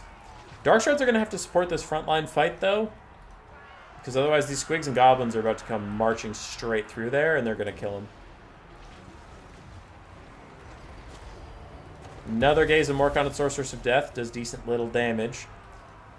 And she Spirit Leeches Wurzag in return. But Bleak Swords and Dread Spears and stuff need to get up here and stop these oncoming Goblins. Dark Shards are trying their best to keep themselves safe. Rogue Idol is out of ammo yet again. And the Bolt Thrower continues to shoot at him. Dark Elves are up a bit. Malice is going to dive onto these Squigs. Might have to pop the Demon's Curse for that leadership debuff. Dark Shards are trying to reform ranks. Dread Spears are also trying to help out. And the Reaper Bolt Throwers are at last offline. Dark Shards turning to fire at the Orc Boar Boy Biggins that are charging straight at them. No, they're going to fire at Wurzag.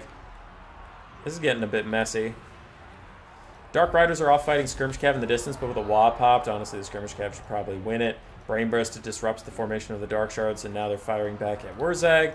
Rook Arboys are moving up. Another Gaze of Mork onto Sorcerer's Death. He overcasted that one, as she overcast a Spirit Leech onto him. It doesn't do more damage, it just increases the range, FYI.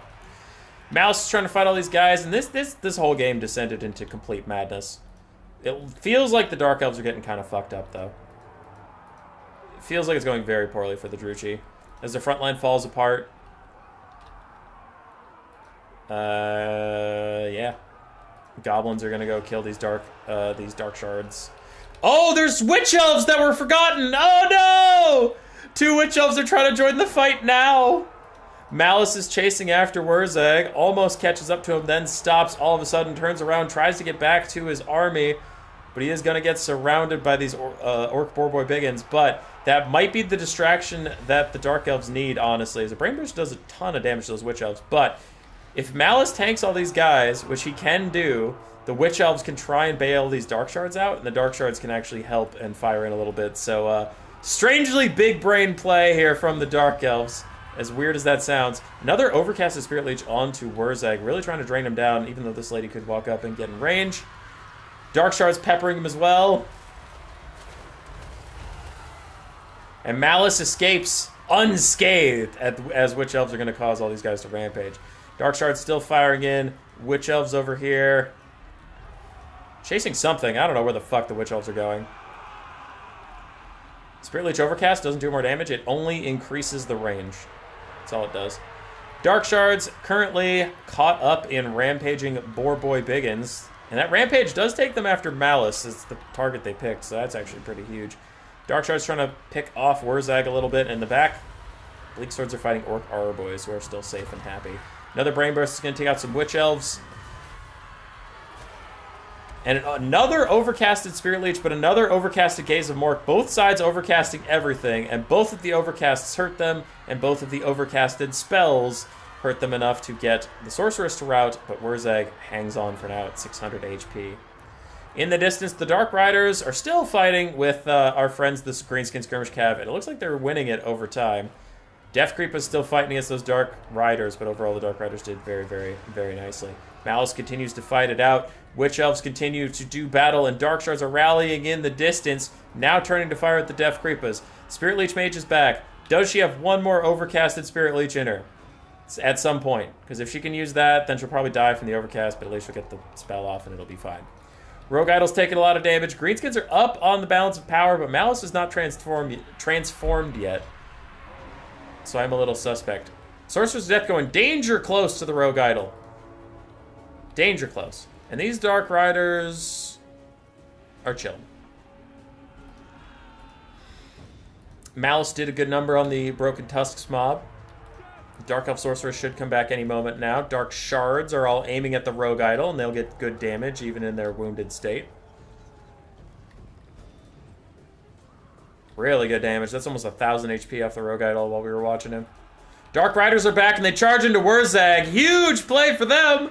They snipe him down, loses half his HP in the blink of an eye, and he routs. The Dark Elf Sorceress of Death is back. I think the Dark Elves have it. This was a wild game. This was a messy game. I won't sugarcoat it. There were a lot of mistakes made on both sides. But it's an exciting game. 2 full health Arboys are a lot of HP for Malice to wade through. Oh, you let him cook. Let him cook, boys. Wurzag down to 42 HP. The Dark Riders are going to snipe him out. And without him, the leadership of the Greenskins completely collapses. Plus some Witch Elves kill the Broken Tusks mob. This lady's back. I don't know what she's going to use. I mean, she uses a Spirit Leech onto the Rogue Idol. That seems fine. Dark Shards closing in. And Malice, as long as you don't rout, will be okay. As the Rogue Idol tries to swing at him, he walks up. He imposingly stands. And he does swing at last, terror-routing off some of these Dread Spears. But the balance power is looking awful, awful scary. If Malice transforms into Zarkan right now, he just army losses them flat out.